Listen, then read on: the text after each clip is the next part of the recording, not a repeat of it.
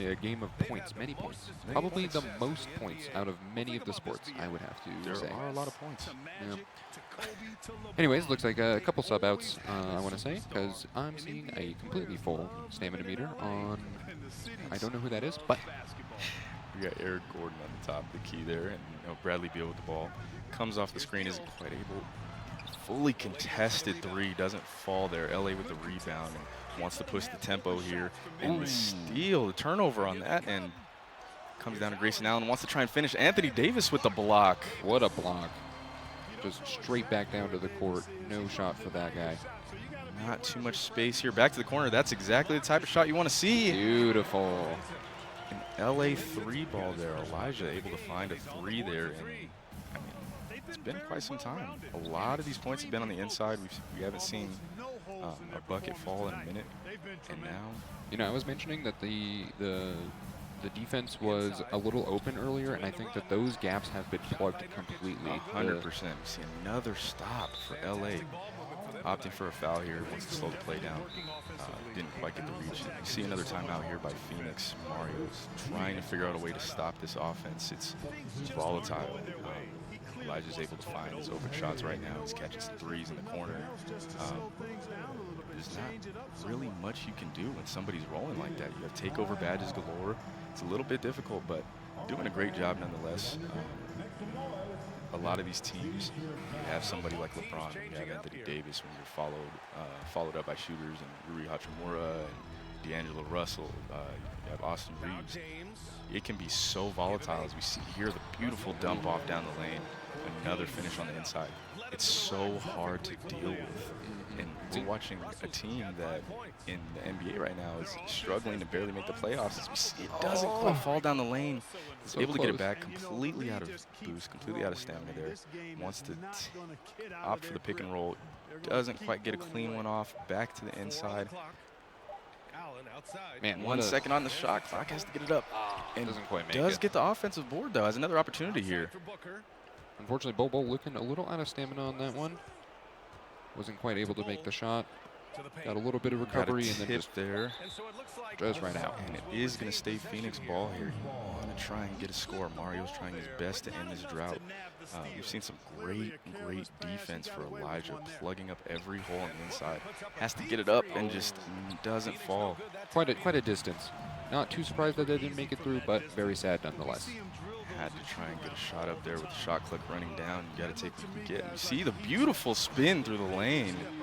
Goodness. And finish. That's exactly what you get with this Lakers team. But in the NBA, they're trying to fight for the playoffs, but they look completely overpowered in 2K if you're able to utilize them correctly. You see that three fall There it is. That's going to end the drought. Hopefully you can pick up some momentum off of that one. And that's who you want. With the backcourt violation, that's something that we're not used to seeing here. That's a tough break there.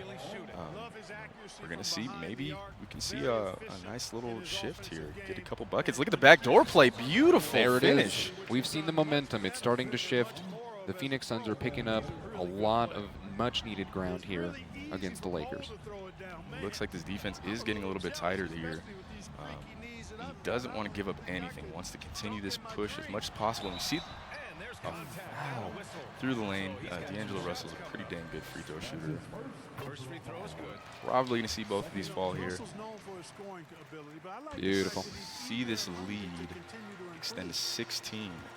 1 minute and 37 seconds left in the third quarter. Plenty of time still. Plenty of time. Something I can't help but notice is that we are in the crypto arena in Los Angeles. Is there some home field Beautiful advantage? finish down the lane. Wonderful. And I would say there is.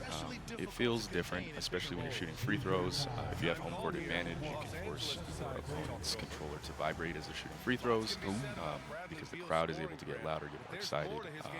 It's even to the sound that's coming through your headphones when you're hearing the crowd. Obviously, when you're on the road, it's very different. So just mentally, I would absolutely say that there's an advantage for playing at home. Yeah, for sure. I didn't even know that your controller vibrated, that you can make those different things happen. But it's very cool that it is. Steal here. Beautiful. Opting for the three on the fast break, and it Wow. falls. And those are the types of plays that are going to get Mario back in this game. Absolutely sunk that one in. got the possession, didn't waste any time. Big shot, big decision.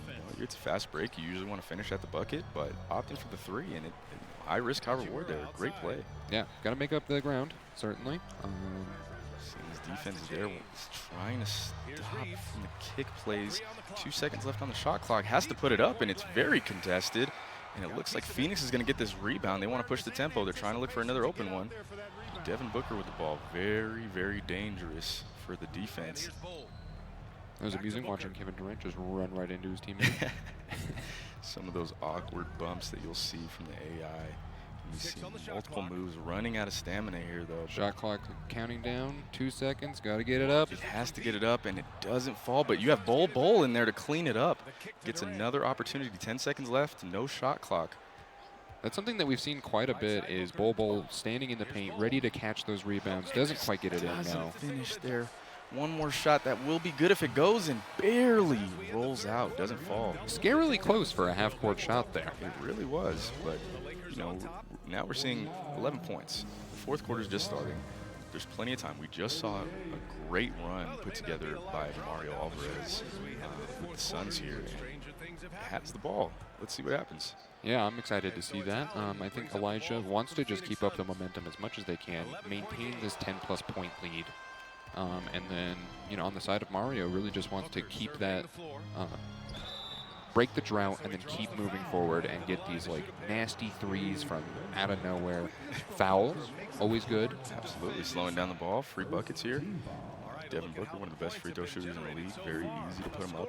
Okay, I'm seeing that screen shake. Was that part of Oh, that? yeah, absolutely. Okay. There you so go. it's not just the controller vibration, you but see also the a little screen bit. shake. Absolutely. Interesting.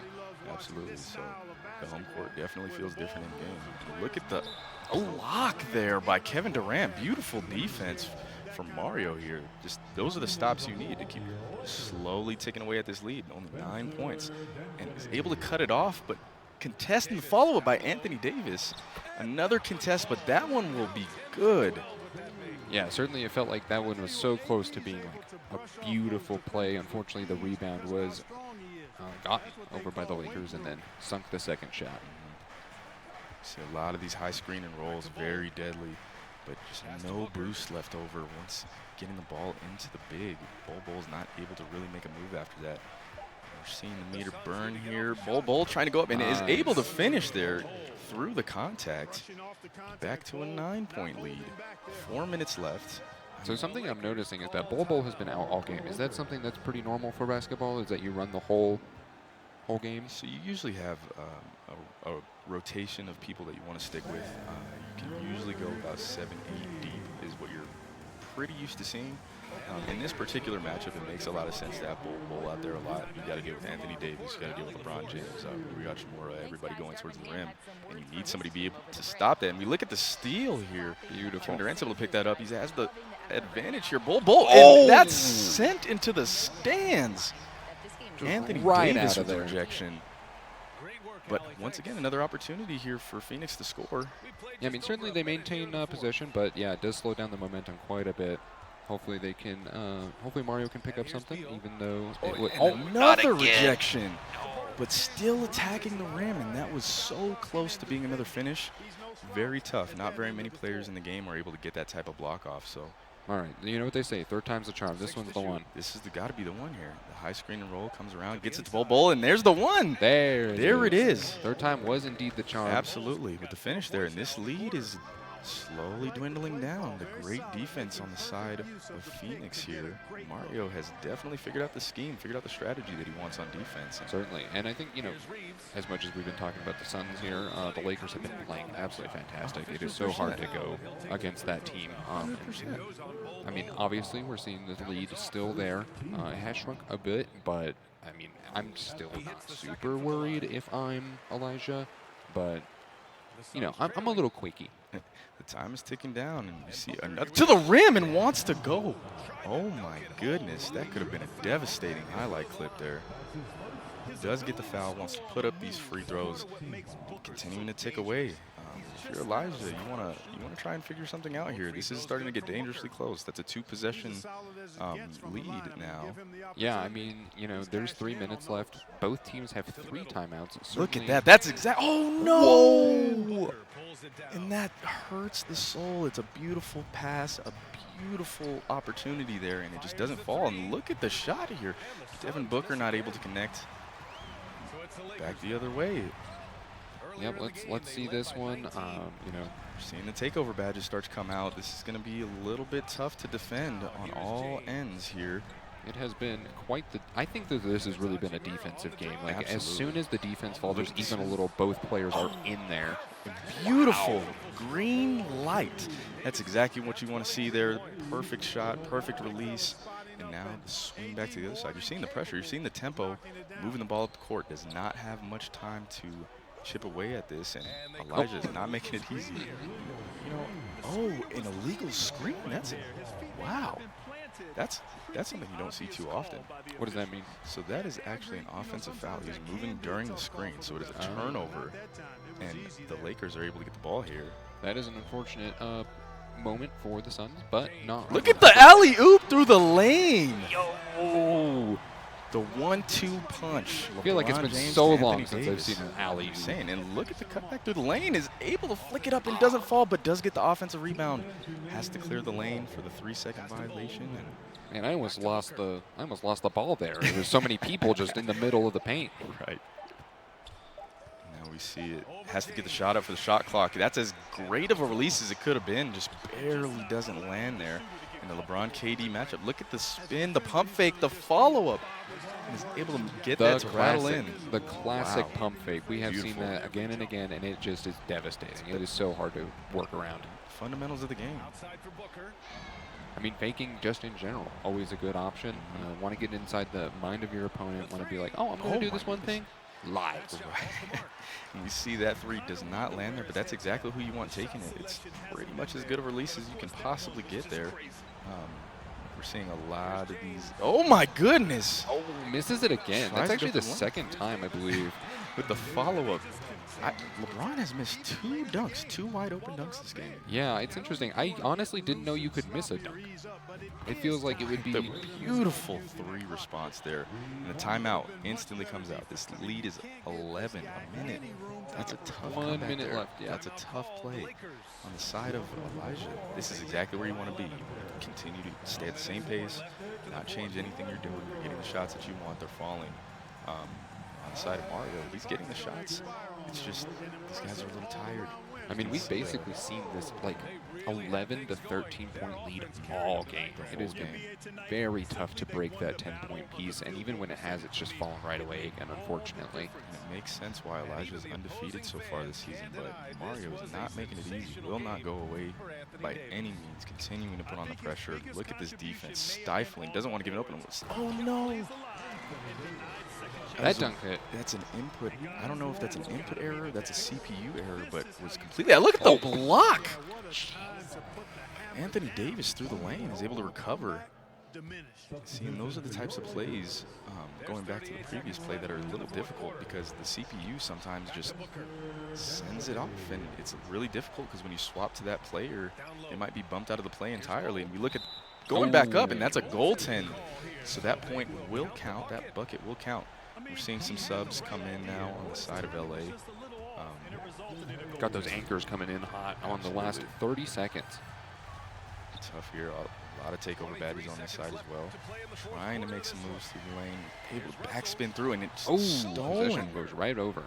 And this is where you want to be. That's exactly what you want taking that shot. That's pretty close. So close. An absolute tragedy. That would have been really something.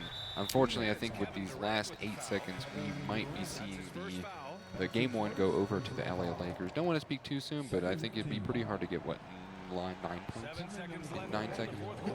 11 See points? that 3 there doesn't fall. They count down. Deep shot doesn't land there. And we see the first game go over to the senior Elijah Sanchez on the Los Angeles Lakers, continuing to show why he's undefeated this season. Yeah, I mean, that was a strong performance. I mean, There was a brief moment there where the Suns had the lead, but outside of that, it was really just LA's game to lose. It really was, and I mean both sides were tough though. You saw quite a few lead changes or early on into the game. It was really tight to the first quarter. Started to open up a little bit later on, and then after that lead hit about 11 points, it was really difficult to get back in. We saw one really interesting momentum swing and cut the lead down to 6, but just couldn't quite keep it up there, and that just goes to show you. I mean, it's all about momentum. It's all It about really momentum. is.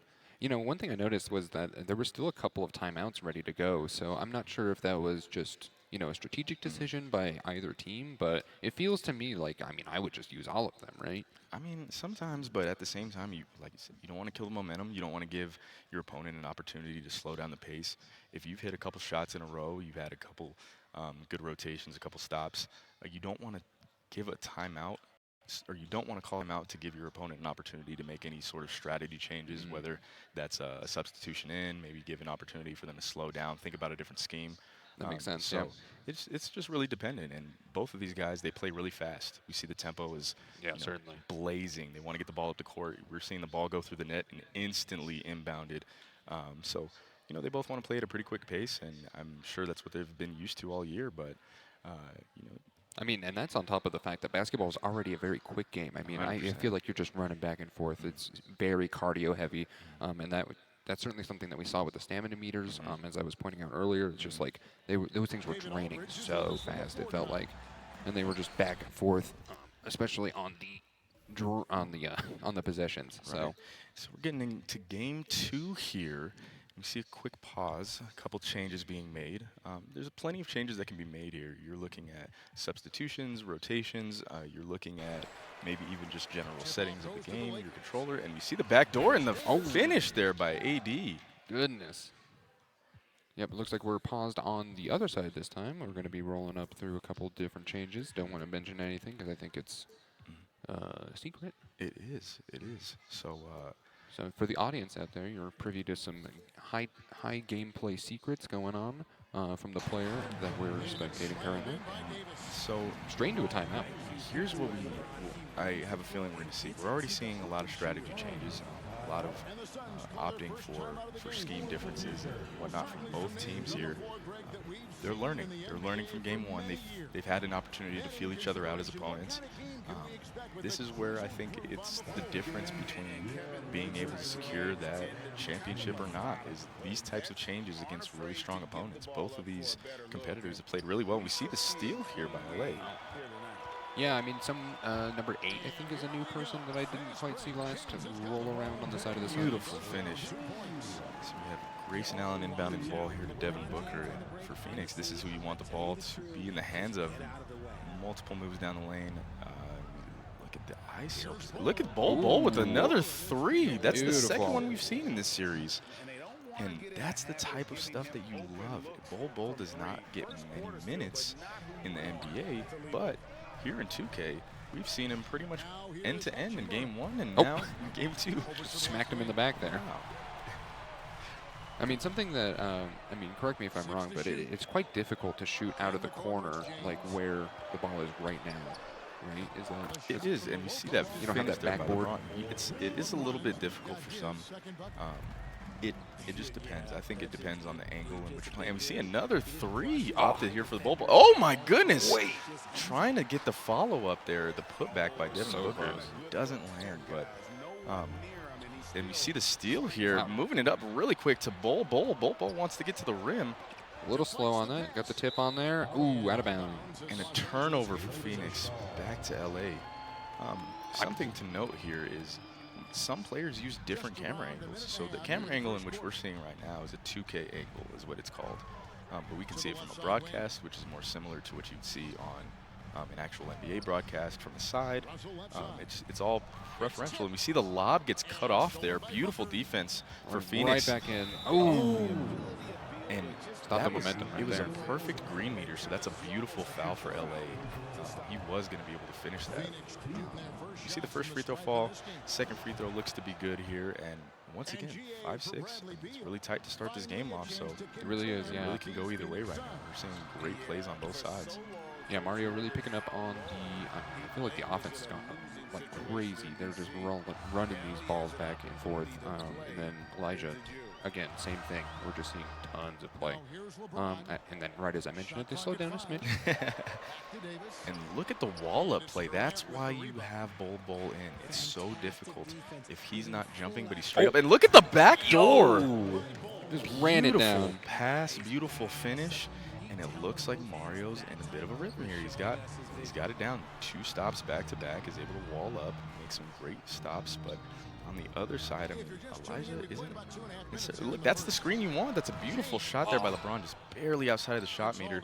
And it looks like we're off to the races once again for Phoenix. Wants to swing it out. Bradley Beal, that's a good shot, but there you go. Yep. Just very short and very slightly off. A perfect release there. Wasn't sure if that was going to fall. Yeah, I mean, I think it was uncontested, so I want to say it was, you know. It depends. It's be 2K. a little close. It's 2K. Anything can happen. Certainly. Phoenix with the early 3-point lead here as we round up the 2 minutes on the first quarter. This has been a fantastic game regardless. And look at the kick out. Beautiful kick out. That's the type of shot you want to find for Anthony Davis. Doesn't fall. Austin keeps with it in the forward. save and has the dump off back to AD. The pump fake and the finish. Oh my goodness. I feel like we just saw a 2K moment right there. I feel like it moved from one hand to the other as it went across the player. I mean, you'll take it. You'll take it. Yeah, I mean, certainly. If Why you're not? Elijah, that's exactly what you want. If you're Mario, I mean, I'd be fuming at my AI right now, at my team. And you see that Bobo, not doesn't missing that fall. one. See, there's certain players that in 2K just have such a different capability, and their utilization is different, as we had mentioned earlier. We see people like Bol, and we see the pump fake, the backstep, mechanical beauty there for Elijah. Those are, we've seen plenty of those pumps. We've seen the backsteps, up fakes. It's beautiful. Yeah, I mean, there's just nothing else to say. It was just Really beautiful. nothing It else was good shot. Barely doesn't finish there. Bol at the rim. LeBron has his takeover. He's getting over it, and that's the exact There type it of is. See, play. that's the LeBron James dunk that I know. It's the signature. It's the signature. Cocks it back, sends it home, and that is a 3-point lead for LA. Elijah Sanchez out of West Las Vegas High School. You see the ball in Bol's hands, getting to the rim. It opts to stop, and Pop isn't there. Devin Booker is able to get the rebound there. Offensive board. 10 seconds on the shot clock, can get another one here. Calling for that pick, looking for the pick and roll, is able to clear up, wants to put up the fade, but doesn't land. I feel like we see a lot of that same fade maneuver being employed by the Suns there. It has been fairly unsuccessful based on what I'm remembering. So far, but there, another dunk down the lane by LeBron James. And the ball moving, like we said, it's very fast. It's instantly back up the court. And look at the bruiser play here by Bol. You don't see that all too often. Pushing Anthony Davis out the way. The screen's called for Devin Booker. Gets a gap up and can't quite flick it in, but Bol's there for the... This time? Third? Oh. End of first quarter. Doesn't get it to fall there. And it's so frustrating sometimes because the animation of the rebound, and sometimes you might get it and keep it high and go right back up. Sometimes they might get it and bring it all the way back down. And when they bring it all the way back down, it takes more time away. So was almost able to get another shot back, but just falls to the animation. Yep, and as we go into the second quarter, we are 9-14. LA pulling back into the lead here, only by 5 points, so nothing irrecoverable. And that was just tragic. Back-to-back layups don't fall there. LA's off to the races, swinging the ball around. Lots of ball movement here for LA, and that's who you want the ball in the hands of. It up and doesn't quite fall, but is able to get himself to the free throw line. I feel like I remember hearing something about LeBron James being bad at free throws, or is that a different character, a different person? This is back to League of Legends now. I know. What champion is this? I don't know. I need my jungler. Call the jungler. And look at the finish by Bol down the lane. That is one tall guy, man. He just kind of like whoop, right in there. You know, I feel like he looks down at the rim most often than not. Anthony Davis, the spin, the pump again, passes it out. One then more runs pump. up, throws it back. Oh, Kick but out. it gets turned over to the Suns right after that. A little bit too much faking. To the corner. That's who you want shooting those threes. And Beautiful. Devin Booker Taking able to advantage. connect. Now just a 2-point lead lead here for LA. Elijah trying to keep this lead, passes it through to Anthony Davis, the pump, and the turnaround dunk under the rim. Beautiful. You almost have to imagine that the, pumping underneath the rim probably, you could probably read that as not real. Maybe. But I don't know how 2K is. Look at the finish there by Bol. Will not go away, and this is as tight as we have seen it. Yep. 16 to 18, the timeout called here. This is great basketball, great 2K that we're seeing on both sides. Both competitors are just chipping away at each other. Nobody wants to give an edge, because as soon as that dam breaks, then the flood ensues for sure. Yeah, I mean that's something that we've been seeing out of Elijah a lot more. Is just like, oh, the Suns are getting some momentum. Timeout. Just immediately. He doesn't want to deal with it. I want to go on a run of my own. Yeah, exactly. Like, oh, I'm not doing all that much right now. And time to just switch. turnover. Ooh, what a turnover. Phoenix with the ball. They have the momentum. They have the man advantage here. Passes it out to the corner. Swings it back out to Grayson Allen. Resets a little bit.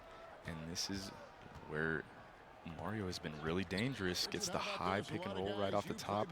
Wants to dump it off to KD. Opts to kick it out to Bol. Throws it back, but unfortunately I think it's a little too late for that one, and they're going to have to back shoot inside. it. Oh! The beautiful block there by Anthony Davis, and I mean, great defense played for LA. And it was a shot clock violation on top of all of that. So, I mean, no matter what happened there was no. It's as great of a defensive possession as you can get, and we see it getting back inside. Anthony Davis, who's been a staple for Elijah throughout this series.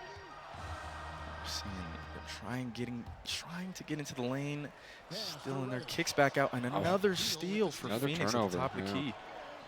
And right back over. Right back. These long passes are just going straight to each other team. That's a good-looking shot there. Barely rolls out.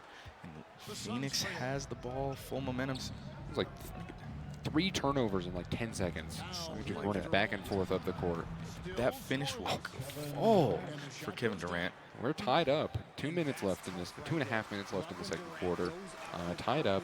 This game is looking even closer than the last one. I feel like there's actually way less points this game. The defense has been rock solid on both sides. The changes, the schemes from both of these guys have been. Look at the lob down the lane and another missed dunk. And those alley-oops can be off tough. To the races. Grayson Allen down to Devin Booker. That's who you want shooting those threes. Doesn't fall. And no one there for the rebound, so it's back over to LA, throwing right down the court, looking to go in, but a lot of contestation. And the pump into the dunk.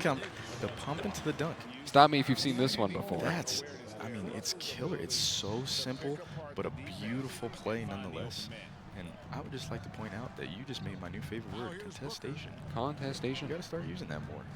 A number of contestations this game. Contestations, I like it. The dump off, and that's the Bol. He didn't even jump.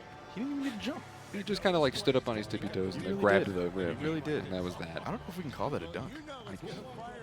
Yeah, I mean, do you have to jump for a dunk? Is it fair to be able to do that? These are the real questions.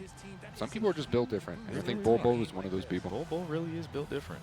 I mean, tied up 20-20, a minute 30 left before the half. I mean, I don't know what else to say. We've seen runs on both sides. Phoenix taking a good run. LA takes a good run. The defense is completely different from last game. So many stops. Just the changes that have been made. I don't know what else to say. Both of them deserve to be here, obviously. This is the type of gameplay that you can expect out of these high-level championship matches. There's nothing. I don't really even know what else to adjust at this point for either one. It looks like this is just going to go down to the wire. They're going to continue to play in the same way that they are with this high tempo, this high pressure. And yeah, I mean, I wouldn't suggest making any changes. The way it's going right now, I think that you're just kind of like looking to play better, really. I mean, that's you want to make these better runs down the lane. You want to make the better dunks if you can handle those, like all that stuff. So just be better. You know what I'm noticing also is that timeout was quite a long time, but the stamina meters don't really go back up much. So you look at the punch down the lane. Another LeBron James dunk. What a move. So do you have to sub out in order to get those stamina bars back to where they should be? So right back at Bol. We can't even back and forth. We can't even get into anything. I don't know what to tell you. It's hard to talk about anything because they just keep dunking the ball. The high tempo. Right back, wants to get back to the rim again. So it changes, right? So timeouts, you get a little bit back, right? Halftime, you get a lot more back. Full sub out, you get the most back. I see. That makes sense. No, they got to drink their Gatorade as well. They really got do. a Gatorade meter. They really do. I need some Gatorade sometimes. And the tough finish at the rim doesn't quite fall. Gets a rebound, though, so back on it again. Another 10 seconds on the shot clock. 30 seconds on the regular clock until we go to halftime. Let's see what we can make happen. Look at the spin-off. Oh, my goodness. What was that? See, That's crazy. and the finish of Jackson Hayes. And, I mean, that's not an easy play. That really is not an easy play. I can't imagine. It didn't look like it. And the flyby, Bol with the finish and responds right back. It's just back and forth. Neither one of them wants to go away. They want to keep this tie or find themselves in a lead going into halftime. 12 seconds. Look at the spin down the lane. Kicks it out, but that's a right turnover. over. Only a few seconds left on the clock here. Phoenix wants to get a bucket. Mario wants to find himself ahead before halftime. Calls for that high screen and roll. Can't quite get around, but the fade is up. That shot would be good and doesn't fall. Just right on the back of the rim. Wow. Doesn't quite make it. Tied up at the half. Wow. You want to talk about adjustments being made on both sides.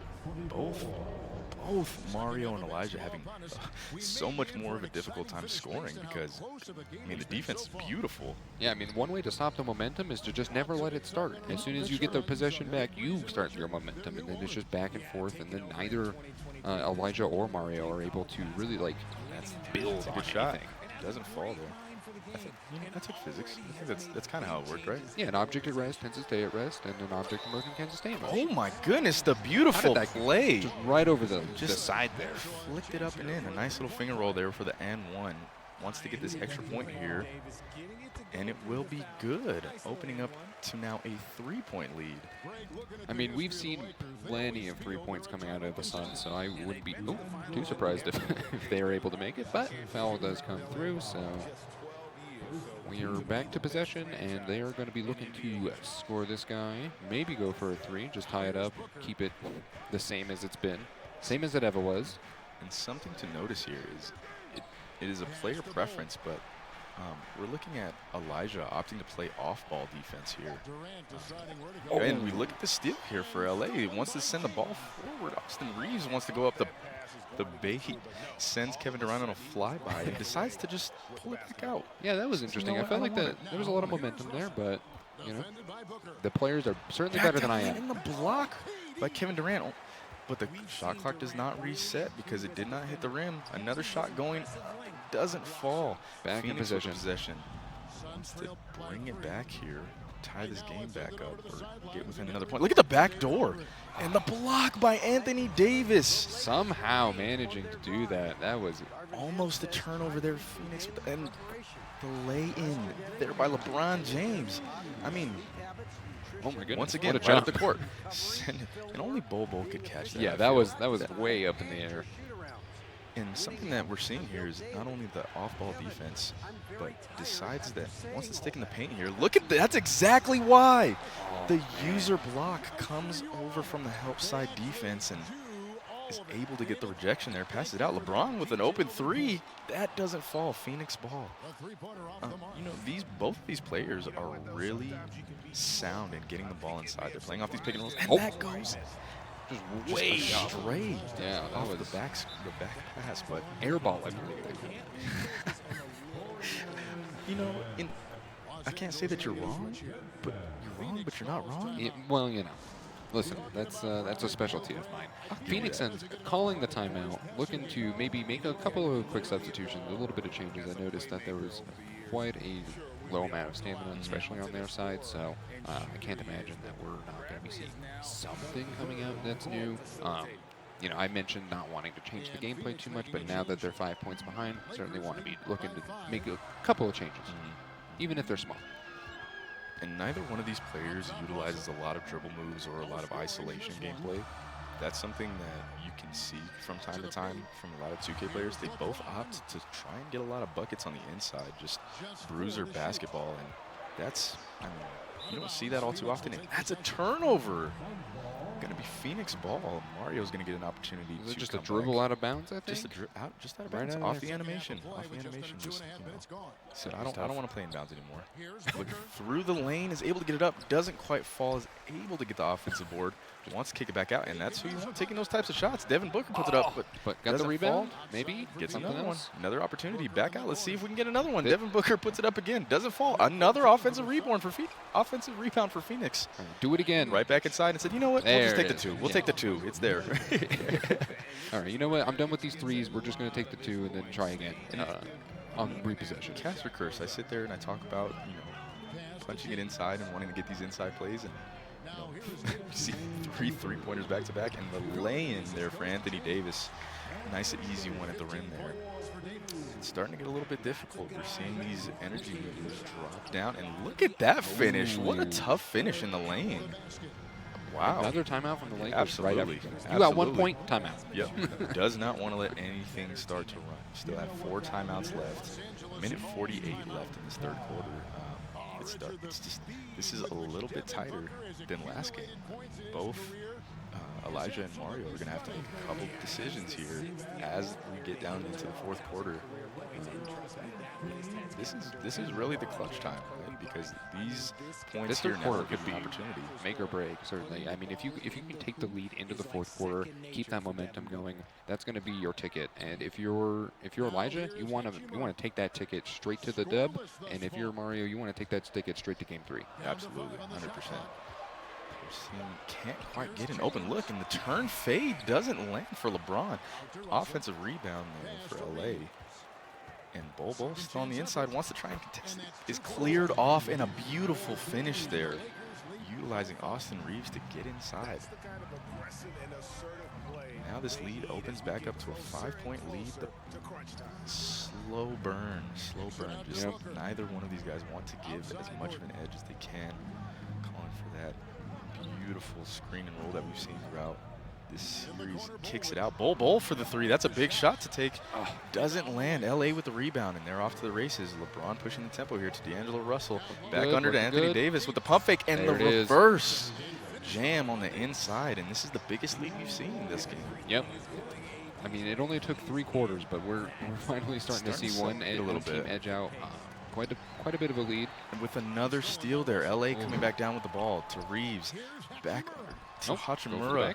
Out to Russell, pump fake to a step in. Nice, beautiful shot. My goodness. Perfect release.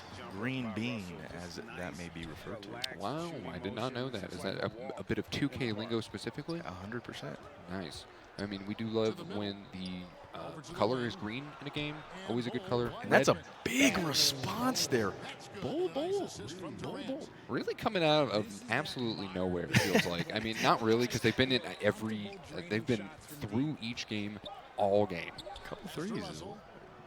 And you see LeBron with a big shot there and is able to get it. And right at the buzzer. And that's a dagger. That one hurts. I mean, that's a buzzer beater. That's exactly what we were saying. Right. The ticket straight into fourth quarter with that lead. Want to keep that momentum going. We've seen a big lead here. Elijah was able to open up this gap here going into the fourth. Mario's down 8, has an opportunity to try and get back in this game, and that's exactly what you want. Beautiful stop there on defense.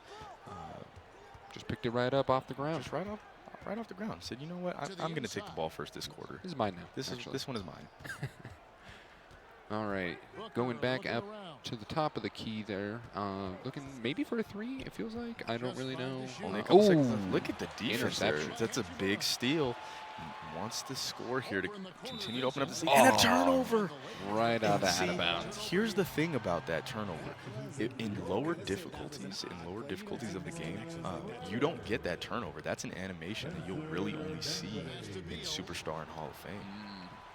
Yeah, that's tough. I mean, but that's ultimately, why they're here. They're at the top of their game. They're playing these esports at the grand finals. Beautiful finish on the inside. Perfect release there for Bol. Timeout coming out for LA. I told you.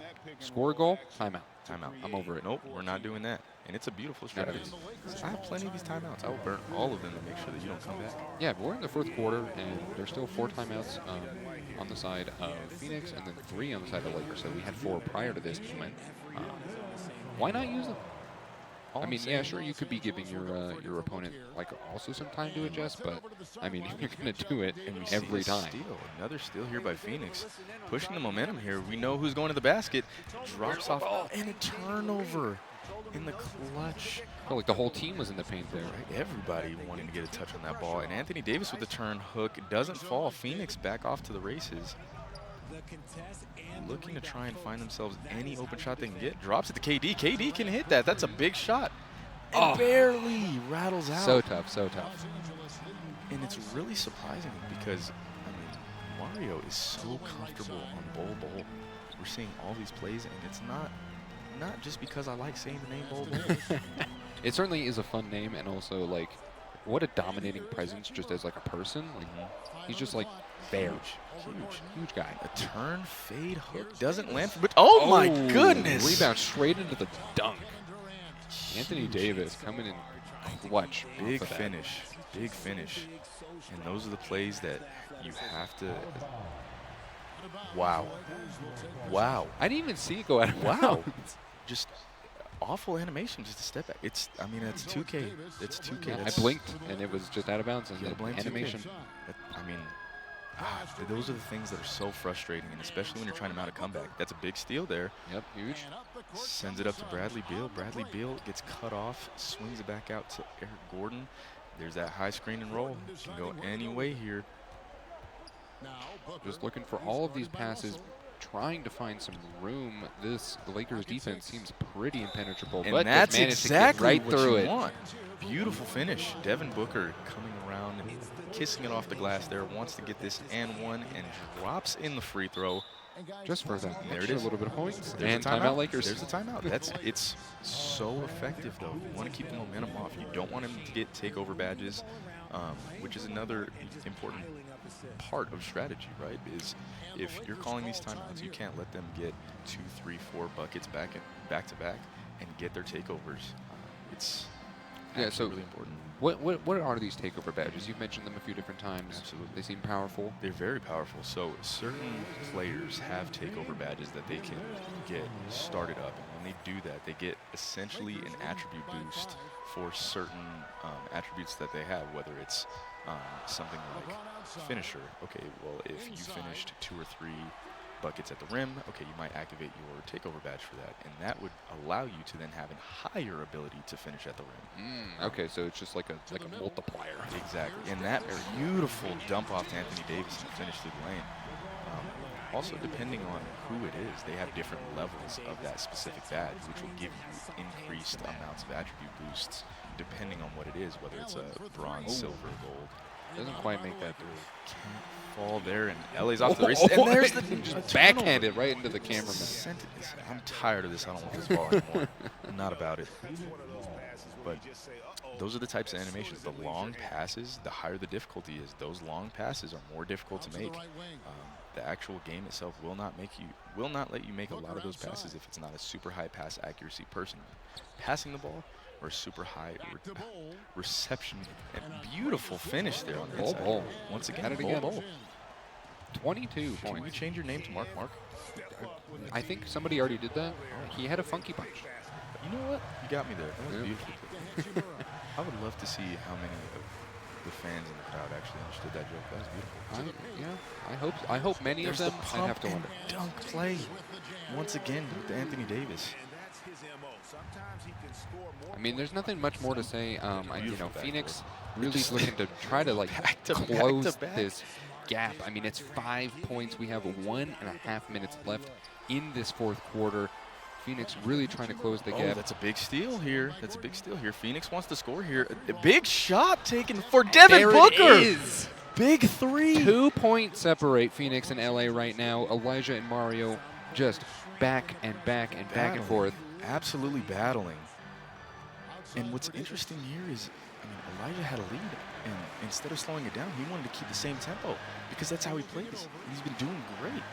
And then Mario's like, you can play fast, I can play fast too. Yeah, I'm just going to match your speed. You're not going to time That's me a out big this shot. time, so I'm rolling the ball right back. Phoenix into you. has the ball here. 45 seconds left. Can tie it up, and oh, that's a huge foul. Kind of like pushed him over. And stride. 45 seconds here. Phoenix has the ball, has an opportunity to tie this game up or take the lead, depending on the 2 or the 3.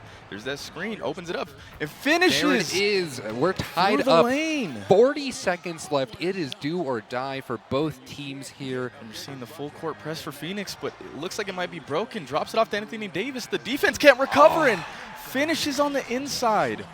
Beautiful decision there by Elijah. This is one close game. And it looks like there's still going to be at least 2 possessions in this game. Mario wants to get a shot. That's a big 3. The fader doesn't fall, but who's there but Bull? And kicks it right back out. No stamina, though, so has to pass it off. Looking for some openings here on the side of the Suns. Almost misses the ball. Gets it back. Up and a big foul. That's a huge shooting foul. So now you have 2 free throws here. You can tie it up. 2 free throws, tie it up. The clock is Oh, stopped. no. Misses the free throw. Oh, what a tragedy. What an absolute tragedy. Still not unrecoverable. 1 point game. Sinks the second one. 1 point game. 14 seconds left on the clock. And we see the full court press, but a beautiful pass behind the defense. Anthony Davis with the finish. 12 seconds, no shot clock, and that's a smart timeout. That's a very smart timeout. Yeah, they're going to want a timeout there.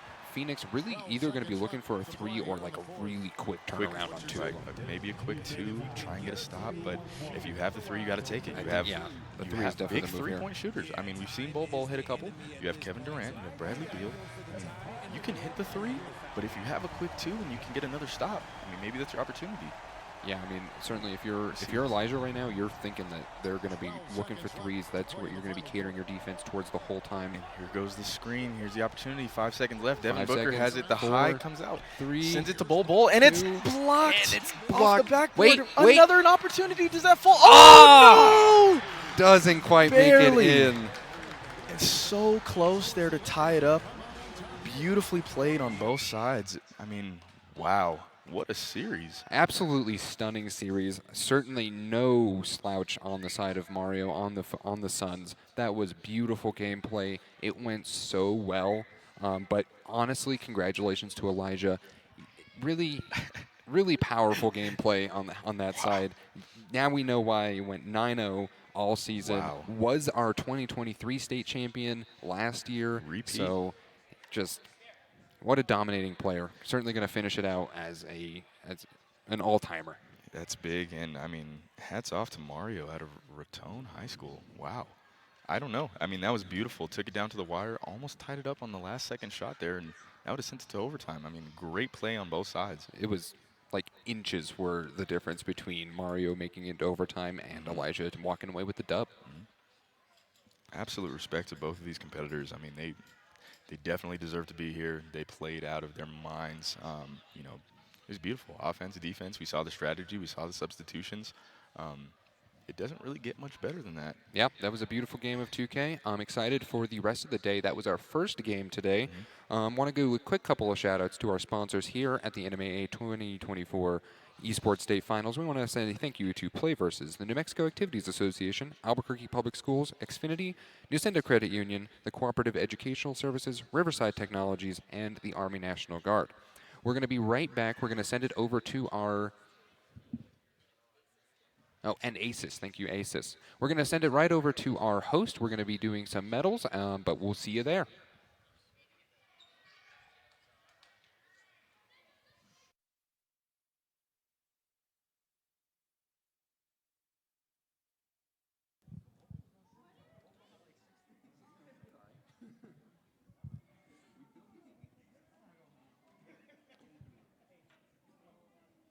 All right, welcome everyone to the 2024 NMAA State Esports Championships. We just wrapped up our Class A through 3A NBA 2K tournament. We also finished our third place match in the Class 4A, 5A NBA 2K tournament. And we'd like to honor our awards recipients now. We'll start off with Class 4A, 5A and our fourth place finisher, Las Cruces High School.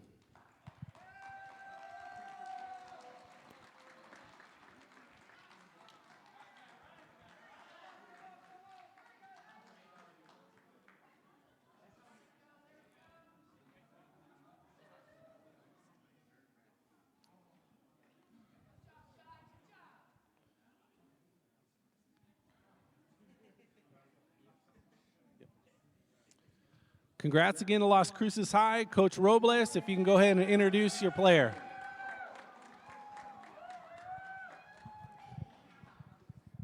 Thank you. Jai, you had a great year. Really proud of you. Jai Patterson. Thank you.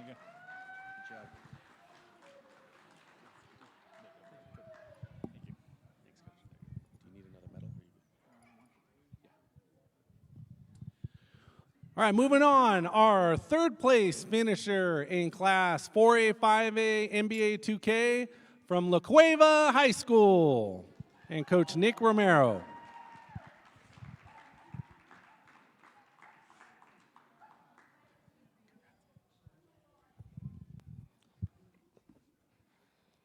Here we have freshman Geronimo Green. Had a great season, and looking forward to the next 3 years with him. Thank you.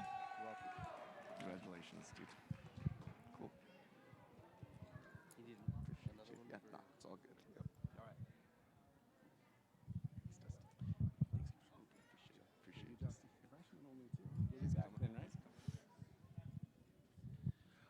All right, and we do have top 4 finishers in NBA 2K for A through 3A, but we're going to start with second place and first place.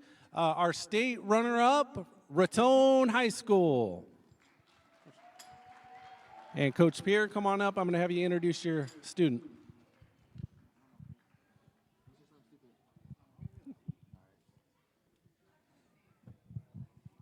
Okay, so this is our senior Mario Alvarez. I'm really proud of this kid. I've had him for a couple years, and I'm happy for the way how much he has come. So, good job, bud. Congratulations.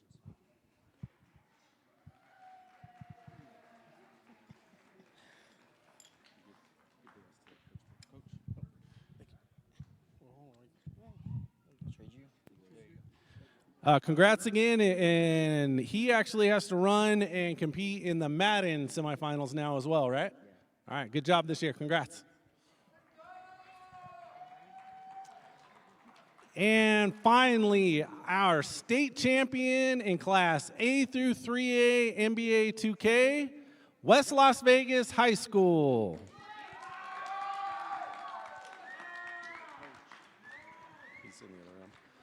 And Elijah, I know your coach is in the back room for your other match, so you have to tell me your last name and I'll introduce you. And we have Eliza Sanchez from West Las Vegas. Congrats again.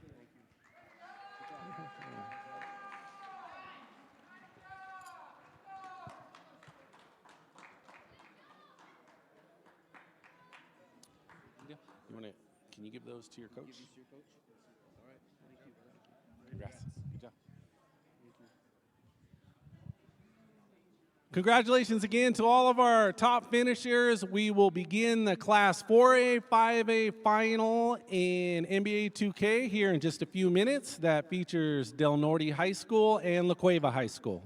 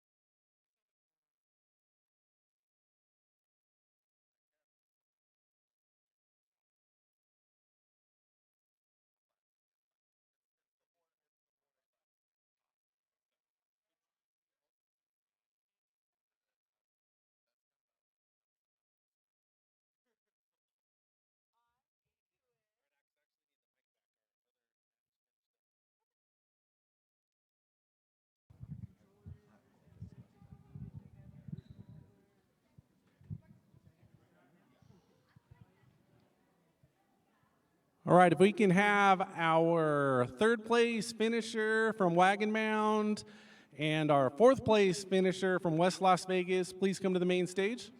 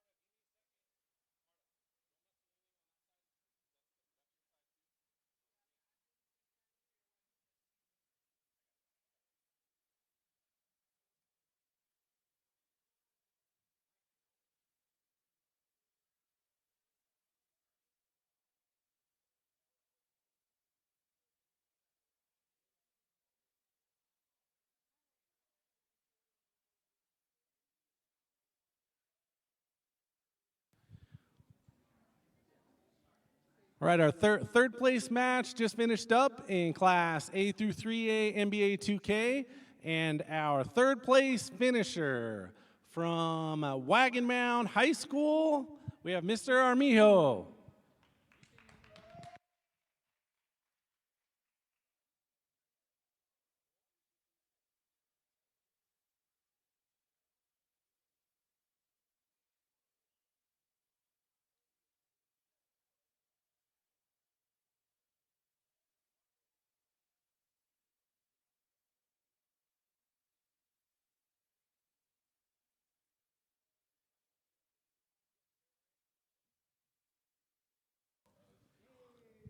And finally, in Class A through 3A NBA 2K, we have fourth place, West Las Vegas High School.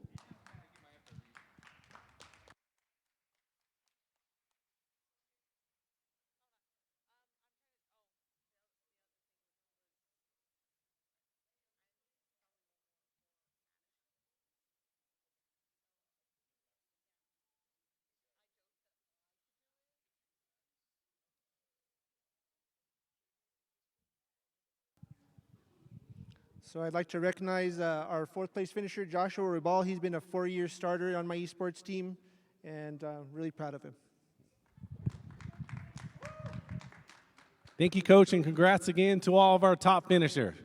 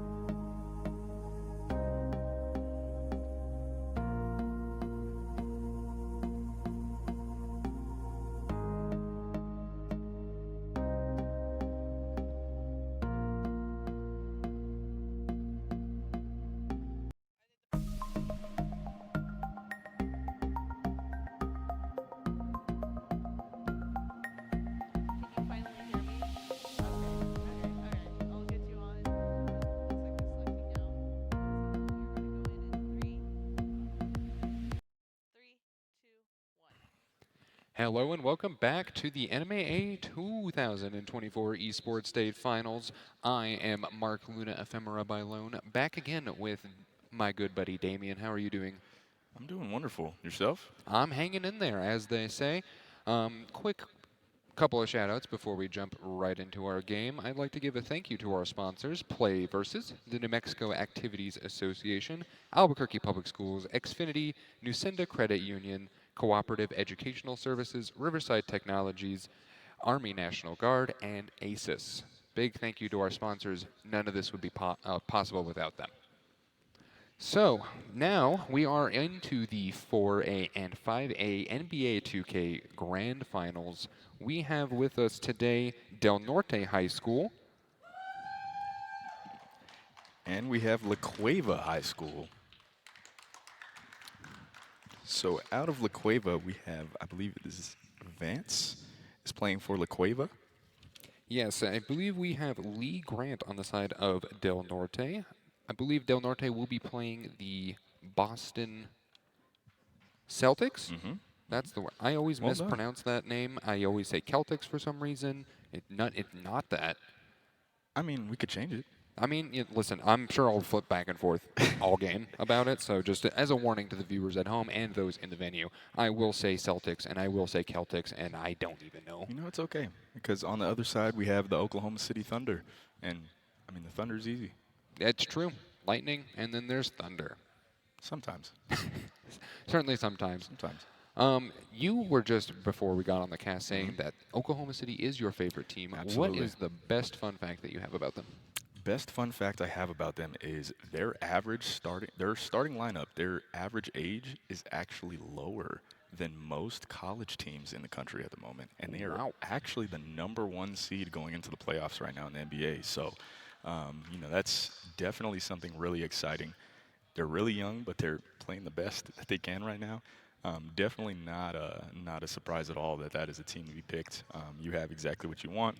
You have shooting, you have ball handling in between SGA, and then you also have, you know, a gigantic center, 7-footer on the inside. But on the We're other, jumping right into game. on the other half, you have Boston Celtics. You have a 7-footer on the inside. You have shooters. You have ball handlers. So these are perfect 2K teams going at it here. I feel like based on my knowledge of the NBA recently, the Celtics were favored to win this year. They were doing really well, and then I believe have been kind of dropping the ball, so to speak, recently. So I try to be.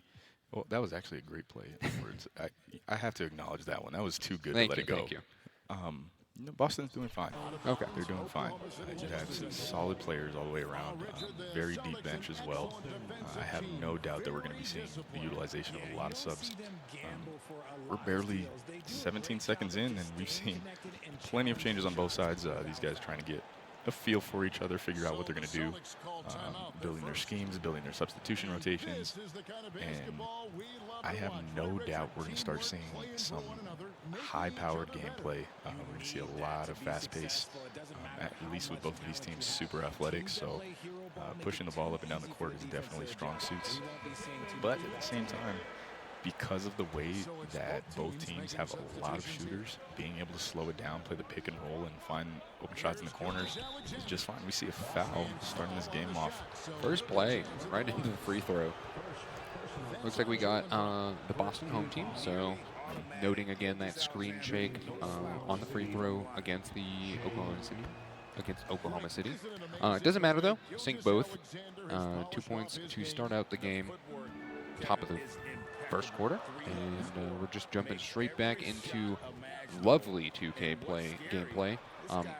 You know, when you're looking at both of these teams, what are the strong suits of each? Well, so the strong suit for Boston is what you're seeing here. Is you're seeing Kristaps Porzingis. We call them unicorn players, the demigod type players is what we call them. When you have somebody and you see a big three, doesn't quite land it. Goes behind. Over the basket. Yeah. But you see something like Kristaps Porzingis can rebound, can shoot, really athletic, can get on the inside. We saw something similar in the previous series with Bol, Anthony Davis, and we're seeing the same thing here in a match with Chet Holmgren for OKC, and that's exactly the type of shot you want. Beautiful. Straight beautiful. And just exactly how it's coming right out of the mouth. Yeah. I don't know what else you And need to as see. you were saying it, I don't know there what it else you need is. to see. You want it.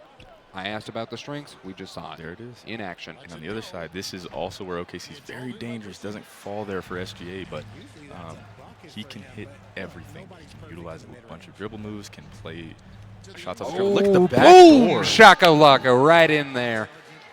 There it was. The first dunk of the game. Third goal. Beautiful play. The back door to Al Horford there. And right back at him. And that's the type of defense that Kristaps Porzingis brings to your team. Just smacked it right out of there. Wasn't even close. So tough. And that was a perfect release, too, so it was guaranteed to go in if that was not blocked. Yeah, exactly.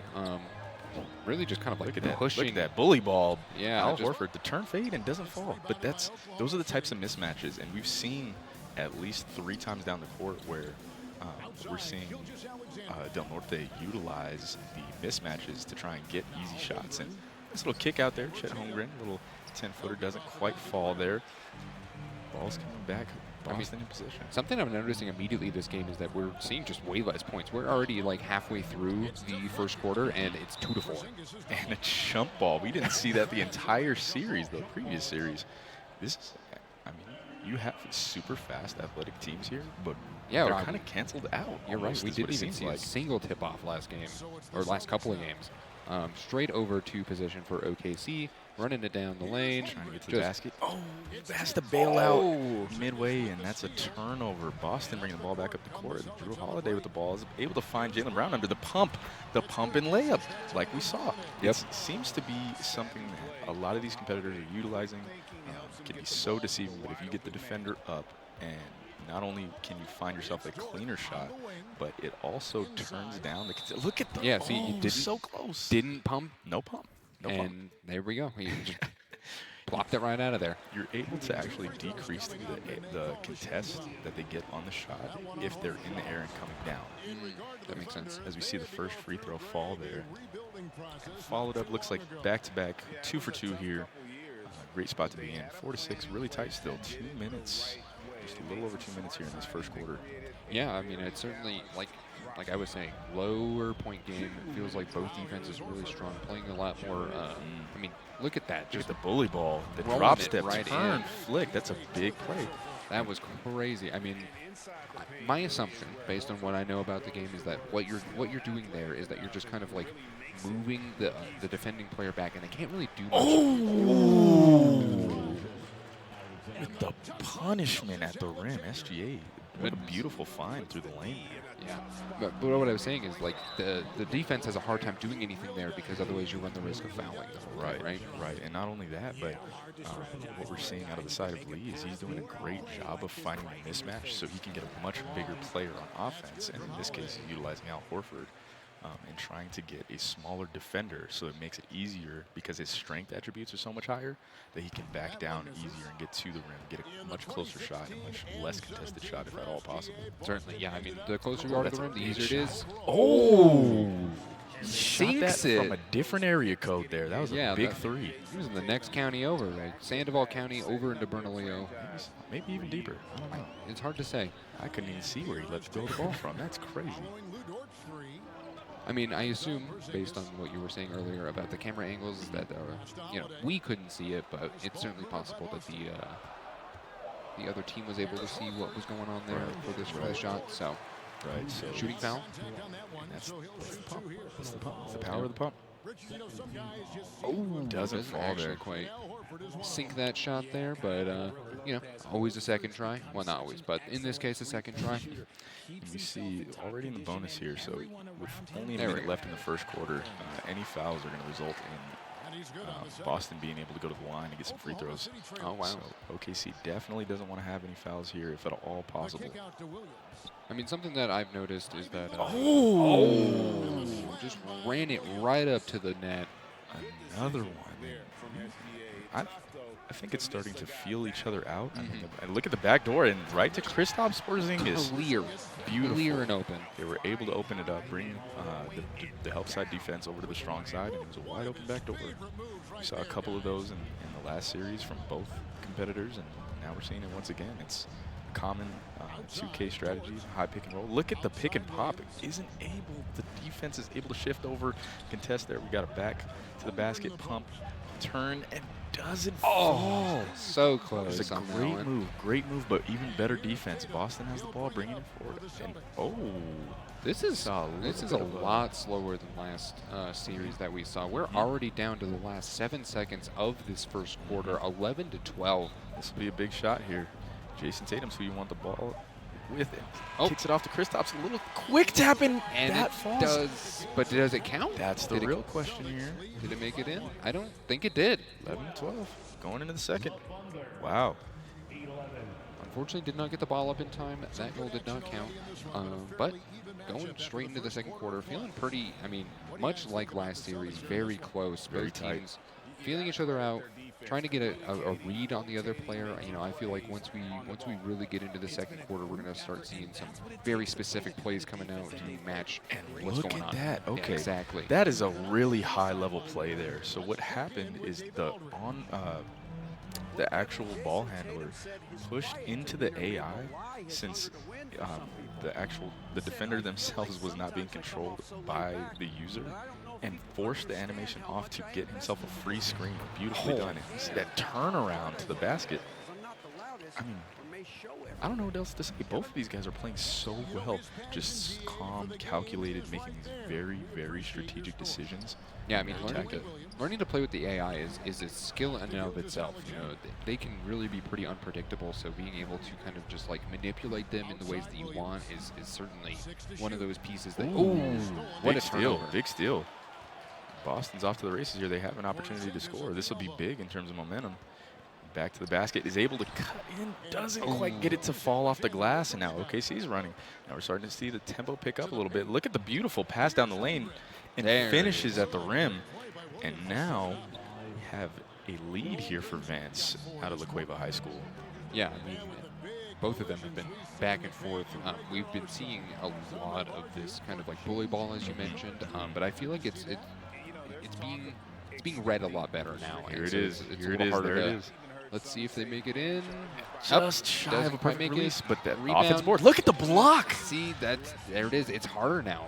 You know, coming out of the gate with the bully ball, but now it's being read a lot easier, and Lee is having a much easier time dealing with that line of play. High screen and roll here comes out. Is chunked up in the one-on-one. Chet Holmgren to the rim, doesn't finish, but does get the board. Yep, Kicks back it on right the back rim. out.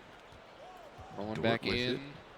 Looking for some kind of open shot here. The defense pretty impenetrable at the moment. Good And timeout. Timeout. Good Yep. timeout. 6 seconds left on the shot clock, so has the opportunity to make maybe a rotation or two, maybe a single screen or a back screen. Still have enough time to get a shot off. That's a really well-timed timeout. Yep. You know, it's all about the time. It's all about the time. With infinite time, there's infinite goals, but there's not infinite time. So No there's a infinite finite goals? number of goals. I love it. You know, Oh, straight into the out of bounds right after the timeout. Looks like it was tipped. It was tipped, so it was stays with tipped. OKC. I see. All right, 3 seconds on the shot clock. Looking to make Has to something take it. happen. Doesn't fall, and I didn't even see a green portion of that. wasn't even close. Huge contest there. That's when you don't see those green Nope. indicators from the shot. Here, look at the bully ball. The turnover though, beautiful defense. Just kind of grabbed it out of his hands. I'll take that. Yeah. I'll take that. I want this. Your rock, my rock. My rock. Kicks it out. That's a good shot there. And Speaking of rocks, looking to That was just sink it right in. it was Beautiful a great shot. It was a great contest though as well. You saw the green portion, the green indicator fell off super drastically. It was a great Sure did. closeout. Still able to get that to fall. High screen and roll. Drew Holiday to Kristaps Porzingis. Out to Al Horford, and here goes the bully ball. Al Horford's strength in game is serious. There's not very many people who Pushing can deal with it. through. But the turnover, OKC has the ball, moving it up the court. Yeah, unfortunately, it's hard to pass through the enemy team. I never thought about the fact of you have an opposing team, but I don't think I've ever I heard guess the it's enemy not team enemy, for yeah.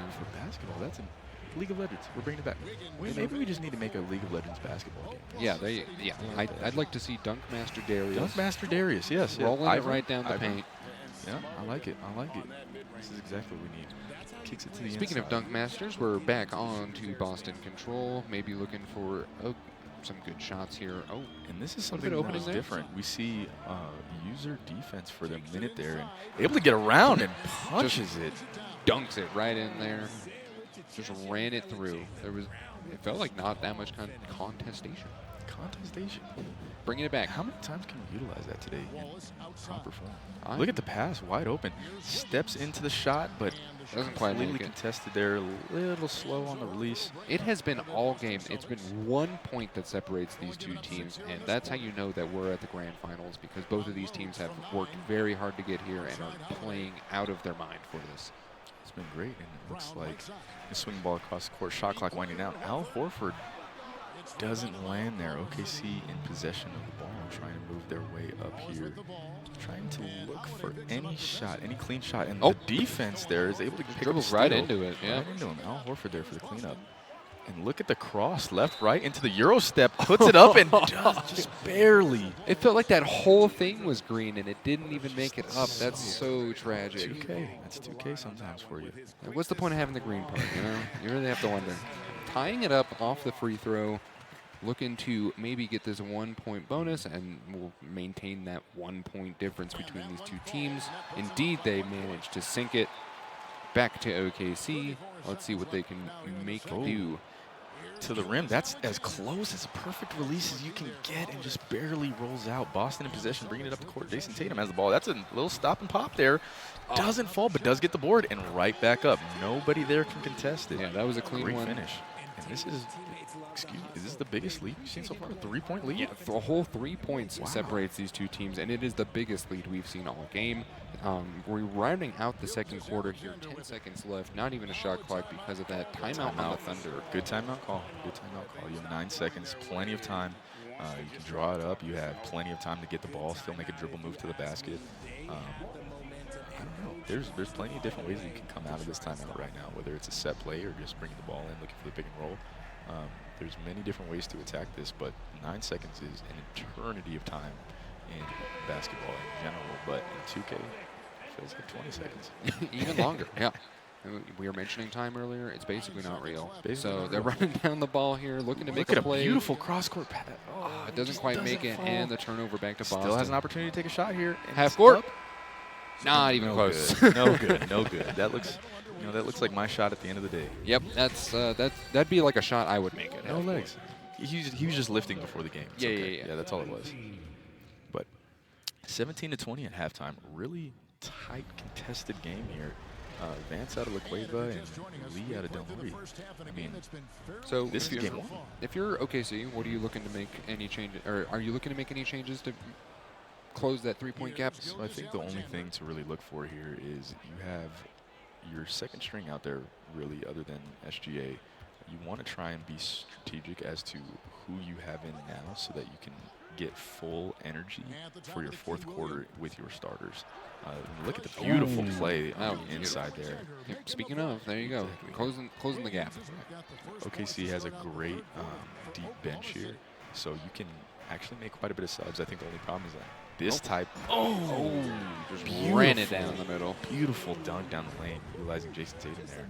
I think that's the only problem is with the second string for Oklahoma City. They're so much more undersized than Boston is here with their starters. So it can put you in some awkward positions. We saw the bully ball with Al Horford. We see the timeout there coming from OKC. That's funny. He just takes the shot. Gotta get it. Just keep it up. Practice it Keep where it you warm. can. Keep it Yeah. warm. Keep it warm. But yeah, those are really the only changes. You just got to be careful of getting those switches into having Al Horford or Kristaps Porzingis on a smaller guard so that they can get free buckets on the inside. That's really only it. Everything else has been pretty solid. If you're playing Boston, for Lee, his mentality should really just be continue to do what you're doing. You're finding your strengths. You're poking holes in the defense to the best of your ability, and we've seen steals on both sides. Defense has been great, really, on both sides. Certainly. So it's as tight as it can be. 3 points is a single possession, maybe 2 if you go back-to-back twos. So I have no idea what this is going to turn into. 4 minutes and 13 seconds left in the third quarter. Plenty of time. both of them are just really looking to stack some momentum. You want to get some shots back to back, get them to fall. A couple seconds left on the shot clock. Look at the wow! Just ran it right down the center there. And that was controlled. So you can call for a screen from the AI and then send them off of the screen and cancel it midway through. And that was exactly what happened. And that's how he got the free shot. Beautiful take down the lane. Return right back. Yep. Right back. And it's very similar to what we were seeing last series, where once one team starts getting momentum, the other team just returns in. They're like, yeah, actually, we're going to slow this down. I saw that you were kind of getting a little hypey, making some plays. Well, bad news. I'm going to do the same thing. I'm going to do the same thing. And now something to note here is for OKC, and look at the beautiful kick out. That's a wide open three-pointer. Knocks it down and ties it up. Just like that, 24-24. Knocks it down, ties it up. Boston back in possession.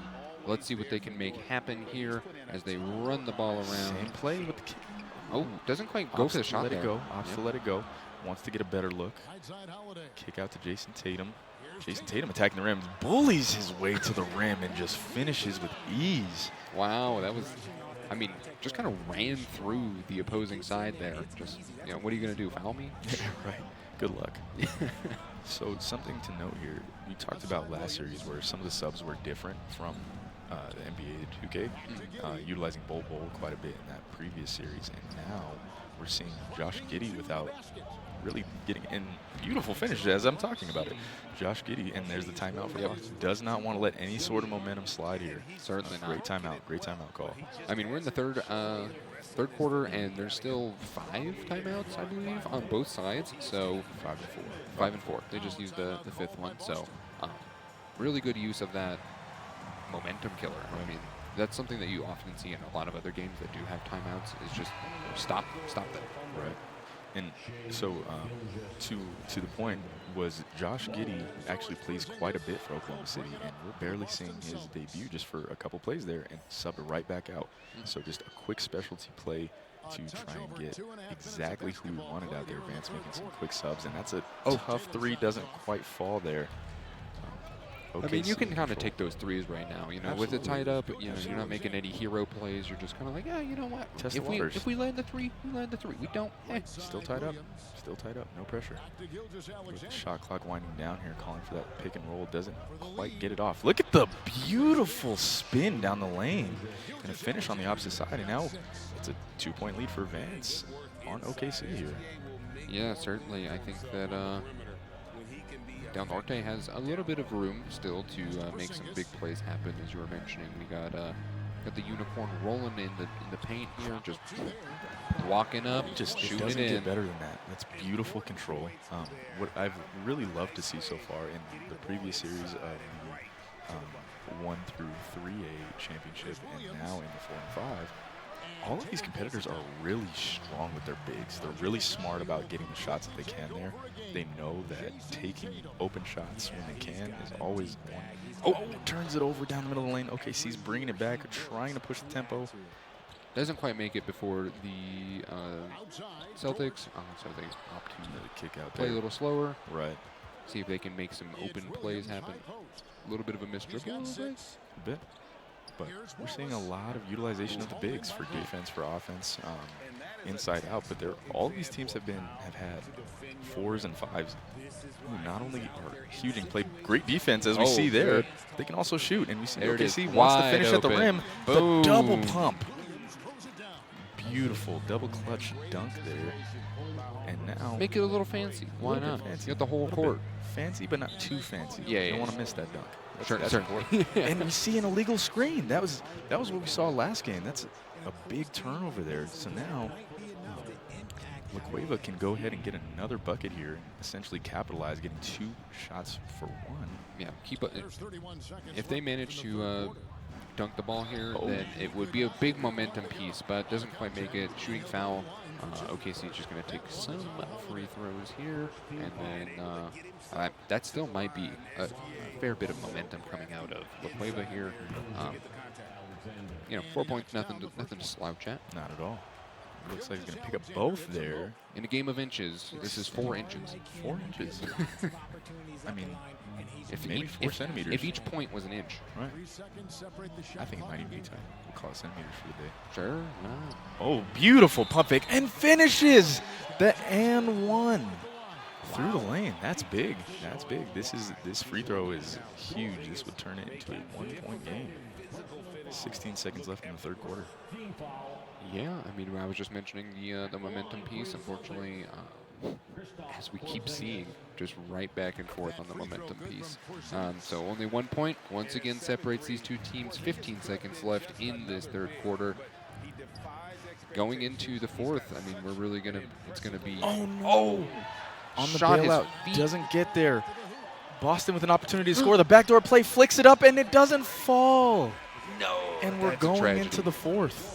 Now, Both teams missing right there. Going into the Whoa. fourth quarter, neither managed to get the ball into the bucket there. And yeah, we're just moving straight into fourth quarter here. Something to note is when you're playing, these are some of the differences that we're talking about for difficulties.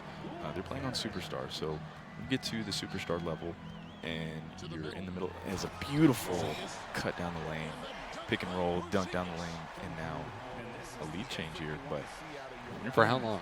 For how long is the question. When you're playing on Superstar, if you jump to take a shot or you're in the middle of an animation and you try and pass out of it, when you're lower in the skill level, or you're lower in the difficulty level, you can get away with a lot more of those passes.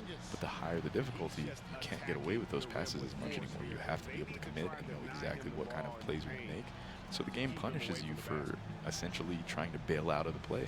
And those are those types of turnovers that we're seeing there. We've seen in the previous series, we're seeing now. Those are tough. Those are very specific things that start happening. But overall, we haven't seen necessarily very many turnovers. Both Vance and Lee have been getting quite a few shots off, and they're just not falling.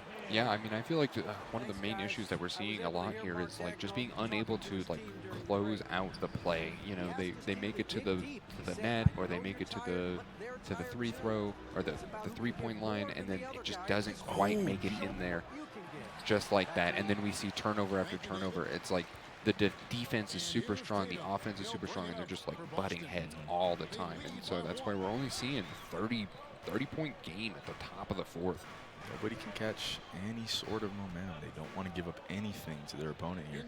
And another pick and roll, barely tipped, and Kristaps still finishing. That's big. That's a 3-point lead swing in the other direction now. Yep. Let's see if OKC can close it, or if it's going to be a huge momentum swing based on that one play. It's a lot of dribble moves here. Those are probably the most dribble moves that we've seen out of anybody so far today. And that's a foul. That's the illegal screen foul. There it is again. That's 3 today across all of the games that we've been here for. And that's really tough because now Lee gets the ball and is able to extend his lead outside of 3, maybe to 5, maybe to 6. We'll see. Yeah, this could be a really big momentum shift right here based on this goal. If they manage to put it in, having some trouble bullying into the paint, not quite making it, but that would have been a 3, maybe. Pump fake, but did recover on defense. The rebound for OKC. You need to score here. 3.5 minutes, trying to look for the best shot possible. Look at that pass down the lane. Opts not to go for it, pulls it back out. Shot clock is winding down here, but 5 seconds on the shot, and timeout. So now this is where it gets a little bit more strategic because OKC, I mean, the Quavo only has 2 timeouts left. Right. On the other hand, Boston, Del Norte has 4 left. So Boston can play around with these timeouts, especially when you're up. You can take a little bit more risk in the plays and still have a bailout if you call a timeout midway through. You can also utilize it for any of the subs that you need, offense, defense, for a player to get more defenders in to make sure that your opponent doesn't score. But we're trying to have a hybrid, essentially. There's so many different things that can happen. 2 seconds on the shot clock. Oh, that's a big 3. Barely manages to get up into the air, and it makes it in, ties it up. 3 minutes left in this fourth quarter. It doesn't get any better than this. The championship game. They both want to win this opener, obviously, and they're doing everything. That's a big 3 in response, and that one falls. reopening the three-point gap. Del Norte looking to finish strong in this fourth quarter. Not much to say. This is beautiful. It's beautiful basketball. I'm loving what I'm seeing here. Both teams really just making the most out of what they have. And look at that finish down the lane. And now cut down to a 1-point lead. Del Norte with another timeout. But now, something to note. Go ahead and tell me what those timeouts are looking like there. Yeah, that's a 2 and a 1 on that one. But wasn't it just 2 and 4? It was. Welcome to 2K. That's crazy. That doesn't make any sense, but all right. Nonetheless, you're down to the 2.5-minute mark. I would assume, and this is where the length of my knowledge goes, I have no idea where those timeouts are. You know, I don't know either. Can you, like, stack them? I'm assuming to get that like what an extra long? is as it gets under a certain threshold of time, you can't have Too many. That would be my assumption. That would make sense. At that point, you know, you're looking at like delay of game kind of stuff. And I don't even know if that's a 2K or that's specifically an NBA rule. I'm not even sure. But I couldn't tell you. Beautiful play down the lane and it botches the layup. Missed the release timing. Was too open. Always tough to see. You know, I don't know. I don't watch that much basketball. Do teams normally have like 10 timeouts? I don't even know how many that is, but it feels like a lot. Well, you have the TV timeouts, and so I feel like that always adds a little bit more that people forget about. With only a couple seconds left on the clock, has to get a shot up here, and it's turned over. That's a big turnover here. Boston with the ball up to Drew Holiday, and the dunk to extend this lead back to the three-point lead. This is where Del Norte feels comfortable, is what I'm going to say. Lee has put the 3-point lead onto the scoreboard so many times. It has been closed many times. Where did the defenders go? Okay, so he has an open opportunity and sends it down the lane, punching it home and back down to 1-point lead. Yeah, I felt like defense was like stunned. They got like flashbanged right there. I don't know. So we gotta always bring in these terms from other games. Look at the finish. Kristaps over. I mean, when you're that big, it's so hard to contest as a smaller defender, and the game sees it as a bigger opportunity for you to score, so you have a bigger green indicator. And OKC wants to find this here. And look at the foul coming in. A smart play there by the ball handler. Sometimes you just gotta, you know, go for those fouls. Backdoor. Go for what you can. You can't quite find an opportunity. A few seconds left on the shot clock here. Wants to try and get a shot. Look at the back door here. It doesn't fall, but the offensive rebound back up. There it is. And now a 1-point game again. 1 minute. This could be an eternity of a minute. This for these really two could. teams. It really could. And both of them finding another opportunity down the lane. And the dunk by Al Horford. A beautiful, beautiful drop off there. Back to 3 points. Second verse, same as the first. Boston 3 points up, 1 minute. Still foul. The illegal screen again. We see the illegal screen coming out. Offensive foul.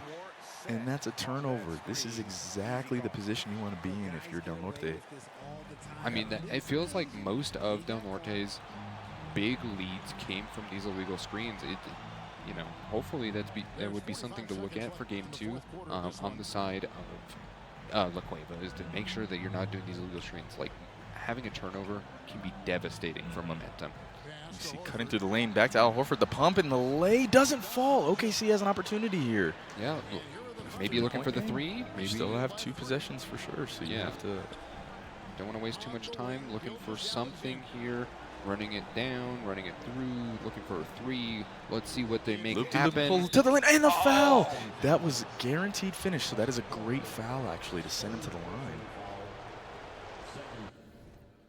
Oh, and we'll see the changes. Yeah, see some changes being made here. Right here on the free throw. Strategic fouls. Yeah, why not? If you got the time, make it happen. First one falls. 2-point game here. And the second one now, 1-point game, 15 seconds. 15 seconds. Let's see what Del Norte can make happen. And just kind of for that foul, that early foul puts him in the bonus. All right, possession. Timeout. Wait, timeout. Gotcha. So now you have 1 timeout on both sides. OKC is in the bonus now. So OKC wants to either get a steal, or get a foul here, and try and get something going. Something to get the ball back. Yeah, I mean, they're in bonus especially, so like if they can get a foul, it feels like it would be really big the ticket for them.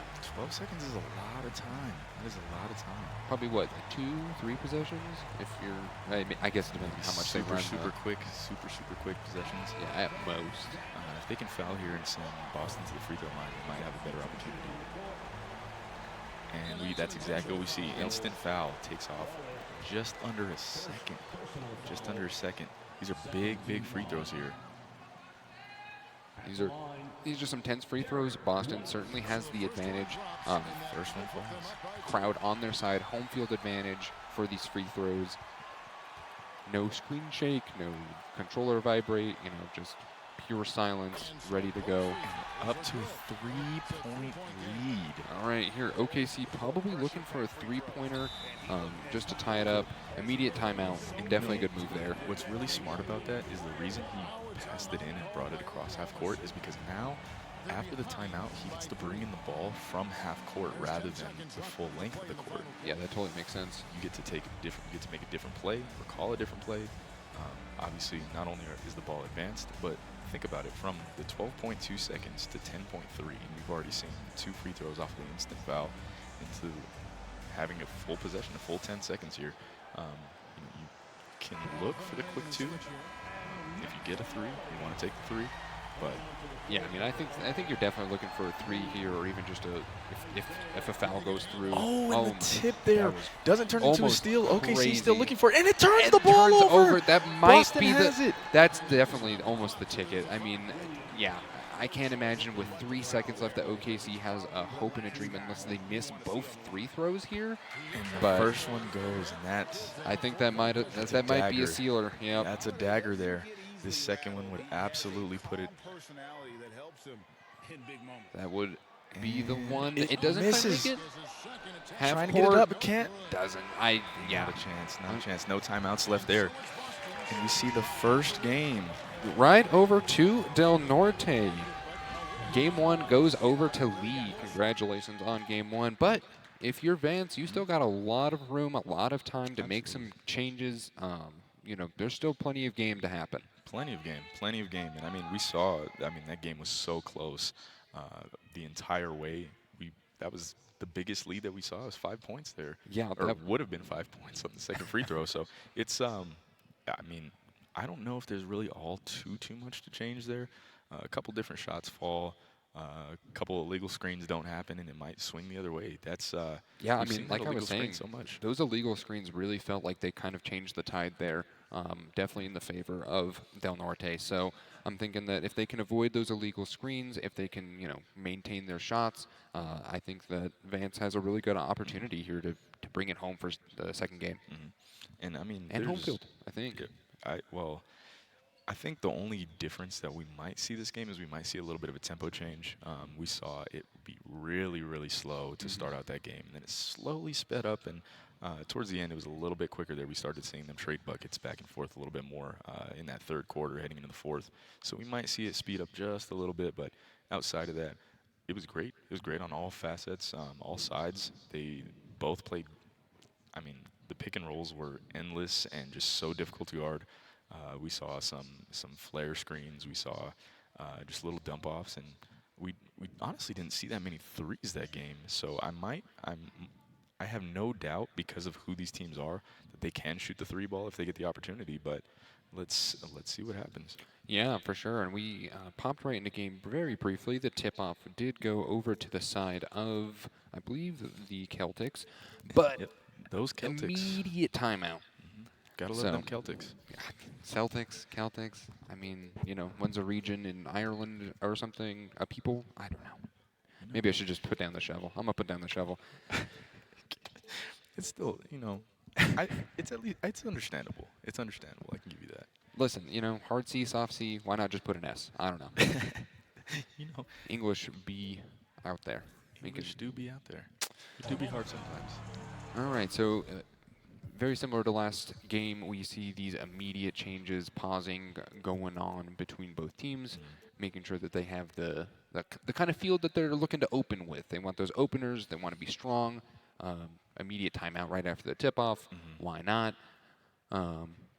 Is that something that you normally see in the NBA? Is Not in the NBA, but definitely in 2K. Gotcha. Okay. You know, some of the ways that 2K is set up is to mimic the NBA, obviously, and so the rotations that you'll naturally see when the game starts are whatever they were in the NBA. So I see. having this timeout, you can switch the rotations and switch how much you want a certain player in, whether that's in the starting lineup or in the second team or the third team.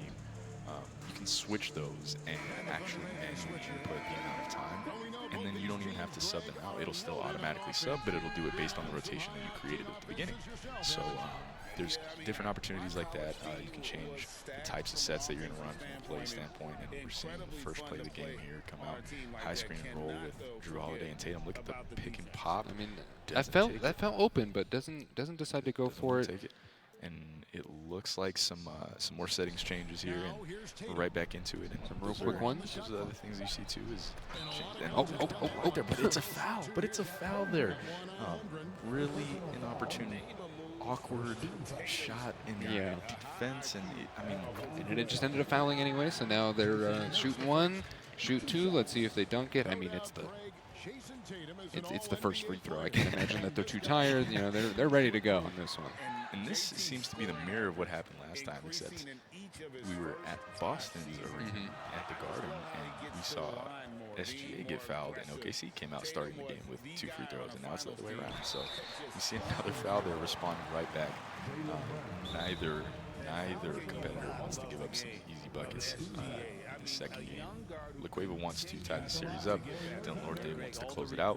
So these first couple possessions are really important, especially because they both know that it's been super tight throughout the entirety of the series. Any sort of lead, 4 points.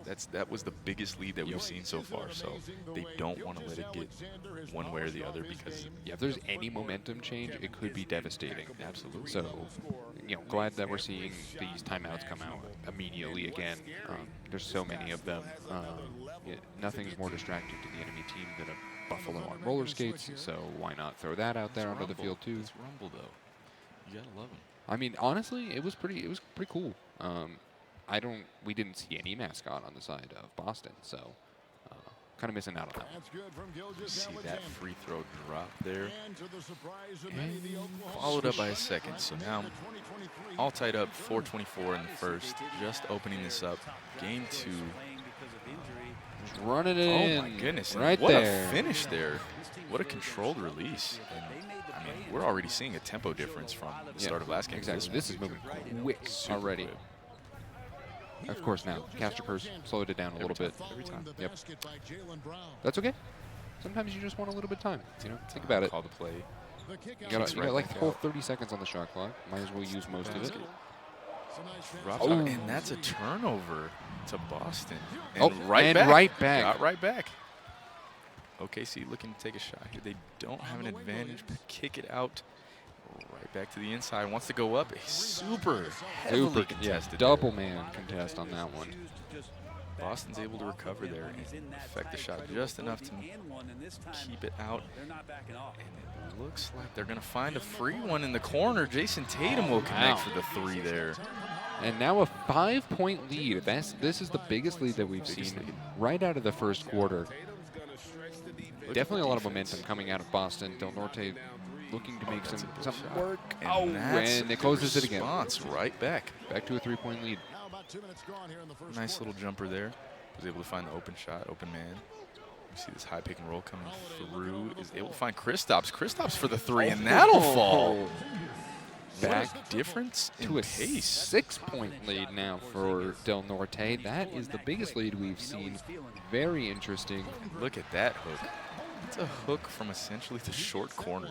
Like, not very many people can do that. And I mean, you have Chet. Chet is 7+ feet tall. It's a lot easier to do it when you're basically laying it into the basket anyway, and responds right back. Look, they're just trading basket for basket right now. This is looking very much more similar to the previous finals match. Yeah, this is a lot more high pace, a lot more high score. Like, I think by the end of the first, we were at this kind of point value. So, and there's a whole other half to go of this first quarter. What's happened? An eighth of the game. An eighth of the game. Quick math. That was good math, actually. I'm impressed. That's a very contested shot. Boston's going to come up with a rebound there. And trying to continue to open up this lead as much as possible. You don't like to see those highly contested shots. That's Immediate foul. blocking foul. Interesting. Really? Huh. The animation itself looked like it was going to be a charge. Yeah. Even though, it was dictated to be a blocking foul there. I'm actually very surprised. But the turnover, OKC gets the ball anyway, trying to move it up. But Boston, whatever this defensive excuse me, I'm getting caught. Getting caught on my words right now. It's okay. I was so shook for a moment there. Yeah, whatever it was crazy. The defensive strategy has been for Del Norte in terms of whatever they added in their scheme. When transition, when oh my gosh, I don't even know. I'm lost. I'm lost now. You know what? I can't do words right now. Yeah, it's okay. We'll come back and Can we just make up stuff now? I think so. I'm on my Dr. Seuss vibes right now. Can't get anything out. It's okay. When OKC has the ball in transition, Boston has been able to shrink the floor and make it really difficult for them to get shots at the rim. Perfect. So There you go. Because of You found that, it. Here we go. It only took me 10 minutes. It's okay. So because of that, it's really hard for OKC to get any clean shots or any clean looks at all. Yeah, I mean, if you're Del Norte, you just want to keep that up. You don't want any clean shots because you want them all to miss, ideally. So, I guess that would be ideal. yeah, that would be ideal for them. If you are Vance, though, you are saying, "Oh my Look at the goodness, Euro I'm into over a huge block by Porzingis, and Boston's off to the races. Wants to go try, flicks it up, and it does not fall. This is a whole different game. We are back at the other half of the court, looking straight back at the backs of OKC, looking to make a goal here. Can they run it into the paint? Not looking like it. Decides to opt back, but that's going to be fairly Good-looking shot and rolls out. a tragedy, just rolling right at the rim. The offensive board here, and it looks like the defense is a little discombobulated. Chet to the rim, can't quite finish that one. Gets the offensive board. It happens when you're 7-3. Kicks it right back out. And it looks like OKC's going to lay it up with the extra finesse at the rim there. Yeah, really a 7-3 difference right there.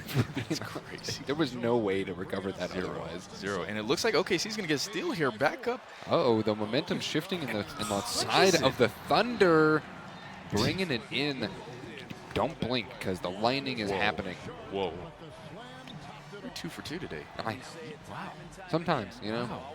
You're firing on all cylinders. I got some coffee in me, so Is that what it is? we're thinking with portals, Portals, huh? I guess. You lost it at the end there, but it's okay. Yeah, I'll give it listen. to you. I'll give it to you. You can only keep so much. Doesn't quite fall there. OKC has an opportunity to tie it up here. Decides to slow it down. A couple dribble moves, release back out, and a lot of deception. That's a pretty open look. Decides not to go for it. Wants to find a better one. Shot clock winding down here.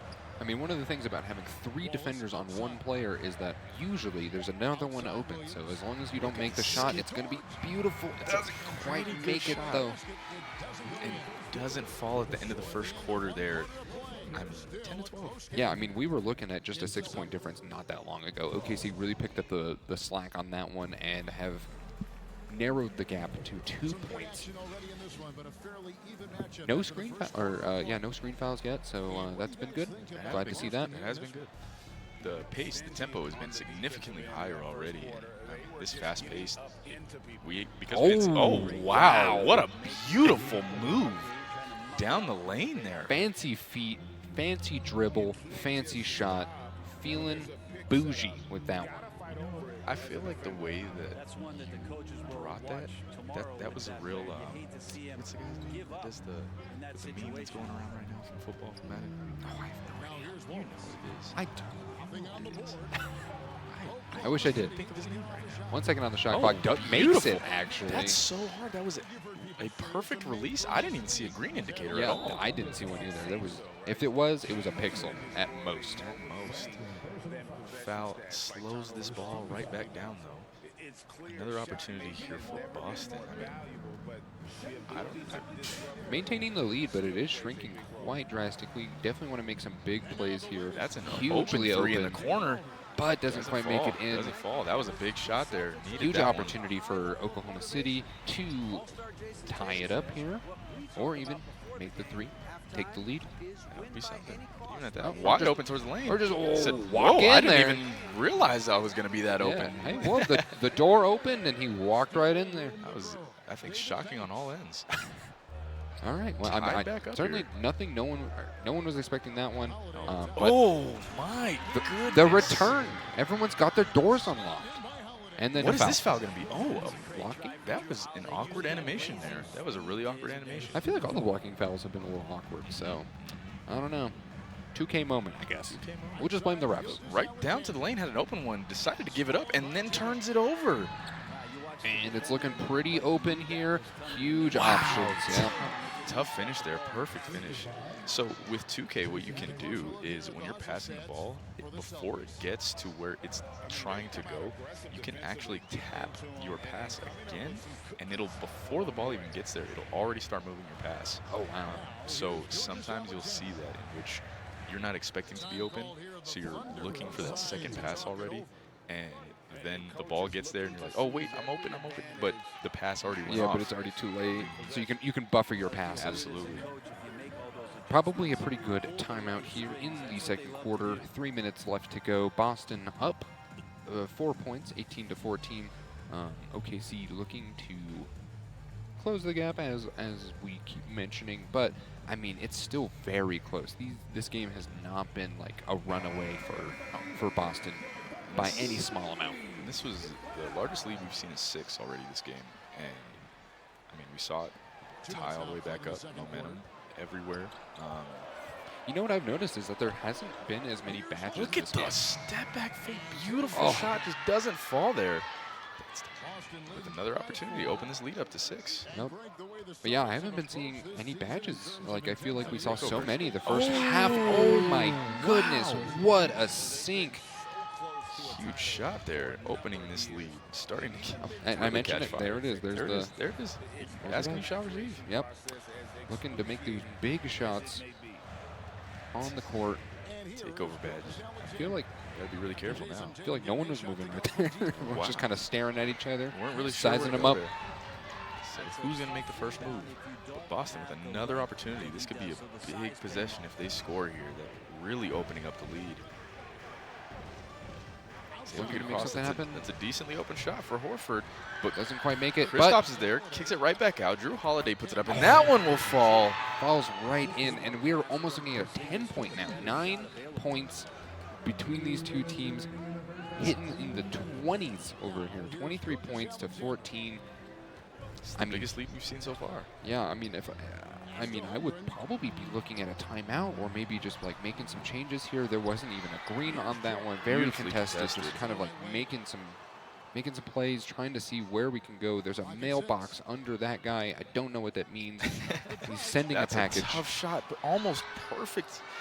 Can't get their Boston in possession here, and this is a big possession. This is a big possession. I think it's can score here, and there it is. Punches it down the lane, and there's the timeout. That's a timeout. There's they the timeout. desperately need after that last bit. Oh my goodness. An 11-point lead now on the side of the North Bay High School.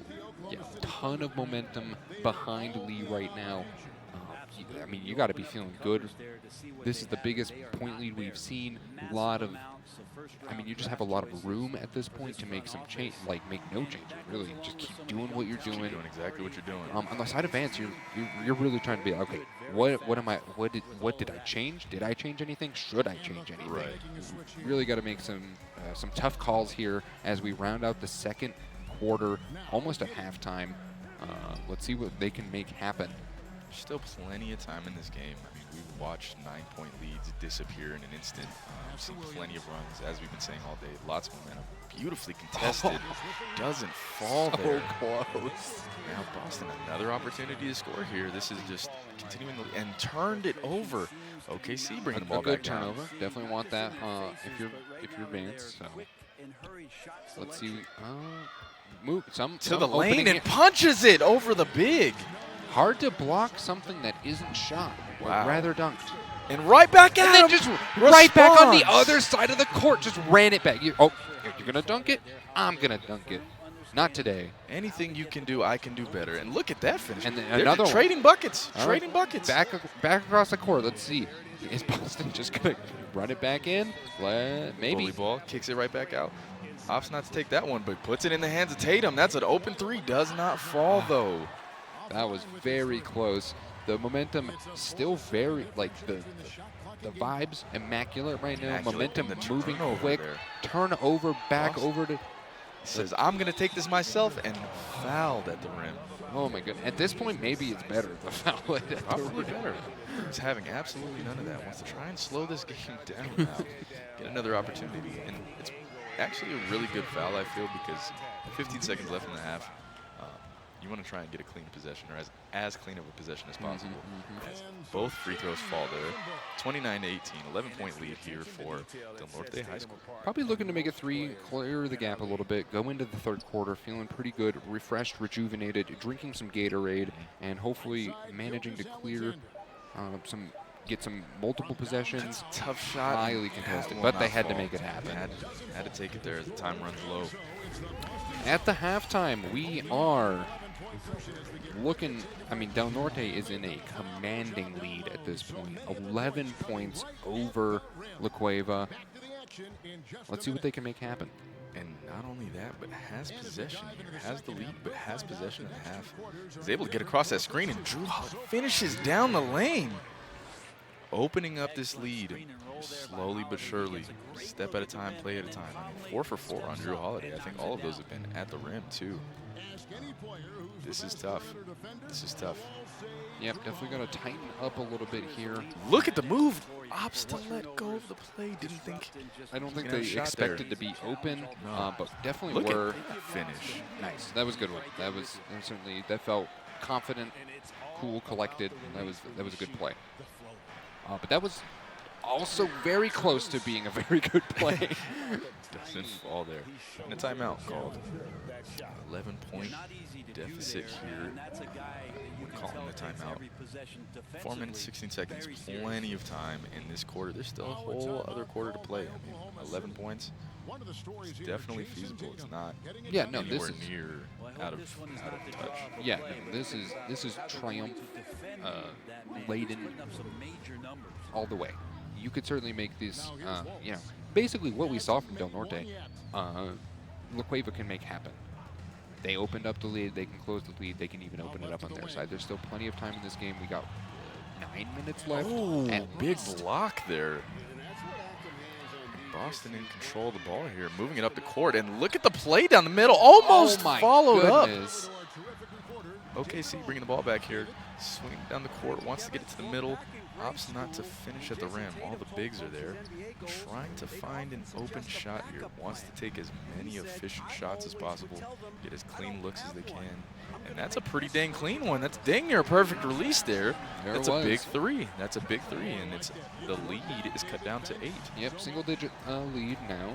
So, I mean, nothing is set in stone. Right back. Right back.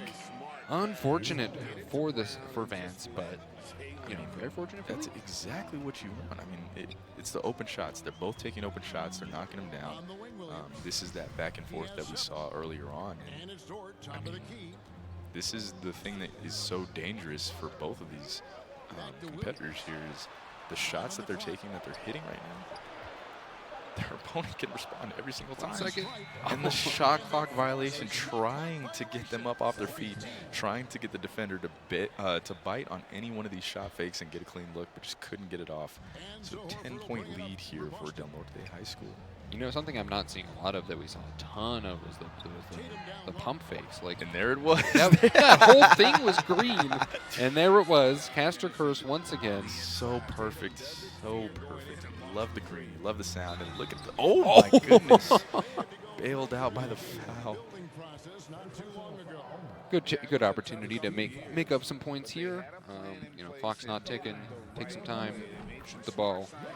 And I have to say, free throws in 2K can be a little bit tough. And the feel for the free throw versus your jump shot is very, very different. I believe you have to be very comfortable with all of your players' free throws because if somebody gets fouled that you haven't practiced their free throws on, it's not going to be a fun day for you at the line. Yeah, I mean, even in the real world, even in the meet space, it's also harder to get these free throws. Just as people, you definitely see a lot of basketball players really struggle at the free throw line. They have a harder time with the crowd, with not jumping. I mean, some players are obviously way better at it and like basically never miss, but some are terrible and miss all the time. This is true. This is true. Depending on the day, I'm either one of those players. Probably still better than me. I probably miss all of them forever. Like, I have more faith in that. You have a funky bunch. That's true. I do have a funky bunch. And just barely doesn't fall there. Yeah, Boston in control, pushing the tempo here, wants to extend. Look at the Euro over the top with the left-hand finish. Beautiful, beautiful bucket there. So why do they call it the Euro step? You know, if I'm being completely honest with you, there's a big steal there. Boston has the ball. The spin down the lane to the pump fake to the fadeaway, and that doesn't fall. But the offensive board there tries to get back out, and that's a turnover. I honestly have no idea. The first time I ever really saw a Euro step was from Manu, and that's a perfect release. Perfect release there. Top of the shot. Is Manu Ginobili from the San Antonio Spurs utilizing that move? And, I mean, I guess European? I guess, yeah. I feel like he was really the first one that I saw, but I'm sure it's been around for a long time. That's a big, big three there. The lead gap continues to grow, unfortunately for Vance, but very fortunately for Del Norte, making great plays, making the most of every possession and even getting a lot of turnovers, not letting anything through here. You see all of this, like, huge contests every shot. They are not giving an inch.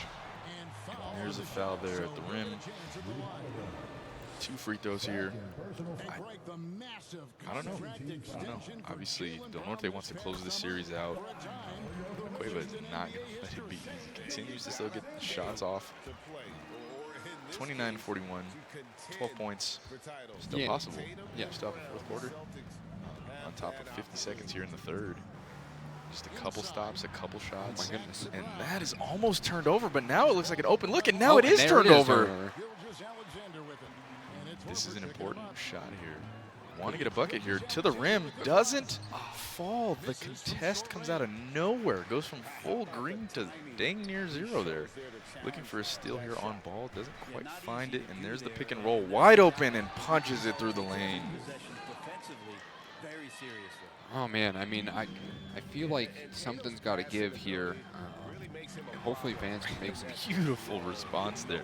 Beautiful response. Hopefully they can keep up that pressure, make some changes. They really want to, like, I guess, pump up their offense. I feel like it's been very hard for them to get these shots. Oh my goodness. Not only the open shot, but the offensive rebound. That is just so demoralizing. The pump fake gets just loose of the defender into that beautiful floater down the lane. And 14 points, it's... Oh, wow, look at that. So not only the tip, but tips it back into the inbounder and gets the ball back. So that's a turnover the other way. 2 seconds on the clock and get another shot up, and not quite fall, but still going into the fourth quarter, 14 points separate these two teams. Del Norte looking to close out this series and just take it home. I don't really know what to do here. If you're playing with OKC, I mean, you don't want to desperately just start shooting threes or anything like that. You're still getting good looks. You just take as many good looks as you can find. But this defense is just stifling. You're not really getting any open opportunities. And decides to look inside. It does make it around. It punches there it is. Oh my goodness. That felt a little sketchy, but manages to find the net regardless. And that's a tough play there. Pick and roll coming out again. They so comfortable having so many different threats coming out of that pick and roll. And 2 pump fakes. doesn't shed the defense. Now shed the defense, calling another pick and roll. Shot clock winding down, and that's a pretty open shot, and that one falls there. Another one there for Del Norte. Lee is trying to open this up as much as possible. Doesn't want to even come close at all whatsoever. Wants to take this home. Look at the contest of just the offensive board. Tries to put up another one and doesn't fall either. The defense. None of them are making it through. It's absolutely insane. just Look at the tragedy. Euro again. These Euro steps have been crazy. They've been putting points onto the scoreboard again and again. We're seeing a bunch of drill moves starting to come out now. Starting to get a little fancy with the right stick there. Got to make some moves here because it has been tough. It has been very tough. Can't get that one to fall either. It's tough. This Boston defense, they have such high defensive ratings as individuals, and look at that dunk down the lane. Was able to slide in there.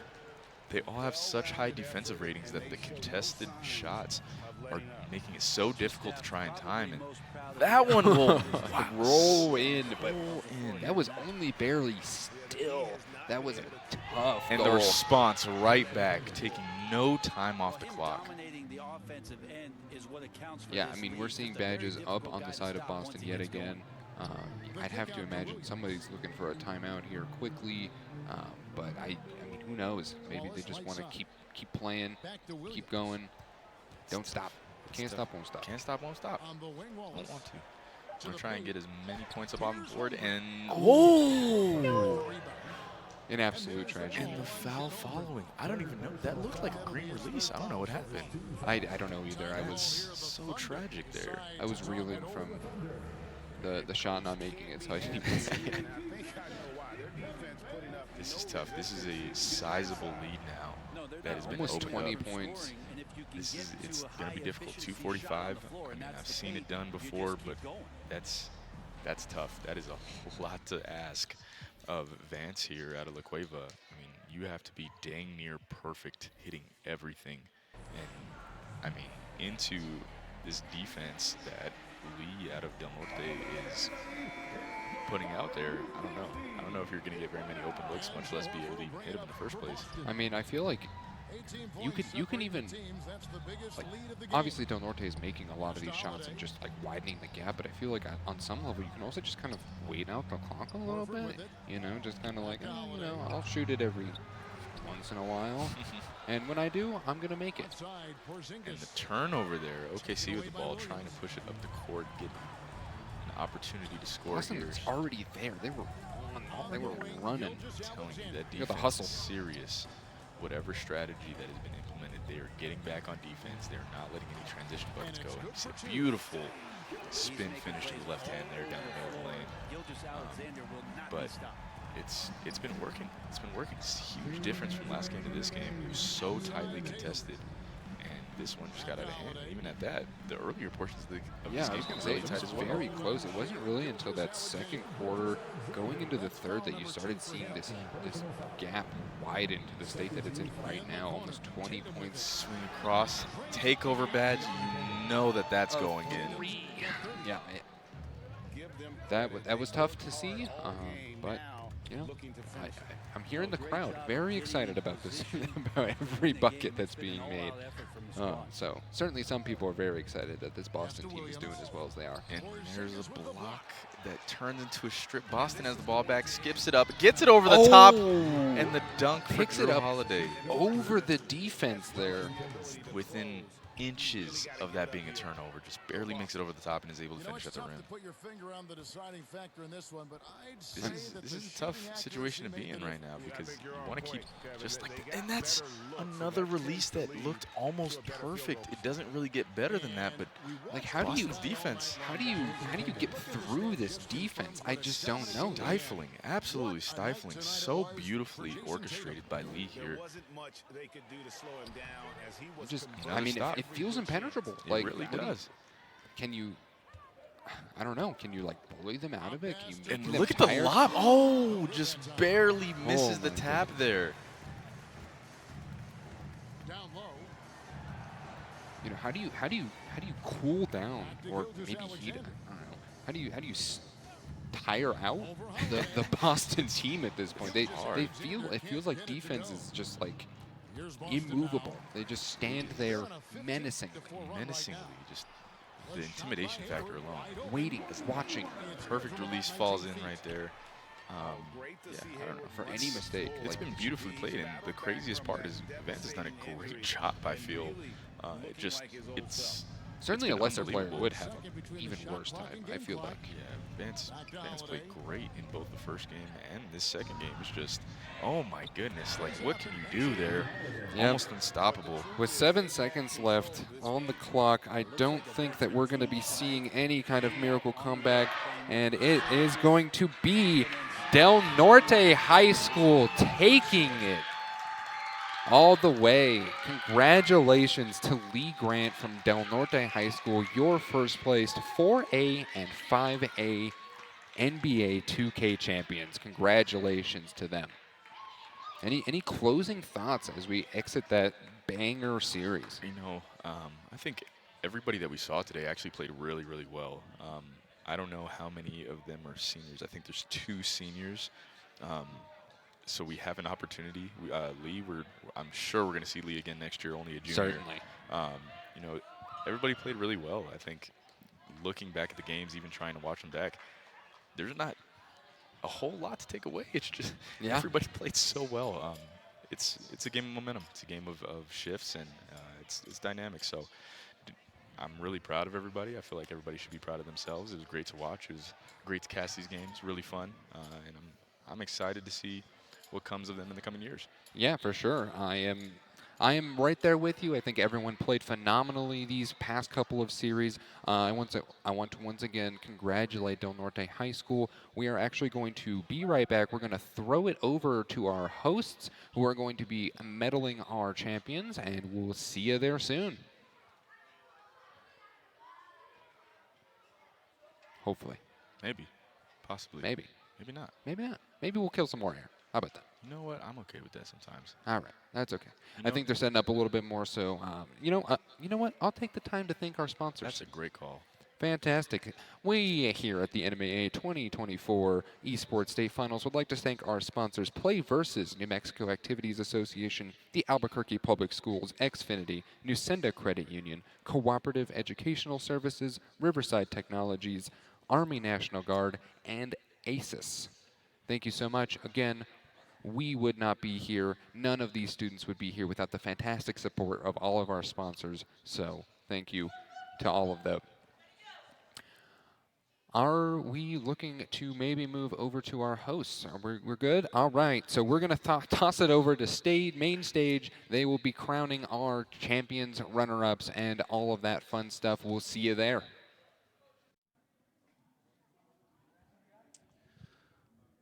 All right, I'd like to welcome everyone back to the 2024 NMAA State Esports Championships. We just concluded our Class 4A, 5A, NBA 2K tournament, and at this time we would like to recognize both our state runner-up and our state champion. First, our state runner-up from La Cueva High School, we have Vance Wilds.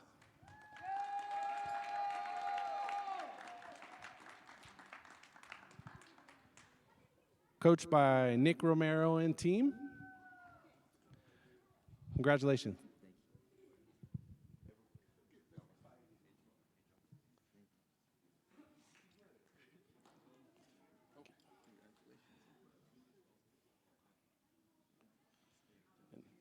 Ty.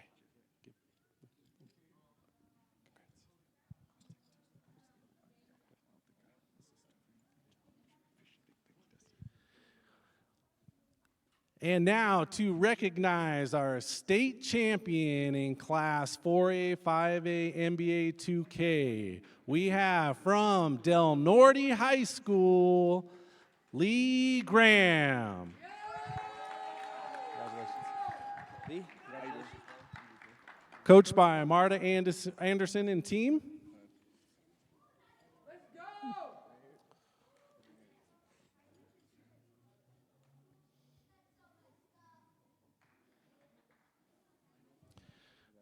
Congratulations again to Del Norte High School.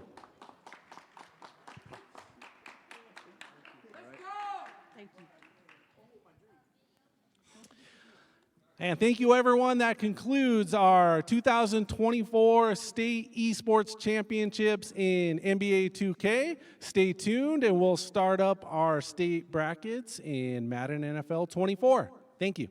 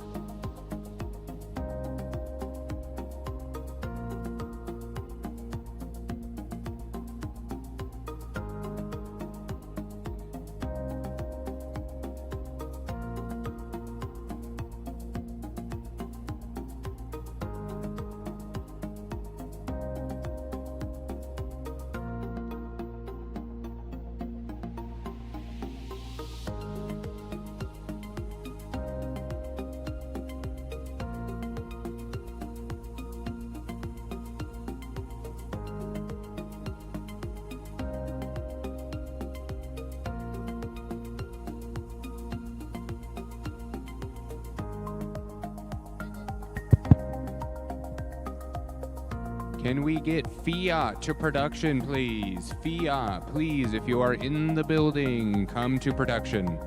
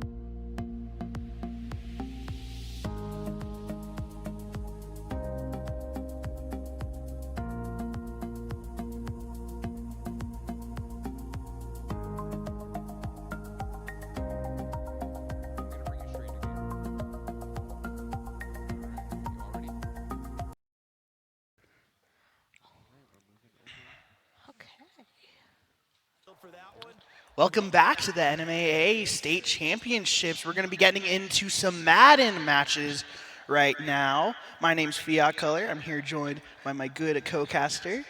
My name is Axel, or Confidential Info. I am also the VP of Production for UNM. Awesome. Sounds great. So we got an exciting matchup here. We're going to be going with Clayton High School versus Raton High School. Both of these players coming in to the playoffs, and this is the grand finals. And now we're going to start off with a run. Pacheco, Kansas City, that's going to be close, about on the 4-3-yard line right there. Now first and goal for, I believe, who is on the left side right there? That looks like it is Clayton High School. Awesome. Kansas City, that's going to be Clayton High School. Green Bay, obviously going for Raton High School right now. And now Kansas City here. Clayton going now with the first and goal so far. What do you expect to see on this next play? Well, honestly, they might go for a run again, but that would seem most logical. I mean, you're so close to the goal line, right? Might as well, and it's first and goal, right? Might as well just try to run down the clock just a little bit. There goes the run. Going to get shut down, though, immediately. Minus a yard. That's still fine right now, though, for Clayton High School right here. Yeah, they have about a couple more tries. Second and goal right here. Playing the clock. Another run. Going on the left side. Still close, but not exactly there. Third and goal now here for Clayton. Defense going pretty strong right now for Raton, all things considered. Third and goal, though. Still in a dangerous spot right here. Maybe a run. Can they get that pass? And it's shut down again. Fourth and goal now. Do you expect to go for the goal, for touchdown on fourth here, or do you think you just take the field goal? I would say taking the field goal would be the best option, especially because they've been stopped all 3 times on their runs, but they could possibly make it because they're about at the 1. They are about at the 1 right there, I believe. Looks about it. Yeah, that's about the 1. We're going to go for it on fourth and goal here. First quarter here now for Clayton High School. Might be the first scoring opportunity we're going to see. There's the run, and they get it through. That's going to be Clayton High School with the first touchdown. Now Green Bay looking for the response, looking to see how they're going to respond to that situation. Still got to score the extra point, though. For Clayton here, the 6-point lead here for the Yellow Jackets. I think they're going for the 2-point, actually. That's pretty risky, but it's going to actually work out, though. And the 2-point is converted right now. 8-point lead here for the Yellow Jackets. Clayton High School now off the kickoff. Going to be going pretty decent. That's towards the right side of the field. Going to try to take it, running it towards the field. Going to go down, though, just before the 25-yard line, about the 22. And now it's going to be Ratone's time to strike.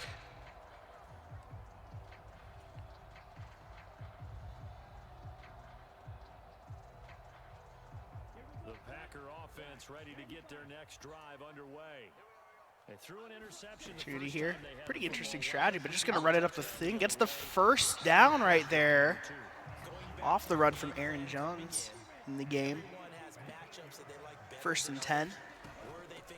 Another run coming out, trying to get that through the middle, but gets shut down there. And now 2nd and 5 here for Ratone.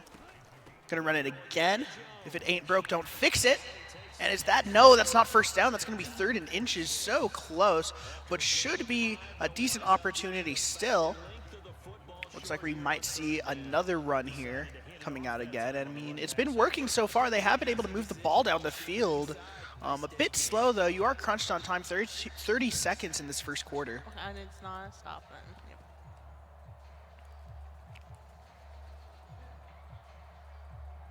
See, this is going to go here now. Still 3rd and inches in the first quarter here. Ratone trying to find their first opening here. Going for a long touchdown maybe, but 3rd and inches now, just trying to get the first down. Looks like they might just barely get it, and they do. First down here for Ratone. And now a bit of space to work with. More freedom. We're into the 2nd quarter now of the game.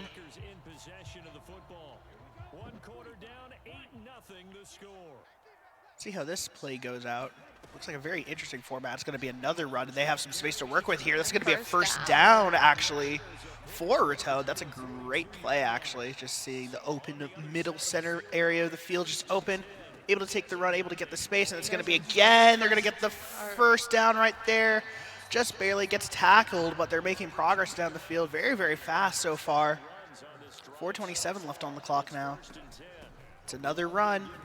Might be able to get a bit through, but this one's going to be with a bit more resistance. And now 2nd and 4. And when you get good yardage like that on first down, it really does a whole lot of good for your entire offense. But I love the way he's finishing those runs. At the end of things, he's making sure he gets just a little bit extra.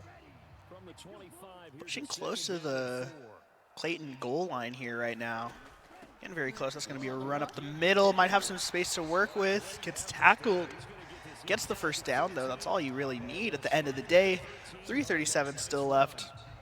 I'm going to go for something maybe a little bit fancier here to get that, to get the first touchdown here for Clayton. Or not for Clayton, sorry, for Ratone. Almost an opportunity there. Gets shut down immediately. 4 yards to go on 2nd down from the 7. Out of the shotgun, it's Jones. Close opportunity. Not the first down yet, though. 3rd and 1. Still, probably best to go for the run here. All things considered, you are very close to the goal line. You can just get the field goal, able to take some points. Any points is better than no points when it comes to a play. Oh, absolutely. Like, instant takedown. Great shutdown immediately off of Clayton. Pushing them back, and now it's 4th and 2 for Ratone. Now needs to find something, hopefully, that will get you into the end zone right here. Looks like we're seeing a timeout, I believe, coming out. Trying to figure out what the best play might be for this opportunity. You think the running game has worked well so far for Ratone, but nothing particularly interesting now. You want to see them think a little bit out of the box. get a bit creative with the play, how they want to really read this defense. See how this works out. Off the snap, fake, maybe pass. Gonna just run it in, but not able to get it. Gets the first down though, and it's 2-minute warning in the first half of the game. 55 left to go in the first half of play.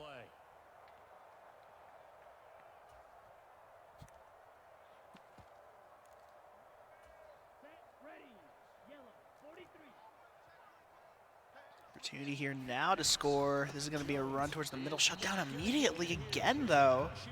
That close defense has been working out really, really well here for Clayton at the moment. Still with the 8-point lead in the first half. This game has been a bit slower than what Raton would hope for. They would hope that they would have pushed that ball down the field just a bit earlier, but it is still working out very well for them. They are still at the goal line, still pressing on for a touchdown. 2nd and goal now here. 1:19 left on the clock. Countdown's ticking, got 3 seconds, gonna take it, maybe go for the scramble, trying to get that in, and they do, and that's a great touchdown coming out again from Raton. Great opportunity. Now, probably going to be forced to go for the 2-point conversion here, though. Don't want to be at that disadvantage. Not an ideal disadvantage for Raton right there, but this is going to be a bit of a harder play, though, to pull off. Tells the offense, stay out there, go for 2. Can they get it? Fake handoff, pass, and it's scored. And that's going to be Raton tying up this game here in the second half, in the second quarter, or in the first half, second quarter. Now here comes the kickoff.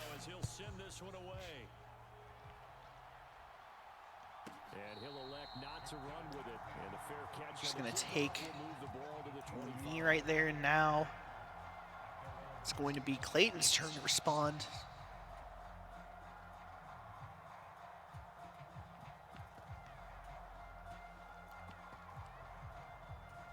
The Chiefs offense about set to begin this drive. It was still more than a minute to go in the half. Time to try to mount a drive. And I would think that they would have to. This is today's NFL. You got to push it whenever you get an opportunity. You could never have enough towards the left side, almost. Actually getting it through. That was pretty close. Try and score when given the Definitely close on the first down, though. 2nd and 2 for Clayton High School right now.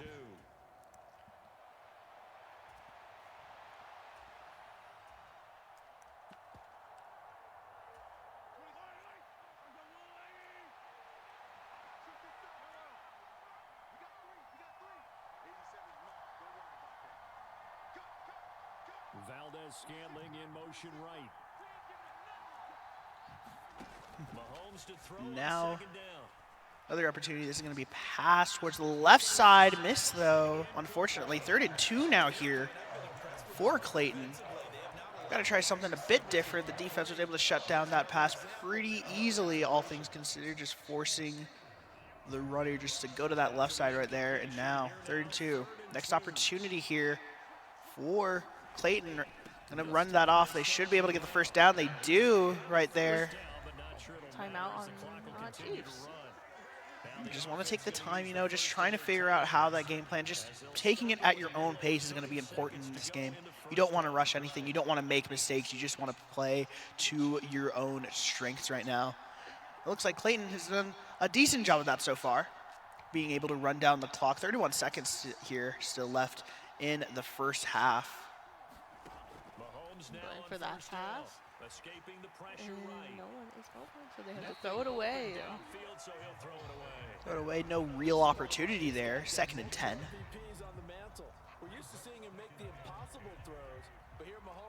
Now you're trying to see what are they going to be able, a complete change of play right there. It's going to throw off Raton, maybe just a little bit. Maybe not, though. Now this is an interesting format here, interesting strategy.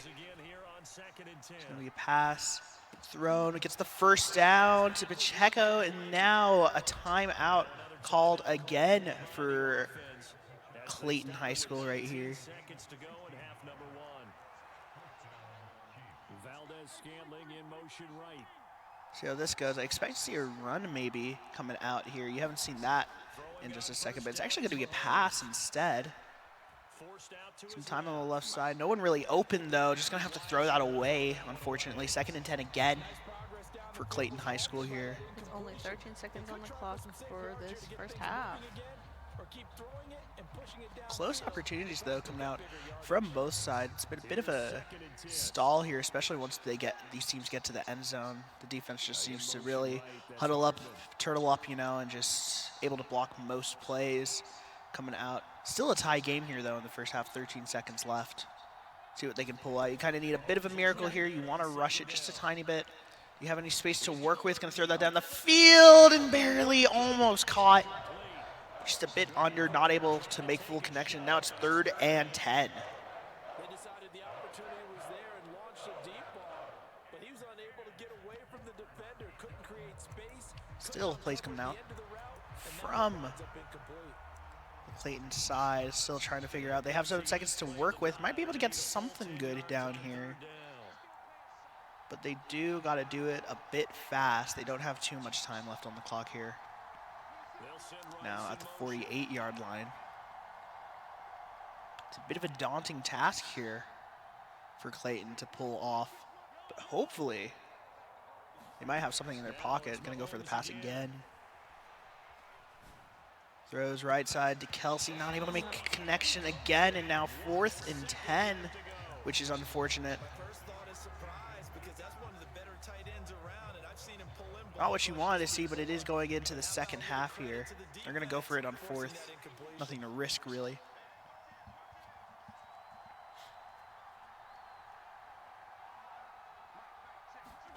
Final shot before the half from Mahomes. Ooh, that's a good first down. Might have some space to work with here. No, just going to get forced out to the left side right there. There it is for the halftime. First half. Intermission. It's halftime. This is the NFL. You're now in halftime, folks. Clayton High School versus Raton High.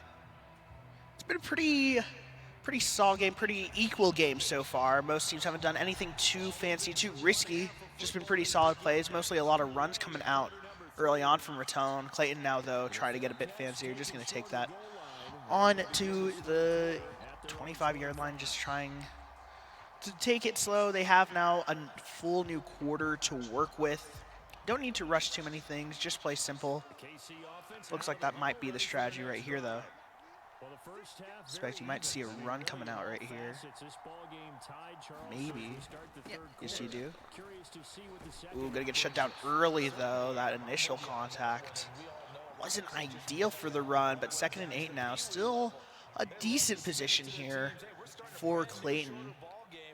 Although they do got to get something working here in just a second. You don't want to give Raton that time to respond. Raton was able to push the ball downfield really well with those runs, just reading the defense pretty easily, taking time. They did stall out, though, near the end zone, which was a bit of an issue, but they did still score and got the 2-point conversion.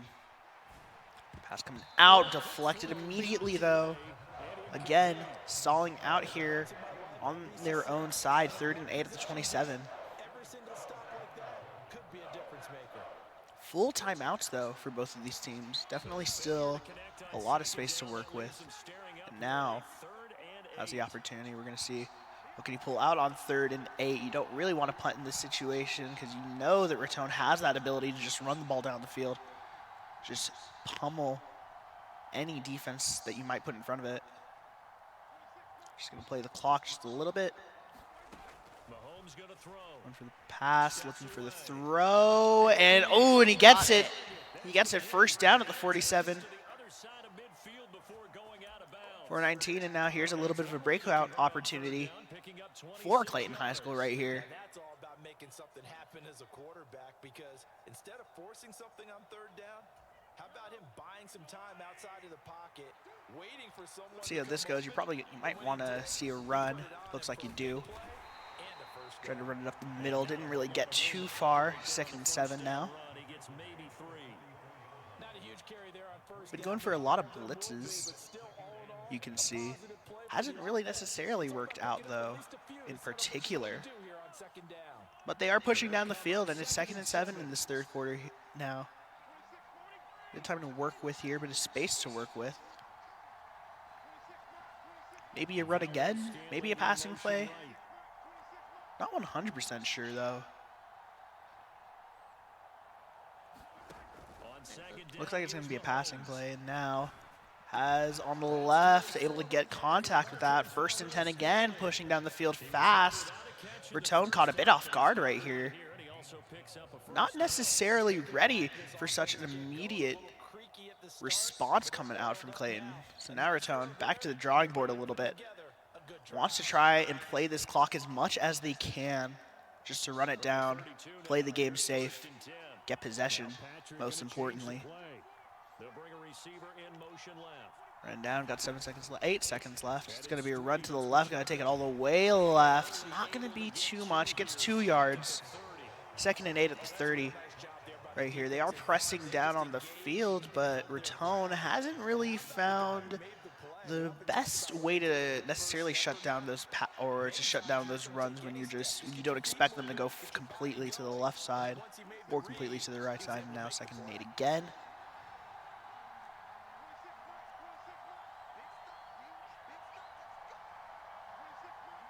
In motion right, that's Hardman. See how this goes, 1 second left, cutting it close, but it's going to be a passing play. No one really open. And there he goes running. Taking it running and gets the 1st down. Good opportunity, although the clock is running down pretty quickly. 1:45 left. It's going to run down 120 left on the clock. Takes the run, right side, space to work with, gets the 1st down. Can they get more? No, they're tripped up last second. So unfortunate, but now at the goal line, 1st and goal for Clayton here in the 3rd quarter. Going to be definitely still a very close matchup. Raton might have a bit of time to work with, but best strategy now is just to run down the clock a little bit since you're in such an advantageous position. Don't really need to score immediately off this 1st drive, but they are going to do it anyway. And now Clayton, 2nd touchdown of the game. Do you think they're going to go for the 2nd point conversion here?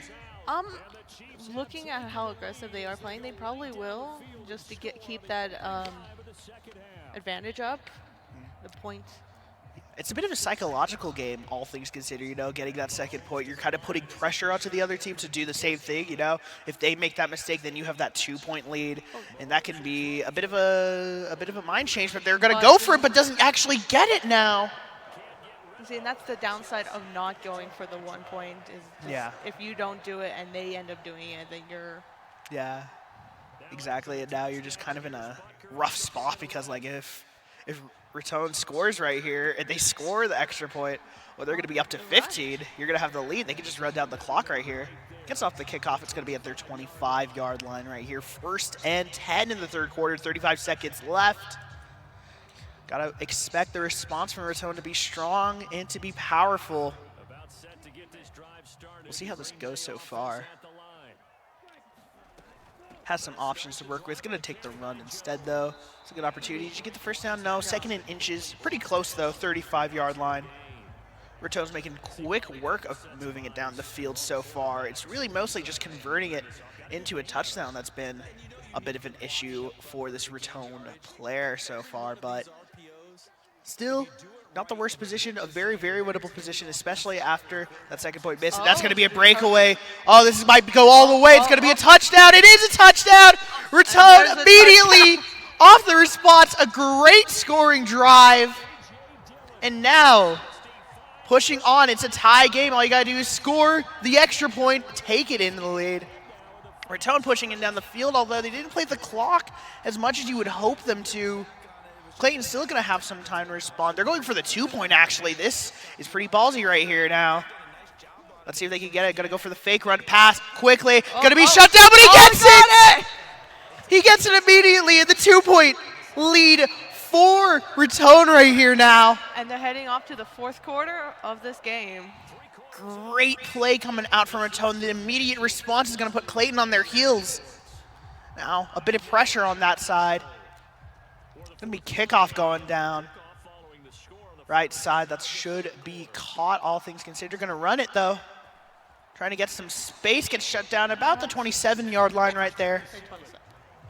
4:57 to work on the clock. You got a full quarter, not the worst situation, but you do got to get something done fast. You don't want to just stay stalled out on the side because you are the one at the disadvantage right here now.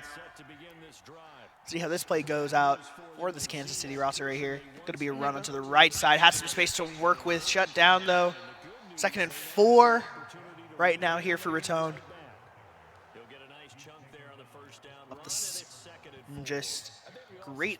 I'm still kind of still caught up on that play from Raton, that immediate just being able to see that open space and just running it all down the field. That was amazing. Yeah. You know, just seeing that break in defense, that's all they needed. And then scoring the 2-point conversion as well, even crazier after the miss. And now here's a breakaway opportunity, though. Going to get shut down, though. Great takeaway of space. 1st and 10 at the 35-yard line, pushing down onto the Raton side. Bit scary, though, for Raton. 4:16, a lot of time to work with. You expect to see Clayton run down this clock just a little bit here.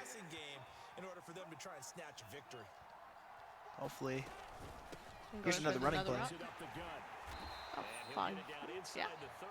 5 yards. That's a solid enough gain right now, especially when you consider the time. If you're a coach, you'll absolutely take that run every time on 1st down because it really sets you up to go in a number of directions. Being able to keep doing those runs and making sure you can run out the clock, but not enough to put you in a bad position is definitely one way to play, for sure. Yeah, it's definitely an art form, just being able to play in tandem with both the clock and the space on the field. You need a passing play, though. Going to get shut down. Has to give that away. Not the best passing play. We've seen Clayton try to experiment with some blitzes, but it hasn't necessarily worked in their favor. I think that's their 3rd throwaway of the game too. So you haven't seen that from Raton just yet. It's been very, very regimented. It's just been runs, and then they had the passing play, and then it was a run again, and they got the touchdown. That's exactly what they needed. I mean, it worked out perfectly for them. Clayton does want to get a bit more creative with this, kind of want to put the pressure on defense. And he did not get it. That was nearly intercepted. That was close. Close opportunity, 2:54, 4th and 5 right now. Not an ideal position at all for Clayton here. Has to get something great, has to get something big right here. Still on the 29-yard line, though, of Raton. Good opportunity, but probably not exactly what they're looking for. And you have to start thinking now, Raton, if Clayton is able to score in this spot, they're going for the field goal. That makes sense, actually. They're in that zone. That would be the most, and they get it. And they do get it, taking that lead, and now Clayton with the 1 point, and they're going to have Raton's going to have some time to work with. 2:50 here on the kickoff. They're going to need another one of those miracle plays that we saw earlier. At least that's what they're hoping for. Decent kickoff, takes the knee at the 25-yard line. And now Raton in the awkward position, in between a rock and a hard place now. What do you think's going through the head of the Raton player? I'm sure he's thinking logically on like what plays. I would assume mostly running because they've been doing really good on the runs. I wouldn't be surprised seeing a pass though to help just pause that time, but also get it farther down the field. There's that running play though that you were talking about. Didn't work out well. 2nd and 6 though. They do have some time for sure. Not a lot. 2:25 in the 4th. We're gonna hit the 2-minute warning here in just a second. And there's another run. And not working too much out for them. Hopefully they can either break away that getting knocked down only a yard in, or they maybe decide to do a passing play. We'll see. You probably want to go for a passing play here now. 2-minute warning here in this game. You want to start getting creative. You got to take some risk here. That's all about what esports is about, taking risks, taking calculated risks though. And there's that passing play. Yep. And gets the 1st down. It's the 1st down, but not a lot after it. 152, and you're still on the 37. That's not the place you want to be. You're still a bit too far behind. Ideally, though, right now, Raton gets into field goal range, just takes it. They should be able to get the game. And they do still have all of their timeouts, so if they really need to, they do have those, luckily. Yeah. And we see the other path. Oh, that's an interesting play right there. I would have just ran that as the quarterback. You had some space in between both of those defenders. They were just locked onto those receivers. You probably had some time to get the first down. Nope. Yeah, and that might come back to haunt Raton right here, that play. 3rd and 6 with a minute left. They're stuck on their 41. They need to get something good right here. Hopefully, you might want to see maybe a good running play coming out. See if they can get that past that right side. The defense, though, from Clayton has looked very spectacular in the second half. It started off a bit rocky initially. They were really just allowing that run to happen, not really trying to take any space, but now they're shutting down that running back very, very early. See now, passing play coming out. Raton trying to find someone, might have someone downfield, gonna take the run, gets it around 1 though. Oh, but steps out of bounds accidentally, and it's 4th and 1 for Raton.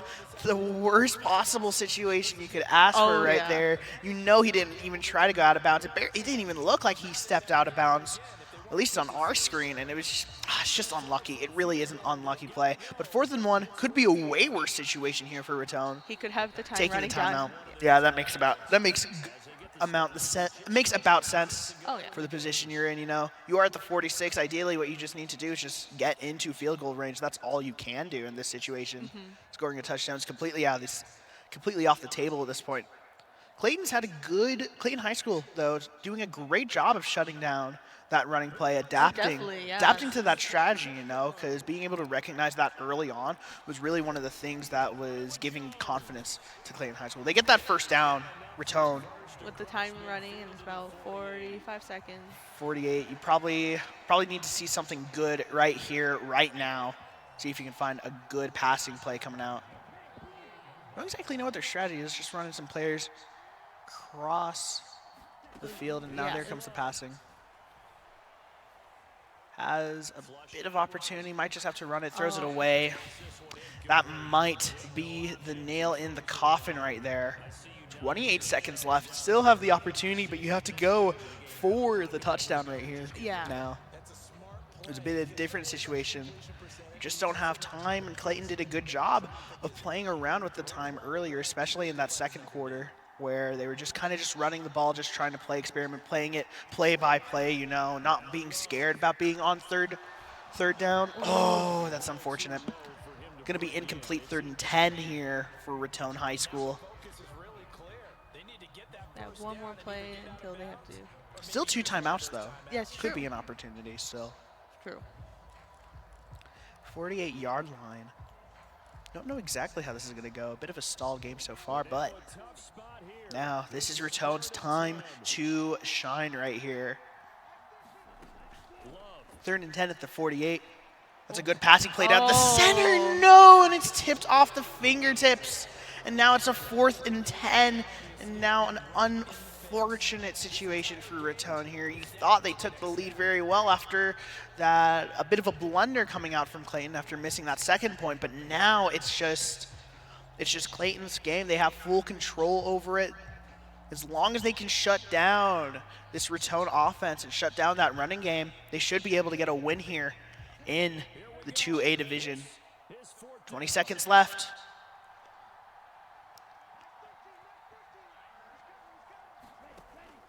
Gonna take the time. It's a passing play. Tries to get it up the middle, but going too quick. Not able to get it. Or did they? No, they did get it, actually. They got the 1st and 10. And now at the 37-yard line. With 15 seconds on the clock. Looks like they might be going for the touchdown completely. They might have time for the field goal, but it might not be the best play. It's still a bit far. It's 47 yards. Not the easiest, but 15 seconds left, and now Raton has to pull something out of their back pocket. Interesting play, interesting strategy, and now going to be a passing play. And up the middle, it's going to be on the right, and he has space to work with. Defenders coming down quick. Steps out of bounds, 9 seconds left on the 25-yard line. I would personally go probably for a field goal kick in this. You might consider that. I mean, it does give you the lead, but also it's still a bit iffy because you'll give the ball back to Clayton, right? And they will technically have time to work with. And with Madden, right, because it's a video game, it's virtual, right? You do have the opportunity to maybe play something that might be a bit more cheesy than what you would see in real life. That's true. I like, for me, a lot of my experience is through the real They're going game. for it. They're going for it. They're going for it. I mean, This is Raton. This is Raton's opportunity to do what they have been known to do in this regular season. It's a pass fake off. Oh, there it goes. Okay. 1st and 10 again. 6 seconds left. Playing the time now. Close onto this Clayton end zone. If they score, they get it. And then I got a question for you, though. Do we know if this is a best of 5, best of 3, I best of 7? believe it is a best of 3. Best of 3 for yes. Madden. Yeah. That makes about sense. This game is not too long, but it does take some time. I think to 20 get minutes through. each game because it's the 5 minutes for each quarter. Yeah, give or take. Yeah. Now, here's Raton's opportunity here. Can And- they get the score? They do! And Raton, last second, with only so much time on the clock, get the touchdown. 2 seconds. Raton taking the lead. Clayton now, no opportunity, and they're going for the 2-point as well, which is crazy to think about, especially with the 2-point lead fake. That's going to be a pass too far, but it doesn't matter. And Raton, great plays coming out, played the clock beautifully, played it perfectly right there. And now it's going to have to be Clayton to respond right here, right now, or else it's going to be game 1 for them. Oh, the backwards throw. Backwards throw, but it doesn't work out well at all, and that will do it. Game 1 will go in favor of Raton right there. And that was a great play. That was honestly a very interesting game because they were so back and forth, right? I mean, you saw that misplay from Clayton where they missed the 2-point conversion, and that was crazy to see. And then you thought, oh well, now Raton, they don't have enough time. They have to get down. They have to make 50 yards of play, and they did it in less than 10 seconds. Oh yeah, it was phenomenal. It was very close. Both were playing phenomenally, both on defense and offense. Some had some mistakes here and there. I know there was a couple throwaways and then a lot of, like, not a lot, but there was a couple almost turnovers and stuff. Yeah. Interceptions. Yep. But going into this game too, though, now you got to think, how is Clayton going to adapt to this Raton play style? You saw that Raton really early game was going a lot for the runs, but then at the end of the game they were kind of getting creative. They had like some sort of strategy that was down and that allowed them to play that clock. You got to start thinking Clayton wants to be a bit more aggressive here, honestly. Take some of that space, play around with that Raton defense. Oh yeah, I definitely agree. I think we'll see more aggressive. Maybe. I know they might go more for the runs again because their passing was a little rough on some parts, but maybe they'll adapt and get those passes more fine-tuned. Yeah, definitely. It's a bit of an awkward situation because Raton's defense did do a pretty good job of putting on pressure and covering all of those receivers as well, right? Oh yeah. So it was a bit of a difficult situation for Raton to figure out how do we do anything but the running plays, because then Clayton figured out, oh yeah, we can just shut it down early, put on the pressure early, and it was working out well for them towards the end of the game. But I think it all comes down to Clayton needing to play their own game, getting in. Don't get into the opponent's head too much. Just play the strategy that you think. And now we should be going here into game number 2, Clayton High School versus Raton. See how this Clayton going to go for the kickoff, giving that to Raton now towards the right side of the field. Going to be catch, takes it to the 25.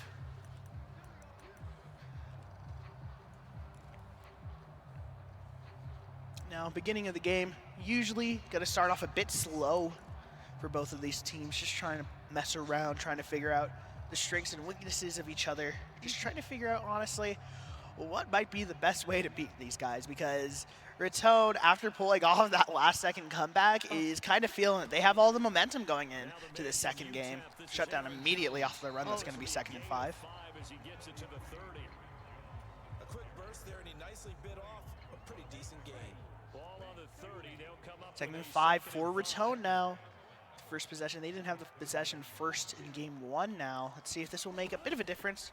Going for the run again seems about right. Did they get it? They didn't? No, they What? didn't. Huh. I don't think the ball passed the line. Huh. So his foot did, but the ball itself didn't. Gotcha. Because that looked a bit odd. Because I was like, oh no, he totally got the first down right Yeah, there. no, And then he like teleported behind the line. I was just like, oh, gotcha. Yeah. That makes sense. But still, 3rd and inches here for Raton. Not the worst situation. Just run it towards the line if they can get it. Clayton's defense hasn't done a 100% perfect job of covering down, but they have done a decent job able to cover down most of it. They do get the first down here. I'll be fine. Nothing really to worry about here at the 35-yard line. They have still, you know, it's only the first quarter. They have some wiggle room here. To me, it's like the first round of a boxing match. You know, it may not mean much. A lot of wiggle room.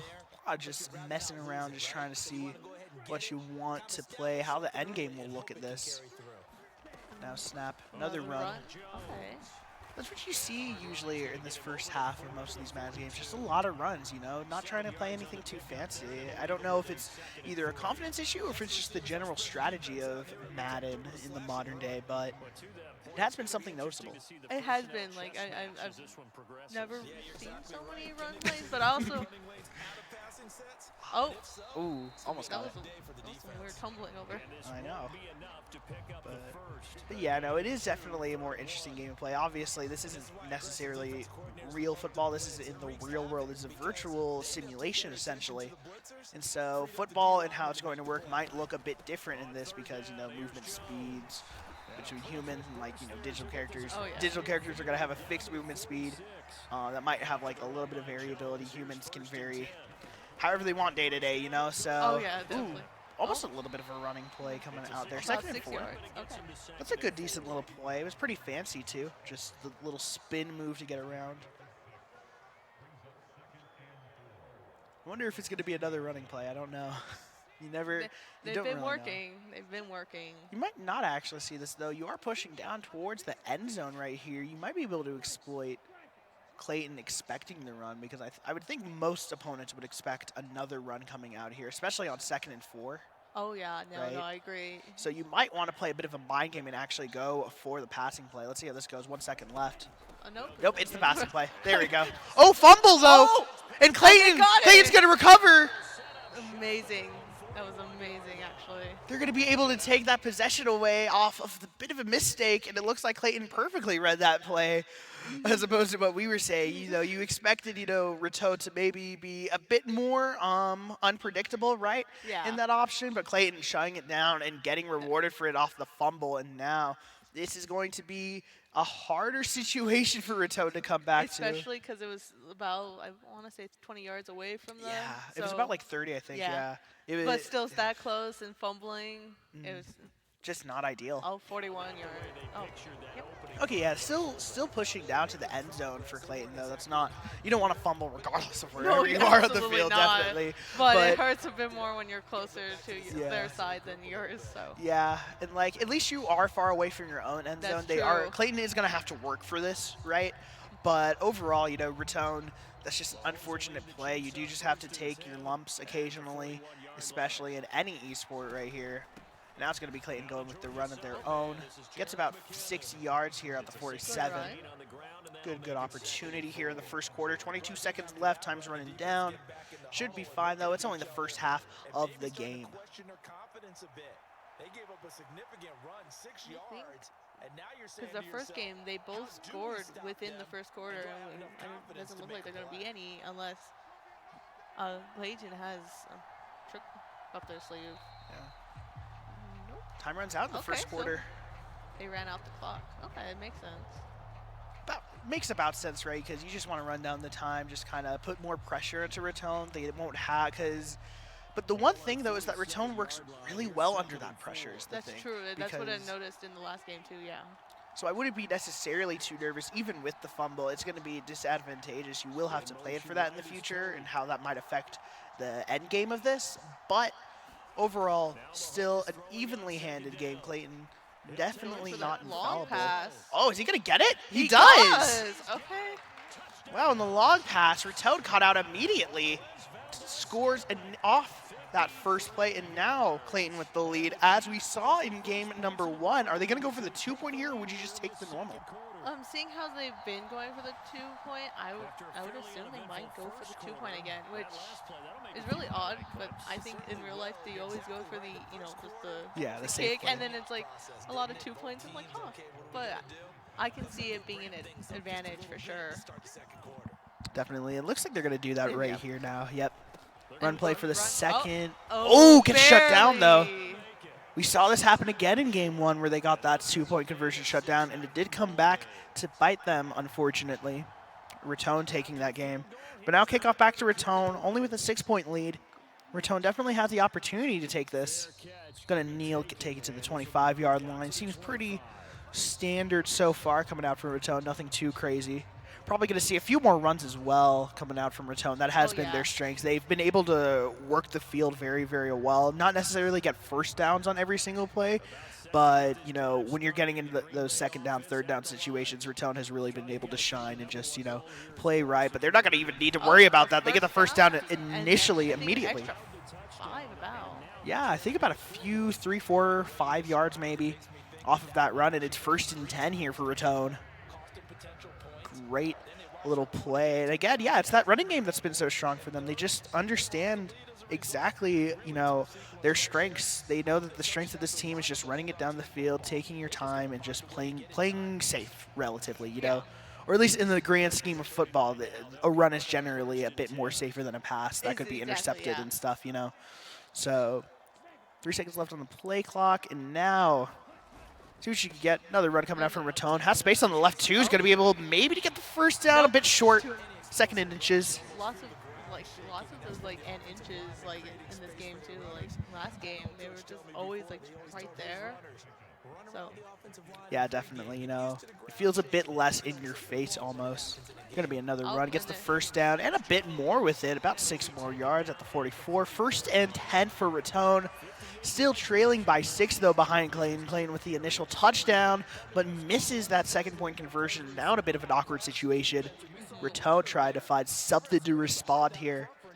And they would probably want to get a touchdown because they are the ones kicking off, I believe, next half as well. Yeah. So if they don't get it, they won't have another opportunity for a while if they run down the clock long enough. Yeah, generally, because they do need some time to work with. They need some space to work with, especially on that field. So, because I think Clayton, if they're able to shut down the running game early, like before the 40-yard line when it gets to their side, obviously it's a bit too late now on this play. But if they can shut it down early, I think it's going to be easier for them to really just force the possession out. You know, put them in those 4th and down situations, right? And I think that's kind of the strategy that Clayton wants to go for. It's just been it's very hard when you're having some of those, like you had that fumble, right, and then you didn't convert the 2nd point. So it's very difficult, but still.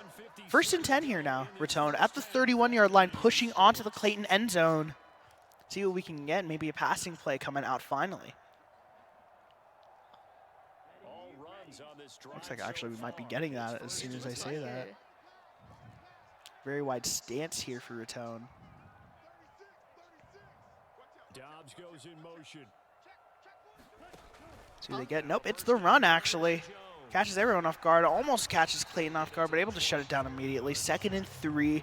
Getting good gain, but pushing down slowly, and this is kind of what we saw back in game 1. Raton just taking their lumps. They don't need that first down immediately, right? You just need to get it down the field in a reasonable amount of time. Have faith in your roster to be able to do that, right? And that's really what Raton is playing off of. That's what's making them so strong in this, right? It's just really the defense that it comes down to for both of these teams, honestly. Who can play that defensive play better? Ooh, that's a close first down, but they do get it right there. 1st and 10 at the 20. I do think Clayton has been doing good defense. Obviously, they should be probably stopping them a bit closer, but they have been stalling some time for themselves. So we'll see if they continue doing so. Ooh, almost a good play. Doesn't get that. The 2nd and 1. Yeah, and again, it's just taking time. You can tell that Clayton knows what they're doing. They have 36 seconds left on the clock, right? Yeah. So it's like you've set yourself up essentially for this touchdown already. It's just a matter of let's just convert it. Let's just actually, score, right? Yeah. That's the biggest thing. They'll employ the Although I'm not 100% sure if they're just going to keep going with this running game that Raton has really liked so far, because you'd hope that Clayton would respond to it or at least adapt it. There's that throw eventually. Gonna have to throw that away though. Clayton shutting that down immediately though, able to read that. That was actually a great play from Clayton, shutting it down, forcing that 3rd and 1, right? And so I guess you could understand now why Raton wants to go for those running plays, because it's just like if Clayton's going to shut that down so immediately, right, it's just not even worth it because you're just wasting time and you're wasting it down. Yeah, exactly. Probably going to go for the run here, only 3rd and 1 to get into scoring range. Oh, and it's a pass. It's quick. That's crazy, actually. A nice pass.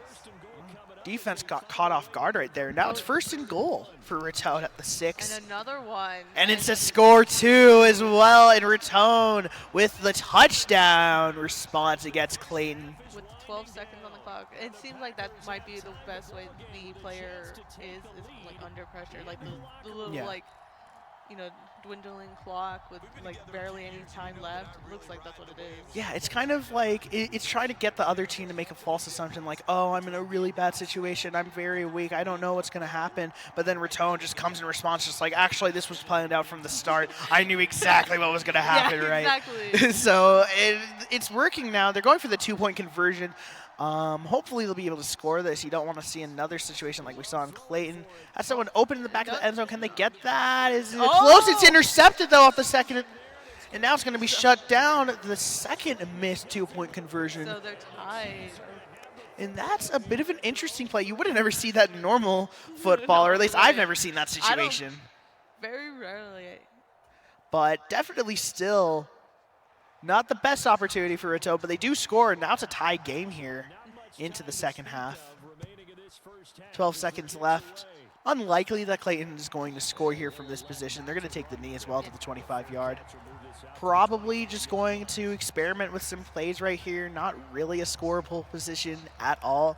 I mean, realistically, if they get into field goal range and play with their timeouts, they might be able to get a score and take the lead, but it's not really necessary here, you know, going into the second half, I believe, you know, Clayton is going to have the possession, right? Yeah. If I remember correctly, yeah, because Raton is the one who fumbled it and giving it Clayton, and then they scored, and then they missed the second, and then, yeah. So it's going to be, Clayton, or I just forgot what I'm saying. I'm losing all of my words. Time out in the second quarter here, though, for Green Bay. Giving you time to. Yeah, I believe for second half, Clayton will be receiving the ball because Raton got received in first half. Yeah. So. And that's not the best position for Raton either necessarily. You do want that possession immediately off the second half because you kind of want to make that statement opening play, right, where it's just like, this is a very dominant offense that's able to make a lot of progress very, very quickly if you give us the opportunity. Both of these teams, though, have done a great job of not letting like those runs develop too far. Obviously, you had that runaway run from Clayton, and now you're going to have a runaway catch from Clayton immediately again. Touchdown. Phenomenal pass. It looked a little scary. It was really tight. It was a really tight angle right there because you see it. Oh, he's just right there. Just slows down a bit too quickly and just a free score. Now you're probably going to see the 2-point conversion. It would make sense to go for it here. Yeah. You know, to get that even 14, put Raton in an awkward situation. We'll see how this plays, though. And off this in the second quarter as well, which is the craziest part, too. They're going to be set up perfectly here because they're also going to get the ball.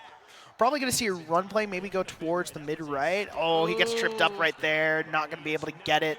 Unfortunately, second miss 2-point conversion for Clayton right here. Not ideal, but they're going to kick it off back to Raton, who's probably just going to mess around with this as we predicted earlier. And a great score from Clayton again. You know, it was just a great play. Yeah, it was a phenomenal pass.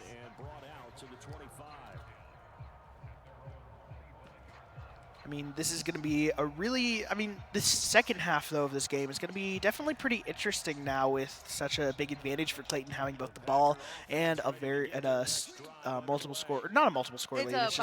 It's a one-score lead about. But you know, you expect to see Clayton play probably a bit more conservative as well, you know, just try to hone in really on perfecting their defense. Just going to throw it away. That makes about sense. And now we're going into the second half of this matchup. Raton 1-0 in the series so far. Just needs to get one more game to win it out. But Clayton with the 6-point lead so far and set up perfectly for this next one is going to be Raton kicking that off to Clayton right now.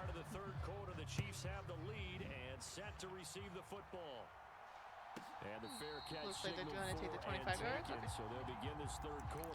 Sounds like a good option, all things considered. Oh, yeah.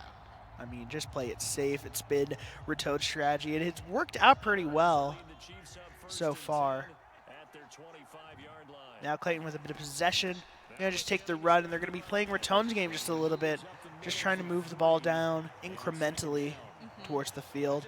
Don't need to get the first down immediately, although that is really, really nice and very much appreciated. Not necessarily necessary here for Clayton's position. 2nd and 7 now at their own 28. Gonna go for a passing play though. This is gonna be interesting. Actually gets the connection. Gonna be able to get the first down as well. Great shot. Great play coming out from Clayton right there just to see that catch, you know. I mean, I expected the run as well at that position, you know, at 2nd and 7, just to get a bit progress and maybe go for a pass on 3rd. But going for the pass on 2nd is a really great mind play because Raton really wasn't expecting that. You know, they had all their defenders towards the left side of the field expecting either something in the middle or towards the left. And so that passing to the right, completely off guard, and Clayton set up pretty good here in this next 1st and 10. It was definitely a good call for sure. So from the 36 now, 1st and 10. Clayton with the possession here at their own 36, trying to push down the field slowly, and there comes the run. Nothing particularly special, but it is a 2nd and 3, getting 7 on that at the 43-yard line. Exactly what they need with this 6-point lead, hopefully making that a multiple score lead. Exactly what they needed. They just need to keep pressing on. They need to keep up that pressure, because putting Raton in those actually awkward situations where they do have to make a play, even though Raton has played great under pressure, eventually there is going to be a mistake made in those types of scenarios because it is just inevitable in that type of idea. There goes for another longer pass. Ooh, that's a far pass. There's the interception. Bit of a mistake, and now Raton off the interception, able to get the catch. He might actually take this all the way. He's on the sideline. He's going all the way. Gets tripped up, though. And now it's 1st and goal for Raton. Off of the interception, you could not ask for anything better if you're on Raton's side right now. That was crazy, actually. Just that interception. It was a bit of a misplay from Clayton, though. It was a really far pass, very, very hard to really even make happen if you're in the receiver position. Now that's going to be run up towards the field, and it's going to be the touchdown. Immediately off the response, Raton scoring and tying this game up. Possibly going for the 2-point. It looks like they will be. Yeah, that's what it looks like. We haven't seen a single, we've seen one field goal. We've seen one field goal. I don't think we've seen any extra points. No, we have not seen any. No. I think it was an extra point and not a field goal. I have no. Wait. I think because we saw a field goal. I don't remember. But we're going to see a 2nd-point conversion here coming out for Raton right there. They take the lead 14-12 right now. And a good kickoff. Good response. You thought Clayton was set up perfectly.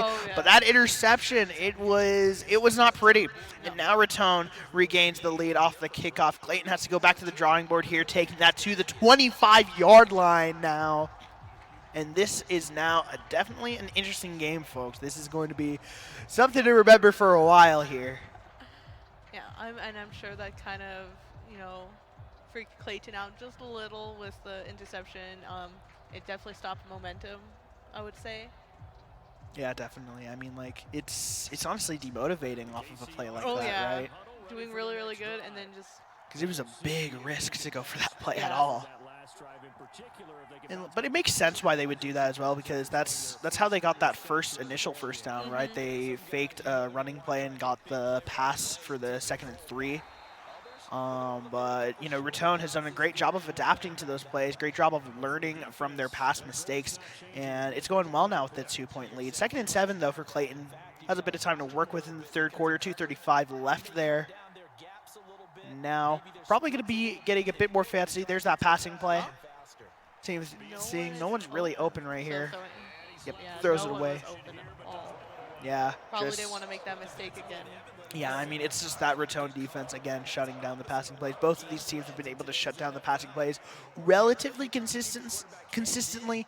But I would say that Clayton might have a bit of an advantage in that, right? Yeah. Because you've seen a bit more air scoring plays coming out from Clayton so far. Raton, though, able to get a good play here, good defensive strategy set up. Trying to go for the pass, has someone a little bit up on the right, a bit too fast though, and now 4th and 7 for Clayton. A bit awkward, honestly, for their situation because they still are at their own 28, right? Realistically, you would probably see someone just give the ball, go for the kickoff, right? Just give the ball to the other team in normal football. But because there's only so much time in this game, that's not really an option here for Clayton. And see if we can find a run here, though, maybe. It looks like it is going to be a run. You have some space maybe towards that right side. Try to force them that way, but it's going to be a passing play instead. Now, another risky play coming out again. It was no connection, but not an interception, so I guess it's not necessarily a loss. no. It was very much a mixed bag because both were there at the same time. Both had their hands on it, and yeah, it was anyone's game, and no one got it. Yeah. Being at that Raton 28 now is with the great. possession. Yeah, great for Raton. Yeah, and you were on the if they were on the 4th as well, 4th down. I completely didn't notice that. That was a really, really strange play, actually, now that you're thinking about it, going for the pass. You'd want to go for the red there, right? Just because in the worst situation where you don't get the first down, at least you're not going to be so close to your own end zone. And now Raton is going to be pushing odds set up pretty well right here at Clayton's 25-yard line. Going for the run. A little bit of a juke out, but it doesn't work out necessarily. 3rd and 3 for Raton. No strangers in the situation yet. Oh, for sure.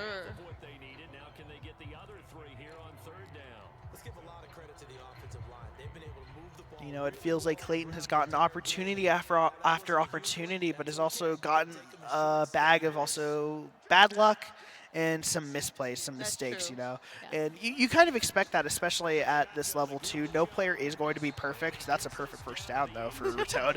No player is going to definitely be perfect, but there are plays that you do need to be consistent on. You do need to be aware of. You also need to be aware of your own weaknesses, and I think Raton has done a good job of understanding that. They understand that that passing opportunity isn't necessarily always there for them, but the run game has worked pretty well, and eventually, if you just have trust in it, have confidence, you're going to get those first downs. It might just take a while. 2nd and 5, though, here for Raton on the 12-yard line. And it's 4th quarter now, too. Yeah, and looks like a scoring opportunity. You go up here, right? You're going to be going up by at least 8 points, maybe even more. Go for 10, which is a multiple score difference, and that's a bad situation for Clayton.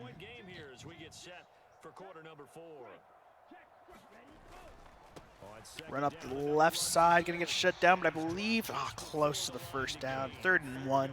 Not a bad situation at all for Raton. Just got to run it up, and now you have some time to work with as well.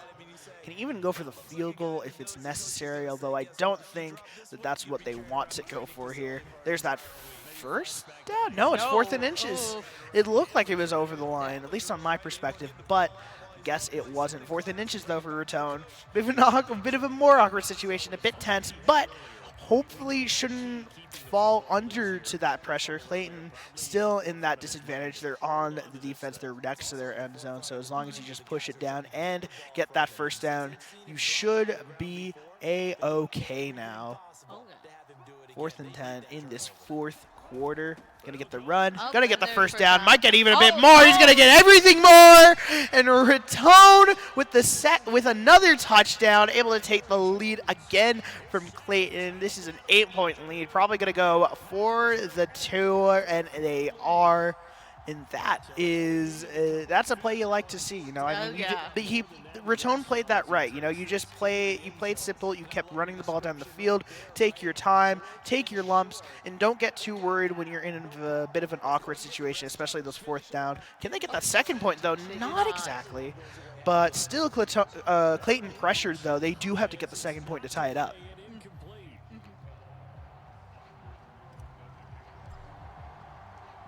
Let's see how this one goes. It's going to be a kickoff for Clayton, for Clayton, sorry. Takes that to their 25-yard line. Seems about right, but 3:40 left in the fourth quarter.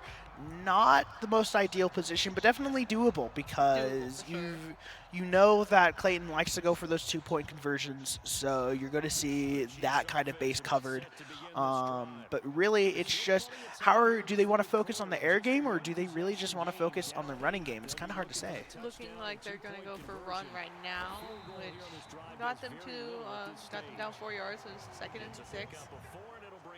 I would say because their running has been better, for sure, I would say I would continue doing the run game, but that doesn't mean Raton hasn't adapted to those run games either.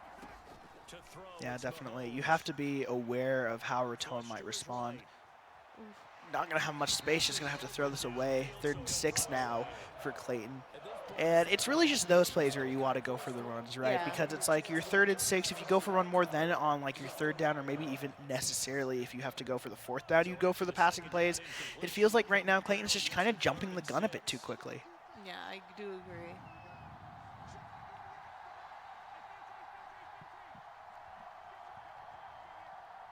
Now 3rd and 6 in this position. Clayton need to find a bit of a decent response here, hopefully. Going to be going for that passing play. They're going to need to go all in right here, and it's intercepted again by Raton, and Raton has it, and it's a free touchdown again, and now that is perfect defense right there. That was amazing defense. That was a phenomenal interception, so Raton has 2 interceptions under their belt.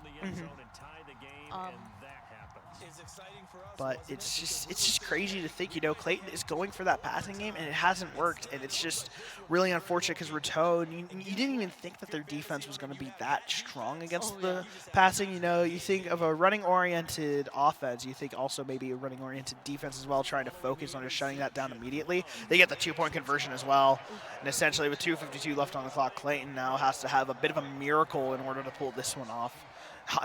Not a great position, but hopefully be able to come back here. Trying to figure out what they're going to try to do so far.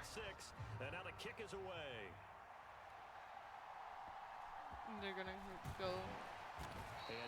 Probably was not most ideal. They lost the 4 yards instead of taking the knee, but it could work out for them still. Could work out, but they do need to figure out that running play now. They basically do need, There it is, yep. You have to start working at it. And now it's working out well for them. They get a bit more off of that 1st and 10. Now towards the 38 on their own side. Pushing down quickly, don't have a lot of time to work with. We're near the 2-minute warning here in this 4th quarter. It's going to be a run, actually a fake. Tries to pass that, no one's open though, has to give that away. 2nd and 10 now for Clayton, trying to push down the field. They know they don't have a lot of time. They are under an immense amount of pressure here. This is for their final spot. If they lose this game, that is Raton's victory as state champions here. That's a shutdown off of the run as well, 3rd and 6, and we're at the 2-minute warning now for Clayton versus Raton. 3rd and 6. This is where I would say you might want to utilize that passing play. Because Raton's going to be confident. Getting it down the field fast. But they're going to be confident for a good reason. Immediate shutdown. 4th and 4, you have to go for it. You don't have any other option right now. And they're going to do just that. 4th and 4 here for Clayton on their own 43. Going to be passing play to the left, has to die for it though. 1st and 10. Decent situation still for Clayton, but not necessarily ideal. They'd have to do this a 2nd time as well. And I doubt that Raton would ever give them that time. I'm sure if Raton gets the ball again, they just run down the clock, right? Pretty much. Yeah, essentially. Flag on the field, though. The delay of game coming out from Clayton. Now 1st and 15. Yeah, and it looks like Clayton is essentially about to raise up the white flag right here. Doesn't look like a winning position for them. 2nd and 10. First flag of the game. It was our first flag of the series. We didn't have one in game 1, which is honestly kind of crazy. I mean, I wouldn't expect too many flags to come into online football or video game football, but it's still interesting to see them come out. Having that aspect of the game. It's honestly really, really cool to have flag. Oh my goodness, that guy was zooming towards him. No, in the miss. the missed catch, and now Clayton. Oh, that's so unfortunate. That was set up perfectly, just missed it by a hair. It's unlucky, honestly. It You is. need that receiver to make that catch because, honestly, I think they have the touchdown if he makes the catch as well. Yeah, I think he would've. beats the defender. He And would've. it's so unlucky. But the clock is running down now, and this should, in theory, do it. It looks like they're going to be punting, which is about the right situation, just running down the clock, and that will do it. Raton High School will be able to take it. I don't believe they're going to be able to win. No. Throws it away, and there it is. Raton High School are your 2A state champions. And I mean, props to both teams. You know, they were adapting to each other so well. That game one was so neck and neck. It was. I think after Raton got that second touchdown in the second game of the series, that's when it kind of went downhill. Yeah. I think both teams played phenomenally. Still, though, it was really close. It was really intense. Yeah, and I mean, just Raton was playing the run game so well, right? It felt like they were able to convert like before that fourth down, and it was just a beautiful game playing from Raton. Clayton had some of those great passing plays, and they even had that breakout run, especially in that first half, and that was amazing to watch because no one expected it, right? But it just felt Raton was just playing a more solid game. They felt very regiment.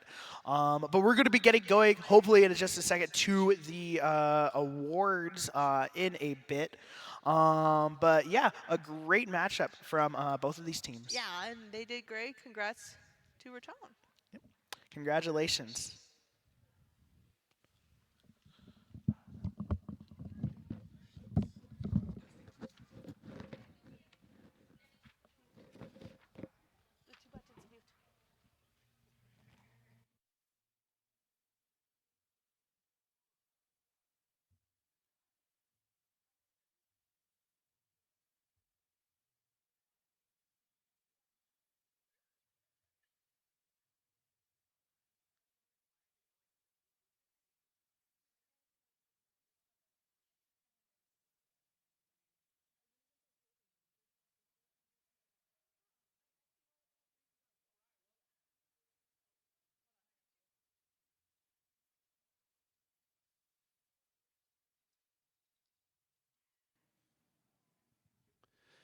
Welcome back to the 2024 NMAA State Esports Championships. We just wrapped up our Class A through 3A Madden NFL 24 tournament.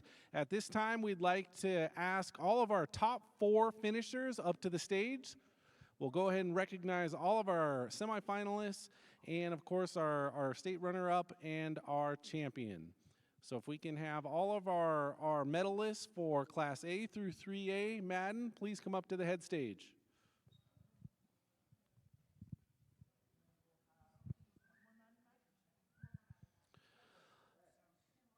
And in the Class A through 3A Madden State Championships, we have our 4th place finisher. We have Mario Alvarez from Raton High School.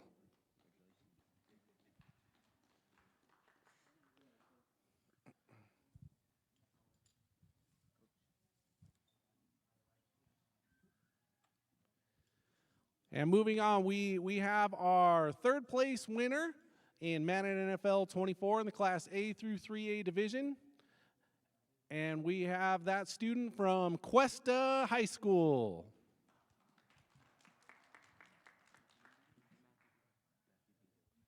And this is Matthew V. Hill from Cuesta High School. Congratulations on your 3rd place finish. Now moving on to our state runner-up and our state champion. We had a rematch from last year's Class A through 3A championship.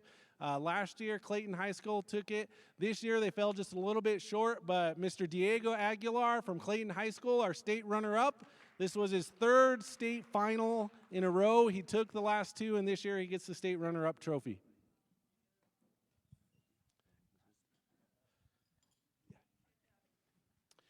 And finally, he took 2nd last year. This year, he's our state champion. From Raton High School, we have Elijah Kenny. Congratulations, Elijah.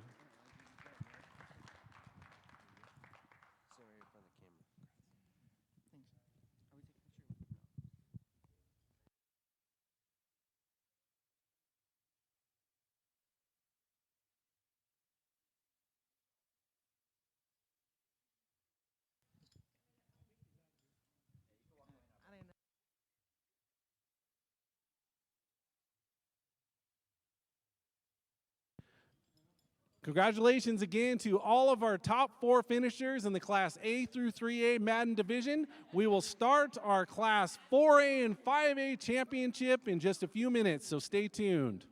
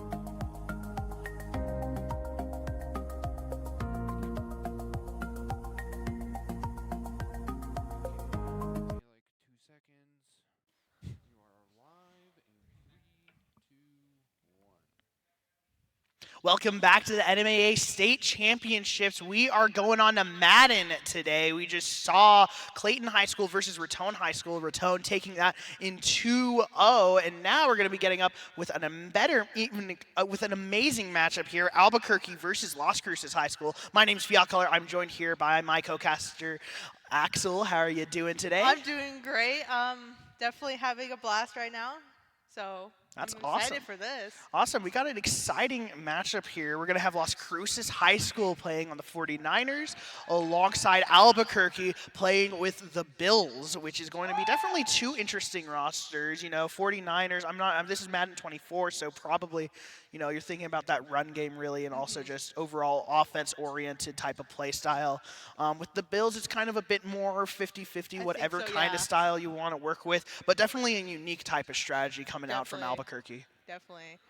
But yeah, definitely an amazing matchup here. We're getting those players set up in just a second, trying to get them into the lobby. But yeah, but let's talk a little bit about the match we saw just a little bit earlier. Raton versus I had the name Clayton. I was gonna say Carlton, but I was like, that doesn't sound right.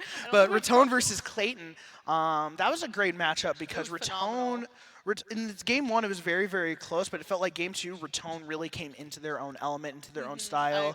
They understood how to play the run game against the Clayton defense, and they understood that Clayton was getting a bit antsy and that they wanted to go for those passing plays, and they were able to shut that down early. I expect to see probably a similar game one here as well, you know, a bit more of a slower, stalled-out game, both teams trying to figure out each other, but also I expect to see maybe a bit of a different strategy when it comes in how often we're seeing runs versus how often we're going to be seeing passing plays. You might see a bit more of a air-aggressive passing play coming out from Las Cruces, who are on the 49ers, as opposed to the Bills. I would think so as well. I would especially love to see more passing plays, that's for sure. It's super exciting. So I am just... I mean, it's going to be really exciting to see like these two different types of teams play, right? Because it's going to be a very unique, different game. It's going to be different than what we saw between Raton and Clayton because those teams, you know, you're seeing Kansas City versus Green Bay, right? Very, very run-oriented plays. Although Kansas City having, you know, you have Patrick Mahomes, you have some receivers on that, but it didn't work out well for them either. Because Raton was able to play the defense very well. But we're going to be moving into this game matchup. Make some noise. Las Cruces High School versus Albuquerque High. Let's get into it. And immediately we're going to see Las Cruces going off for, or not Las Cruces, I'm sorry. We're going to be seeing Albuquerque, I believe, go for the possession now. Or am I crazy? I thought we had Las Cruces on Buffalo. I might be crazy. I think... There we go. All right. Las Cruces on a Buffalo right here, right now. And now it's Albuquerque High with the response. Going off for that run with McCafferty. Going to get 6 yards here on their own 31, 2nd and 4. Okay. Not a bad start, for sure. Definitely not at all. Both of these teams still just trying to feel it out. It's the first quarter. You don't got to get bit that antsy so far. Just some running plays. Been pretty much the average. Yeah, you got the first down coming out for Albuquerque High immediately. Good little plays, just playing that slow run game, which is what we've seen a lot in Madden. But generally speaking, it's been a great matchup.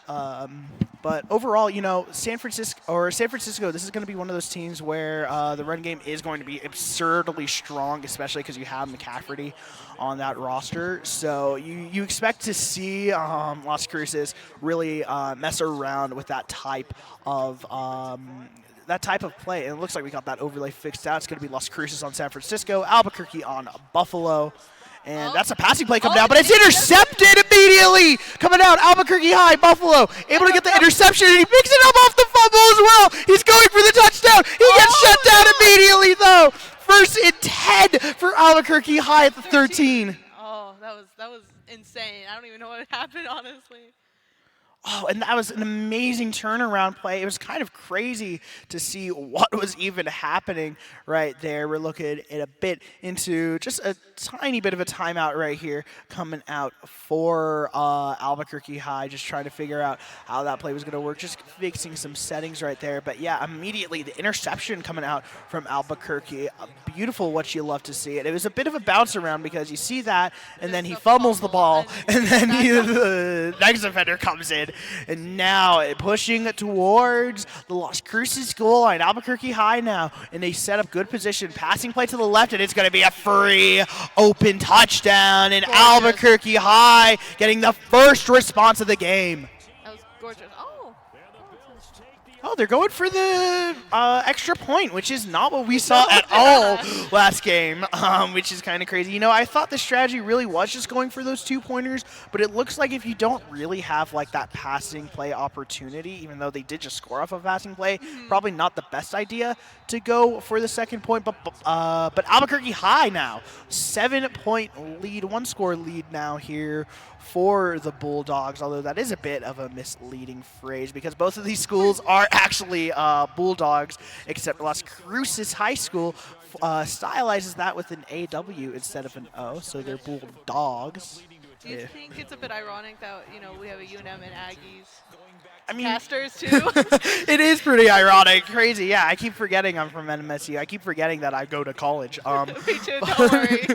But yeah, no, I mean, it's also cool because Las Cruces right now in their full record. That's an amazing run, actually. Yeah, they got about.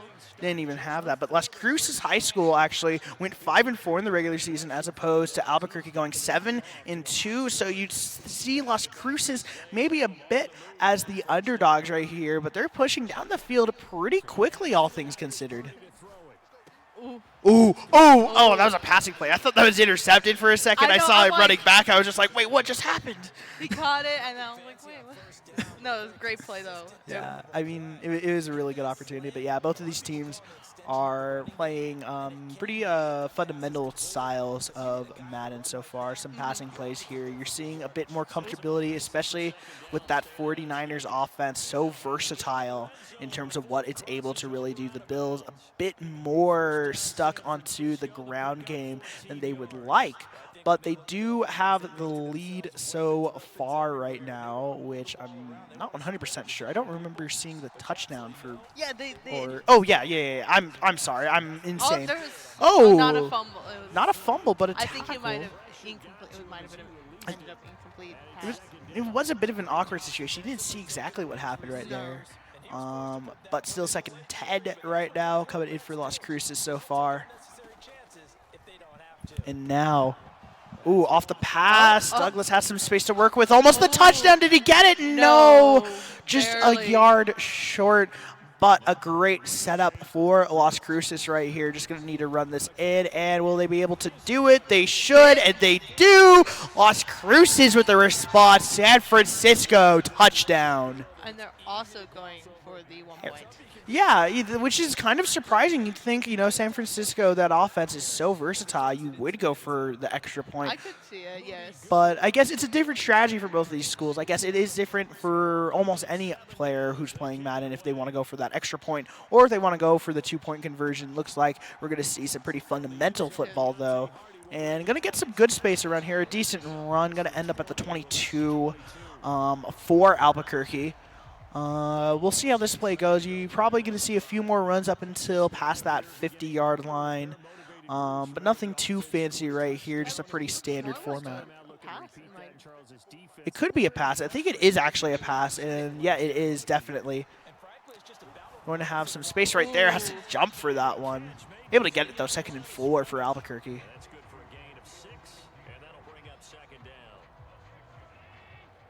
Now again. Have the opportunity to find something. It's going to be a throw. It's going to be a run, actually, now. And there's the first down. Gets the first down there for Albuquerque at the 33-yard line now. Only a few seconds left of this first quarter. Nothing to be too worried about. That's a great run coming out. 2nd and 6 on the 38, and now we're going into the second quarter here. Albuquerque taking possession of the ball still.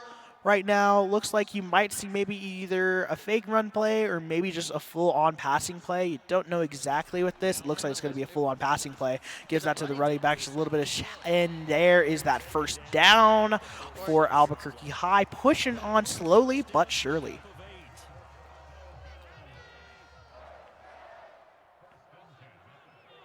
Opportunities now again. It's going to be a run going on to the right side. Shut down immediately, though, by Las Cruces. Lost a yard. Loss of a yard as well. That's going to be 2nd and 11 for Albuquerque High at the 45-yard line right now.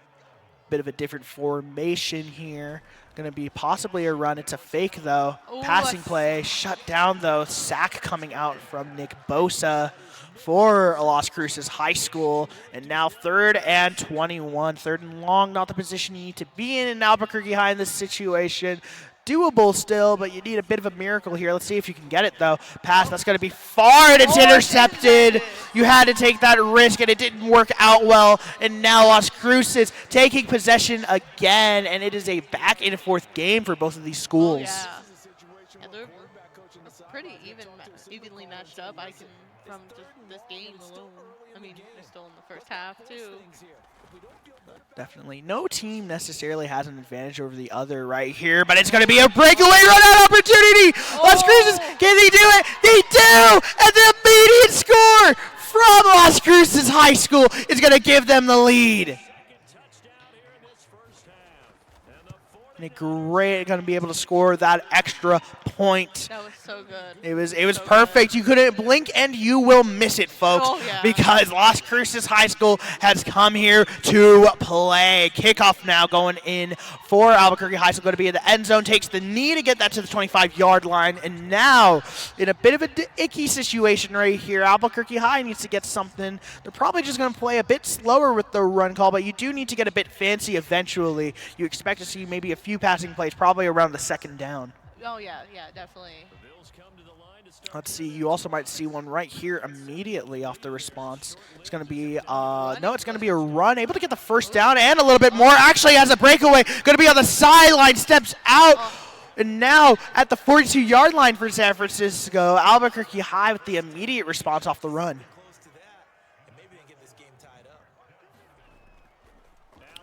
Fake now coming out, passing play for Albuquerque. Just going to take the time, takes the sack, which is, you know what?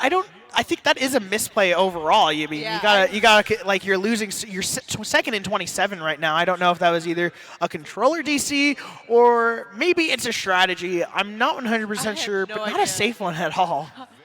I can't find a good reason for it, but it could have been. You're going for the fake. You get the catch, but you miss it, and now you're 3rd and long, and now you're still really, really confused from that play from Albuquerque High School, just letting you take the sack. You would expect even just throwing it away would have been better too, right? Because now you're just so far from that first down. It's going to be an odd opportunity, taking the 2nd time out in the 2nd quarter, or first time out actually, or is it? No, it's the first. It's the first time out for Buffalo so far. And a decent opportunity. We might have, it looks like we're having some technical issues right now here coming out from the side. We will get that resolved as soon as we are able to. But right now, Las Cruces High School has the lead against Albuquerque. Albuquerque playing for Buffalo. Las Cruces playing San Francisco 49ers right here. And now we're going to be hopefully seeing still a bit of that regimented Madden gameplay, you know, just playing those simple runs, playing just very, very safe, very, very conservative for both of these teams. Neither of these teams so far have gone too far into the air. You see San Francisco, Brock Purdy has about 34 yards, 60% completion rate compared to Josh Allen, only 27 yards, but has the touchdown of the passing play. You know, that's been the strength of Buffalo so far in this. But overall, you know, San Francisco, Las Cruces High School is looking very, very regimented, very, very strong in this entire situation. And but yeah, we are working as hard as we can to get this side of our production getting on, a bit of technical difficulties is inevitable at any LAN tournament, but you just got to take your punches, and we'll get that back here soon, hopefully. But both of these teams still going on. But let's talk a little bit about their overall records. As I mentioned, though, Las Cruces High School, a bit of the underdogs in this situation, going to be a 5-4 in the regular season. That's going to be played by Aiden Talavera, who is an 11th grader who also plays varsity football for La Cueva High School. But let's take a little look here now as well at the Albuquerque High School roster. There are the Bulldogs as well, as we mentioned. They went 7-2 in the regular varsity season this year. And that's going to be rostered by Ermias Stauber, who is a freshman here for Albuquerque High School, which is really awesome to see, seeing that fresh new talent, those freshmen coming in and showing that they're able to make playoffs, able to make a big blast in the esports scene. It's always awesome to see. And so very excited for both of these rosters, very excited for both of the future for both of these Mountains teams. Definitely some of the best we have here in New Mexico right now. But overall, right, both of these teams still haven't gotten – it's still the first half of this game, right? And I believe and then Albuquerque, was in that bit of a position. We're going to go to a quick break right now, but we will get back to you in just a minute. Don't go anywhere.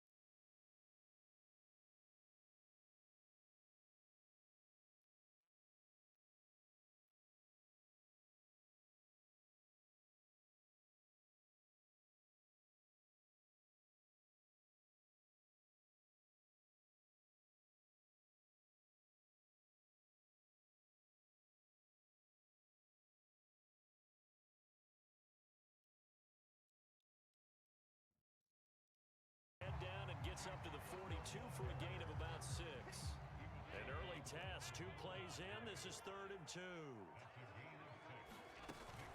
They'll run it. Here's Cook. And a pretty good burst there as he'll get this across midfield and down to the 46. 11 yards and a Buffalo first down.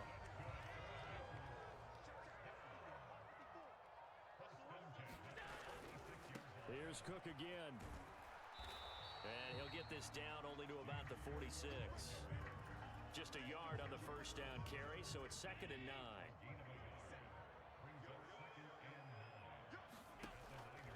Up the middle, it's Cook. Give him 6 yards on the carry. It's going to be 3rd and 3 now. I think we can safely say that those types of plays are the backbone of this offense. We know not every run's going to be a big hitter, but you know they'll take that type of result on each and every attempt. And oh, he's just going to be short here, barely. Maybe by a half a foot. It'll be 4th and inches. Some of the most unselfish players on any football team, defensive tackles, because we ask them to just eat up blocks and allow other people to make tackles. But when he can make a play himself, as we just saw there, that's a big day. And on 4th down, they come up and take the knee. And that could be a major momentum swing here early. Because the defense stopped them. How great is that? They go for it on the first drive of the game. They're the ones trying to establish something, trying to assert a little dominance. And guess what? You turn it back on them and give the ball to your own offense. I agree with you. It could change momentum in a big way. And now they'll take a knee here. And my partner now is speechless, and so am I.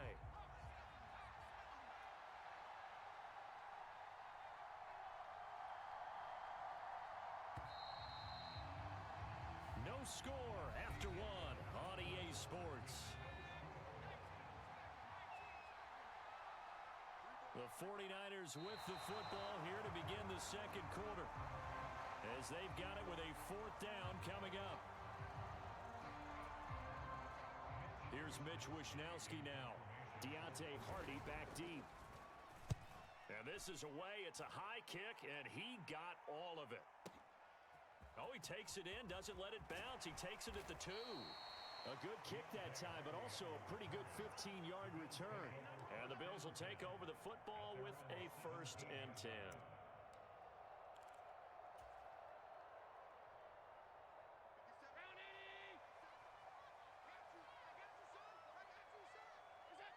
And they take a knee.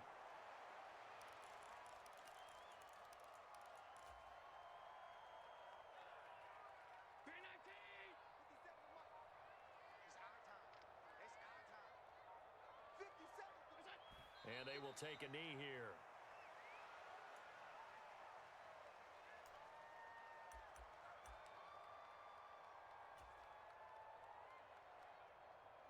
So time to start going in the other direction as they come up now 3rd and long. Allen now looks to throw. Over the middle, and there's a diving catch. Needed 13, they got 14 on 3rd down.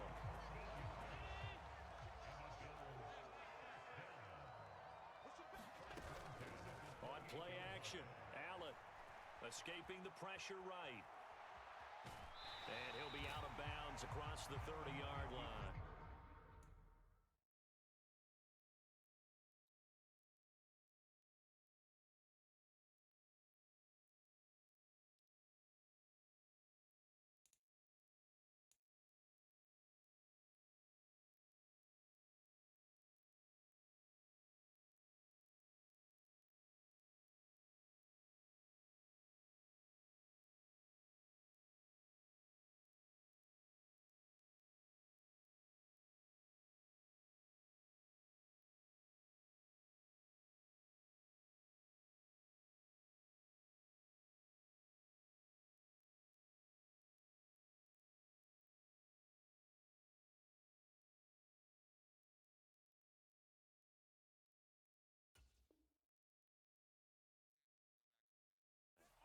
He'll get 5 out of the scramble. It's 2nd down.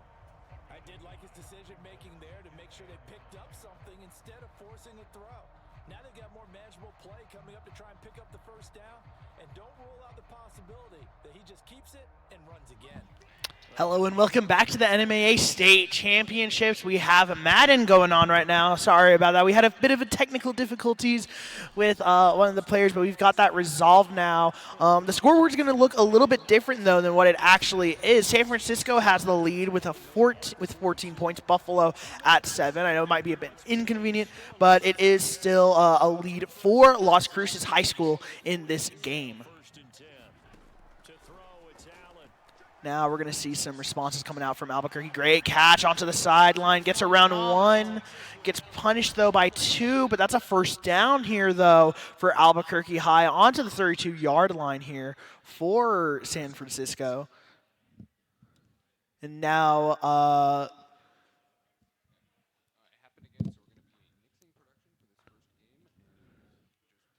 and then we are still having a bit of technical difficulties. Very, very sorry about that, folks.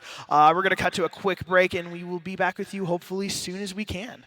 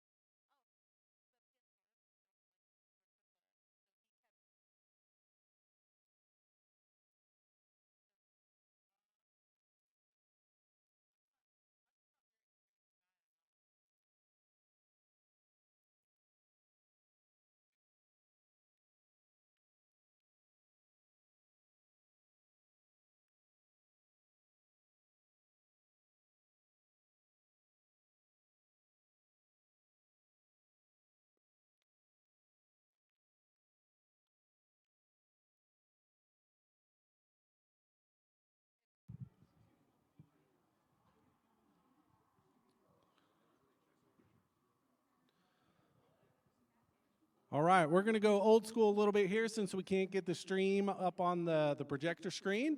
But with 54 seconds to go in the second quarter, it's now a tie ball game, 14-14. We have Albuquerque High just kicked off to Las Cruces, and it'll be a touchback. They'll start on their own 25-yard line.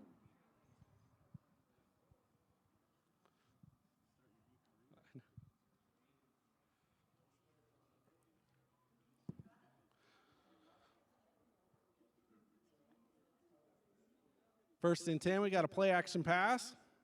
Rolls right, throws deep. He's got a man, it's Brandon Ayuk. He's to the 5, and that's a touchdown.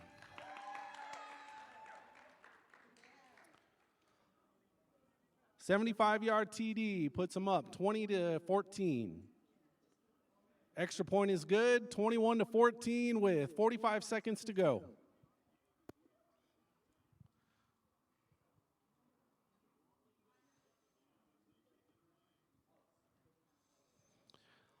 Ensuing kickoff, we have a touchback.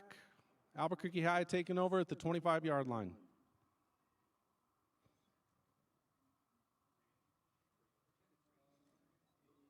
Out of the shotgun, we got a pass, complete. Another first down for Albuquerque High. They'll take over on their own 46.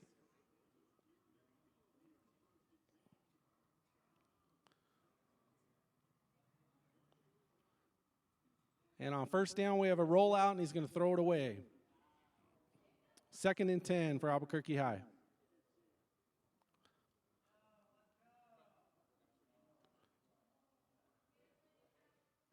Out of the shotgun again. We got a play action. Throws deep.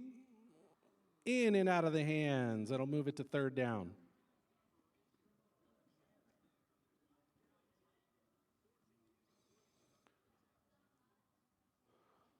Third and 10, here's the snap. Pass deep to the right again, and it's tipped and intercepted. Las Cruces will take over near midfield. 22 seconds to go in the second quarter.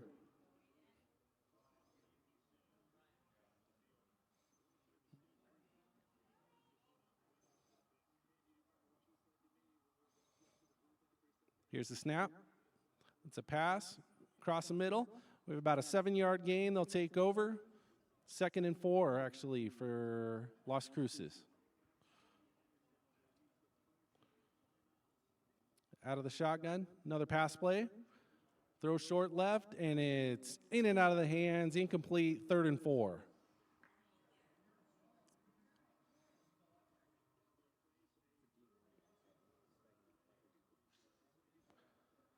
Out of the shotgun. Here's the snap. Throws in the flat. McCaffrey. He'll gain a couple on the play. That'll bring up 4th and 2.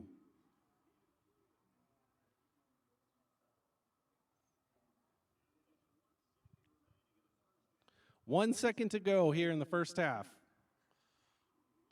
Trying a lengthy field goal. Here's the snap. It's up. It's off the crossbar and no good. Oh, it went through? Oh, it went in. It did hit the crossbar, right? Off the crossbar and in.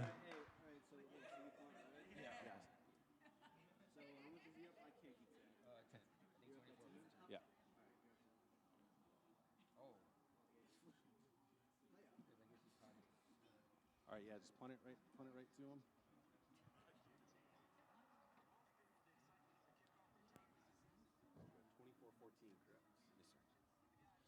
All right, as we start the second half, we have Las Cruces up 24-14. Albuquerque High will get the ball.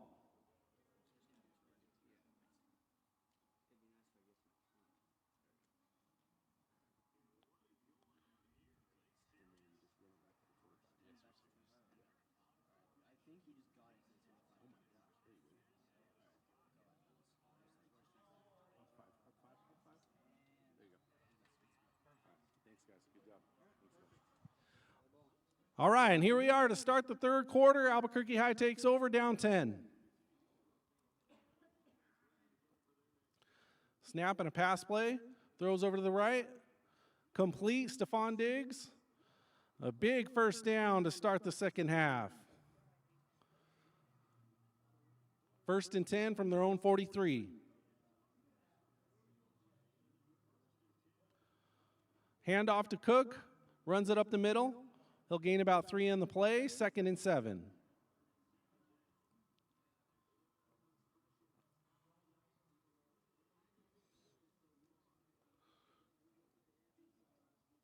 Out of the shotgun, here's the snap. Lots of time, throws deep, and it's intercepted at the 5-yard line. Las Cruces takes over on the 5-yard line.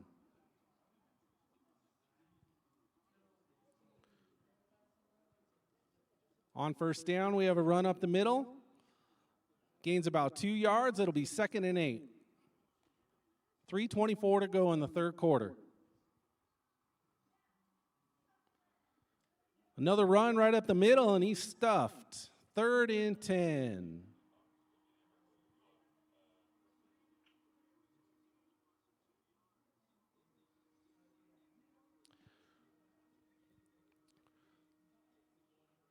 Third and 10 from their own 4-yard line. Out of the shotgun. Throws right over the middle. It's complete. Ayuk with about an 11-yard gain for a first down.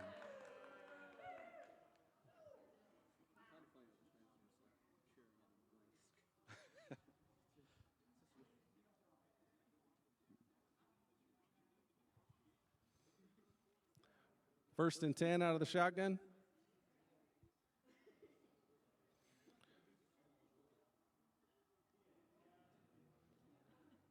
We got a run to the left side. McCaffrey for about 2 yards. It'll be actually 4 yards, 2nd and 6.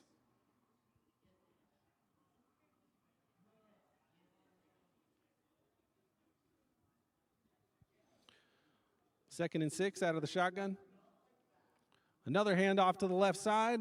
McCaffrey tackled after about a 3-yard gain. It'll be 3rd and 3.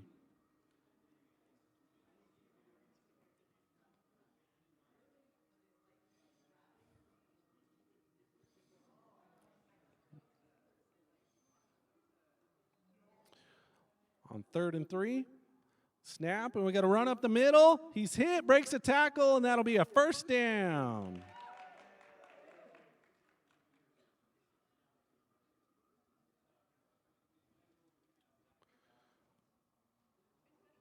On 1st and 10 out of the shotgun. Hand off to McCaffrey again up the middle. He breaks loose, and he's going. He's to the 40. He's out the 30 and tackled out of bounds. 1st and 10 on the 28-yard line.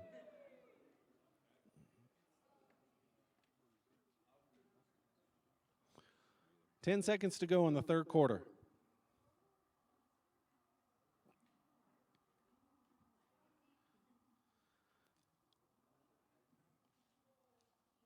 And that'll do it for the third quarter. It is now Las Cruces 24 and Albuquerque High 14. 5 minutes to play.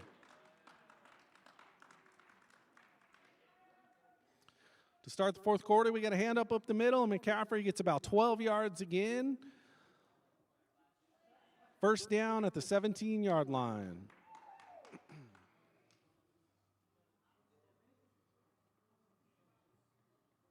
Out of the shotgun, we got a handoff to McCaffrey. He's going, he's to the 5. Tackled at the 5-yard line. We'll have 1st and goal.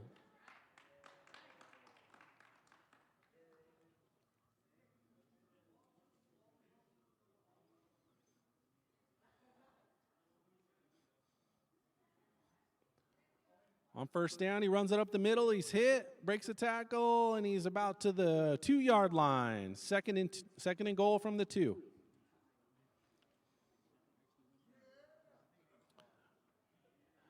Three minutes and 25 seconds to go.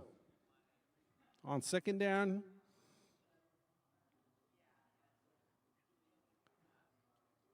Here's the snap. We got to run up the middle, and he's going to get into the end zone for the touchdown.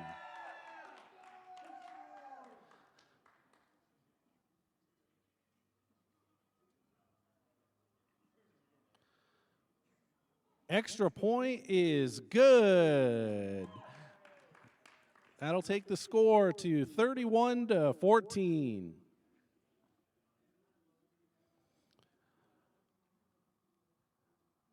Kickoff, and he'll take it out of the end zone.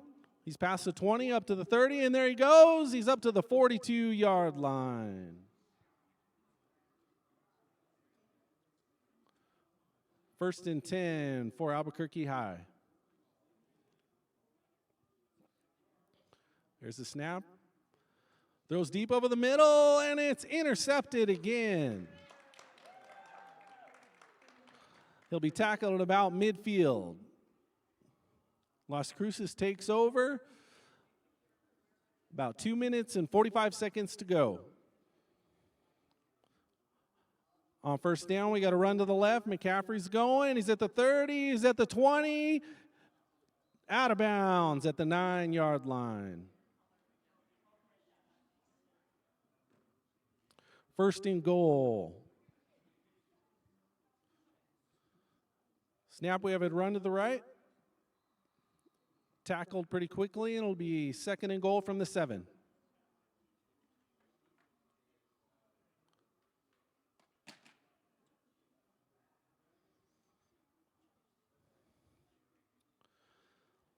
That'll take us to the 2-minute warning. Las Cruces up 31-14.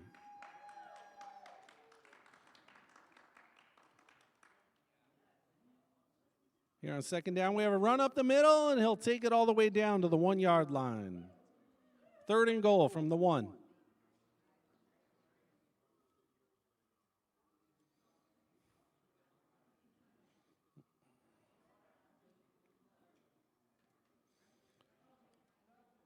Handoff up the middle, and he's stuffed. It'll be fourth and goal from the 1-yard line.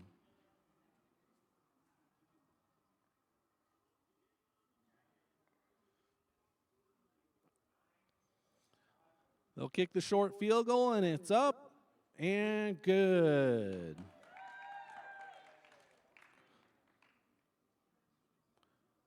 That'll take the score to 34-14 with just about 1 minute to play. Kickoff is taken out of the end zone, out to about the 26-yard line.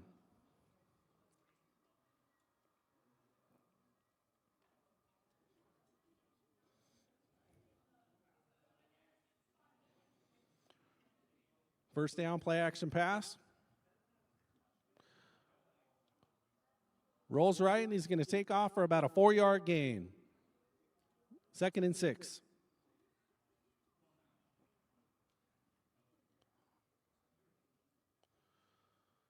Quick pass to the left, and it's caught.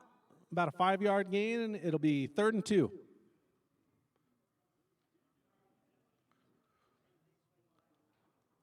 Hurry up offense and a pass to the left, incomplete. 4th down. 33 seconds to play.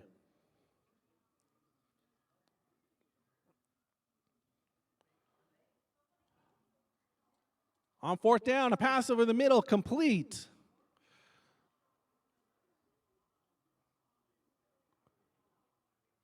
Hurry up offense, play action pass. Throws deep, and it's intercepted. Las Cruces will take over with 7 seconds left to play.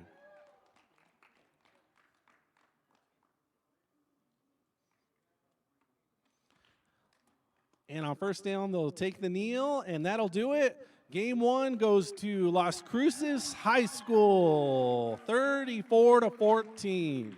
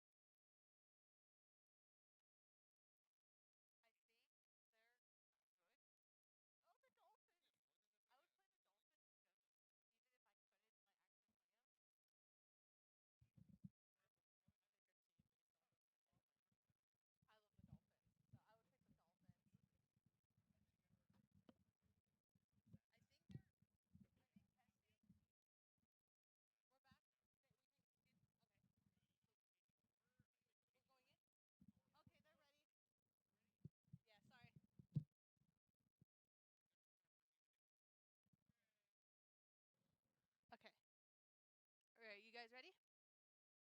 All right. 3, 2, 1. Hello, everybody, and welcome back to the NMAA 2024 Esports Championships. I'm Dieter. With me on this cast, I am Fiat Color. All right, so we are getting into game number 2 here of Las Cruces High School versus Albuquerque High School. Las Cruces won game 1 playing the 49ers 34-14. So here we're going to have to see if Albuquerque High School are going to be able to bring this one back. It is a 3-game series. So we'll have to see if they will go all the way. And it looks like we are going to see San Francisco versus Buffalo once again. Exactly. I mean, one of the strengths with the San Francisco roster definitely has to be its versatility on offense.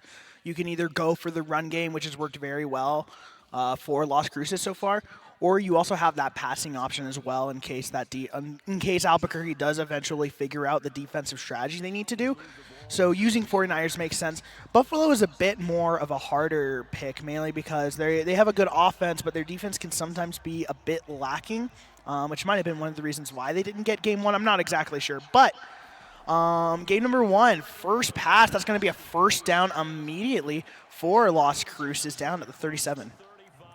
Let's see what they're going to be able to do here. Of course, we weren't able to see game number 1. There were some technical difficulties that we were able to resolve here. Going into game number 2, Brock Purdy here, the quarterback for the 49ers. And they're stopped. That looks like it's going to be gain of 1 after that first down.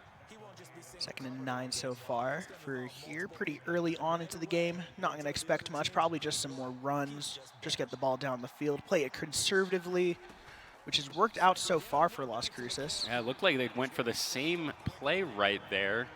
So that's what it looked like on the field. Not able to get much on the second go. That was another 1-yard pickup. See what they want to do here. 3rd and 8. On that passing play, good opportunity. Sees him Gets it. left. Going to be stalled out right there, though, at 45-yard line right there. Yeah, pretty good throw right there, just going down the field. Just like we want to see. We do really want to see Albuquerque put up a defense right here, get that 4th down, force the punt, or if Las Cruces gets a little bit further down, maybe force that field goal. Now, in the position right now, Albuquerque just trying to force Las Cruces to make a play, but that's not the play they wanted. McCafferty up the middle gets the pass and a bit more, first down at the 30-yard line towards the Buffalo end zone. And now Las Cruces slowly pressing towards this end zone right here.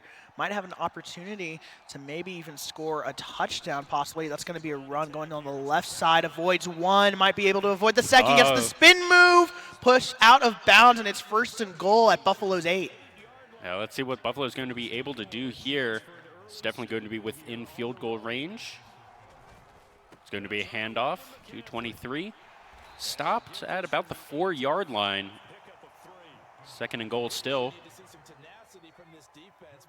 Opportunity now still opening up here for Las Cruces. They are going to go for the run again. Has space, has are the they time, gonna get it? Gets it. Touchdown for San Francisco. That's going to be Las Cruces. Immediate response, going for the extra point as well. Are they going to be able to get it? Yes, they are, and Right they take the down the lead by middle. 7.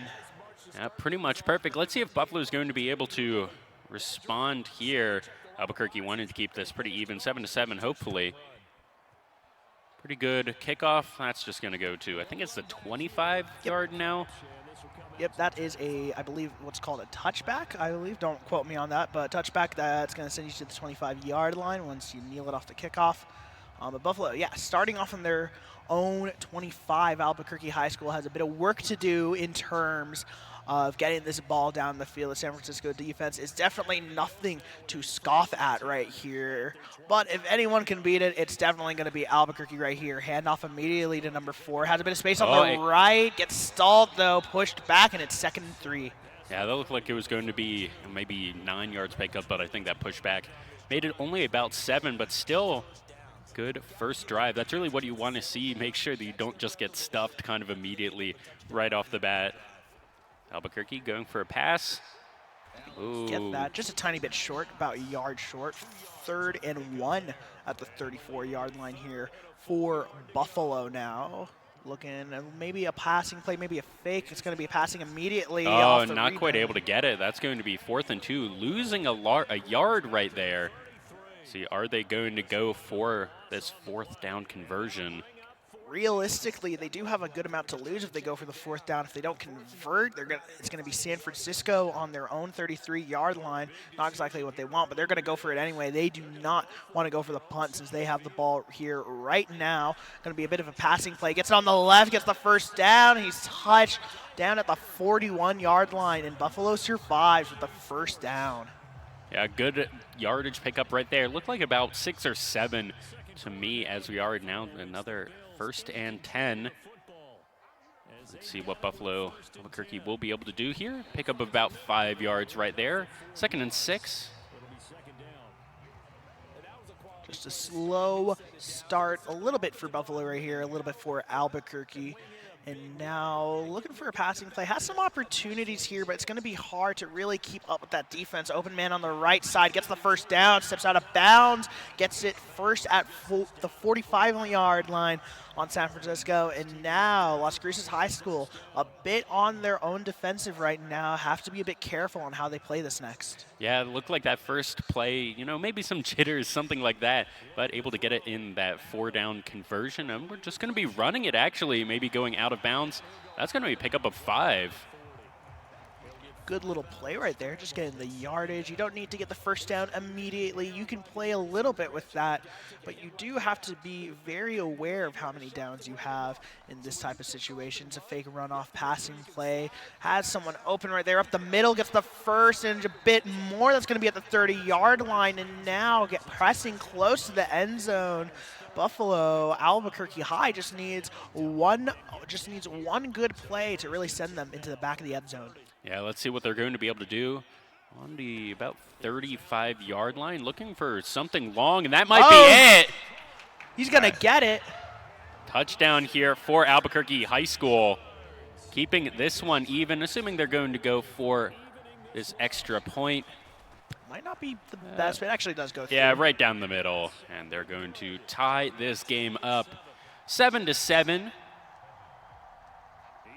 Pretty decent kickoff right there. Pretty close game so far. Both teams having close to identical strategies. That's just going to be a touchback to the 25-yard line for Las Cruces High School right now.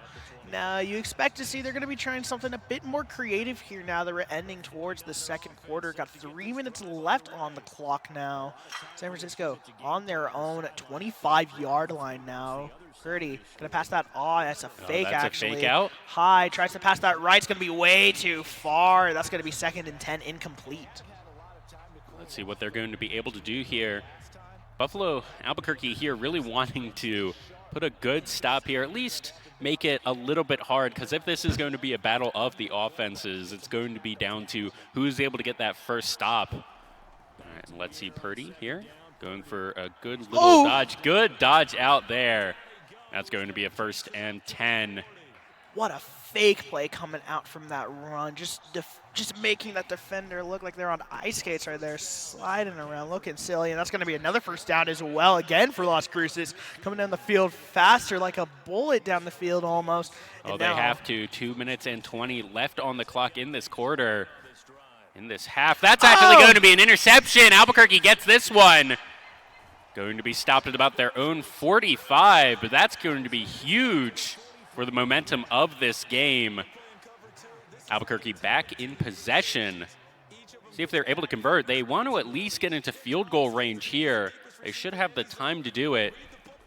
That's that recovery you needed from Albuquerque. That interception is going to be able to set you up at least to run down this clock in the 2nd half, not allowing Las Cruces High School to get any more time onto that field. 2-minute warning here in the 2nd quarter of this game. 2nd and 6 here now for Albuquerque on their 47-yard line off the interception. Going to look possibly for a bit of a running play. It is. It's going to be Alvin Cook on the right side. Gets the 1st down and one more on the 45. 1st and 10.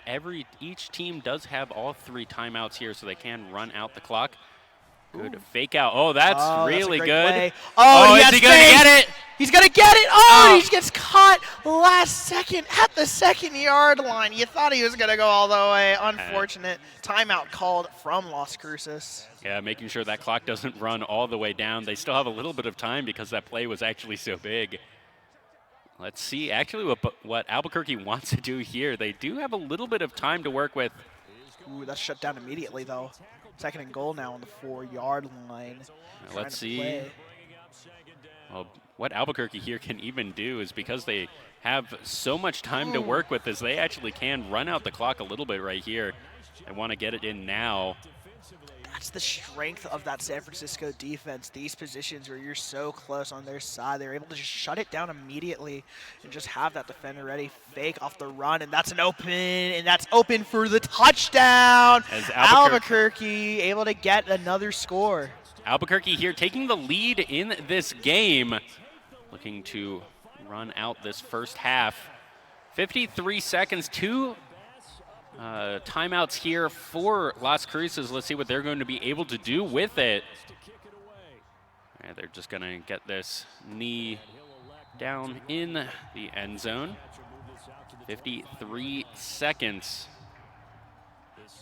Ideally, you just want to push towards the field goal line, maybe get a field goal in this time. 53 seconds isn't a lot to work with, but in Madden, still definitely enough time to score a touchdown drive. That's a pass nearly intercepted, but it's caught immediately by 85, and that's a timeout coming again from Las Cruces High School. And now 46 seconds left on the clock on the 40-yard line. They have an opportunity to push this down the field. Yeah, that was a really big play. I didn't think that one was actually going to be called complete by the game, but it was. Let's see, going a little bit of a distance, going to be stopped immediately. The clock's still going to run down. That's going to be the last timeout here from Las Cruces. Albuquerque still has all 3 of them. I don't think that we're going to be seeing those timeouts, but we might.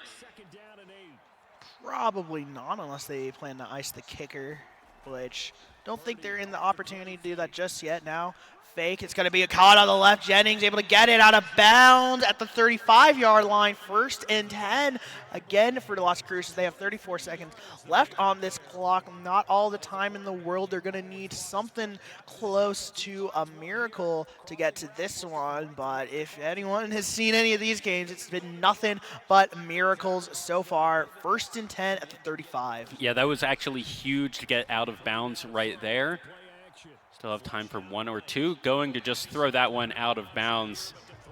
Stop the clock right there. 29 seconds, 2 and 10. Still all the time in the world here for Las Cruces.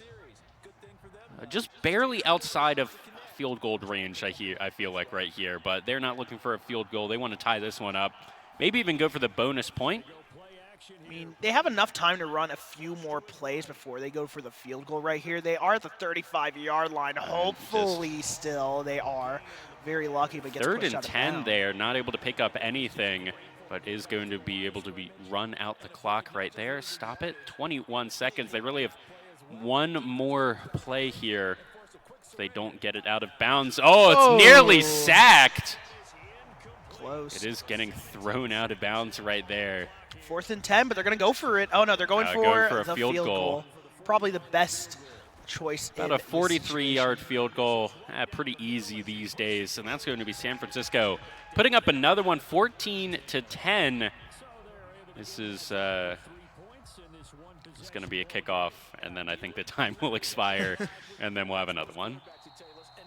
Going to take the knee right there. Probably the best play. Probably you're just going to see a running play maybe up the middle to get some time off, maybe get some space. Just really mess around and try to figure out that defense. There's that run on the right side. A lot of open space, actually, and that's going to be a 1st down and then some right there onto the 47-yard line. 7 seconds left. And that was a timeout there from Albuquerque. They're going for this. They have time for 2 short plays, maybe looking for maybe a field goal here. They've got to send it all right here. Let's see what they're going to be able to do. In the field, nothing's very comfortable right here. He's going to run it, but gets hit out of bounds. 1 second They have left. exactly 1 opportunity here. Let's see what they're going to be able to do with it. Field goal. Oh, they're going for the field goal. It's a long one. It's 65-yarder. Are they going to be able to make it? Oh, it might be good. Too short there. Unfortunate for Albuquerque, but they will come out still in this game. We go to halftime of this match. Kickoff from San Francisco, going to go to Albuquerque High from Las Cruces. Yep. It was a good try there by Albuquerque, not quite able to get anything, but with the 4-point lead, I think they're fairly comfortable either way. They really just wanted that extra 3 points, pad the stat, make it a touchdown game, which it still is, 4 points. Let's see what Albuquerque is going to be able to do, and that interception that we saw has so far been the biggest play of the game, and then being able to convert on that, getting that second touchdown for the Bills. Albuquerque High School. Albuquerque High School now still set up pretty decent here to take this game number 2, but it's not going to be stopped easy. Right there. 3rd and 7. Let's see what they want to do here from Albuquerque. A little bit of an opportunity here. They might go for a fake pass, trying to go for the run, but it looks like it's going to be a full-on pass anyway. A little bit of space to work here for Allen. He might even be able to run this one. Is he going to make it? I don't know. He does. 1st and 10 there, barely making it over the edge, but that counts. He's going to be able to make it now on their own 35-yard line. Albuquerque still pressing forward, not going to stop any of that momentum so far. 2nd and 7 now here in the 3rd quarter on their own 38 now. You're trying to see, hopefully, Albuquerque wanting to break out of that box. They haven't seen too much of that airplay working out for them. Las Cruces High School has done a great job of shutting that down so far. But realistically, Albuquerque still just needs to get the first down and play their game. Just play simple. I mean, this is what we were seeing in those first 2 drives from the 2 teams, and that's going to be really good. Cook picking that one up, number 4. But what we were seeing is this Albuquerque team is playing these, it's not first down, first down, first down. They're playing 1, 2, 3, 1, 2, 3, picking up 3-4 yards per play, getting big ones occasionally here. Murray might actually just run it in. That's going to be right on the 20-yard line, it looks like. Nearly almost getting a score. That's a bit scary here for Las Cruces High School. You don't want Albuquerque to take the scoring opportunity, put them up by 2 scores. But it's going to be double Cook who wants to do it anyway. Almost able to get past one, but gets the first down, and now it's 1st and goal for Albuquerque High. Yeah, wanting to make this one a 2-touchdown game if they can. But now about a minute left in this 3rd quarter.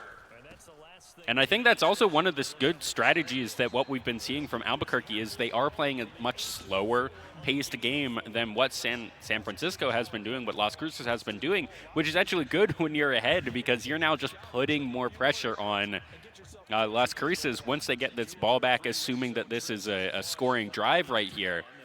San Francisco is going to have a couple of minutes here to see what they want to do with, but 6 timeouts. Still on the board, 3 for each team. So far, we're going to go into the 4th quarter here now. It's coming towards the end, 10 and 14.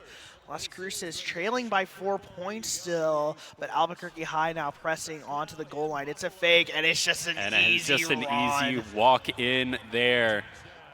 Don't even got to do much right there. Just catch the ball, and now they'll go up by 11 here, assuming they score the extra point, which they do. Yep, they do. Now it's going to be a 2-touchdown game for San Francisco. Las Cruces needs to do something here, have almost an entire quarter to do it. But I think also what you need to do if you're Albuquerque's, I'm not even sure if you throw the ball. You don't want to give up the interception. Yeah. You don't want to give up any sort of turnover here while you're ahead. Yeah, just play the ground game, honestly, if you're Albuquerque, right? Just run down that clock. Don't give San Francisco any of that space to really work with. Ooh, that's a run, but shut down immediately by Buffalo.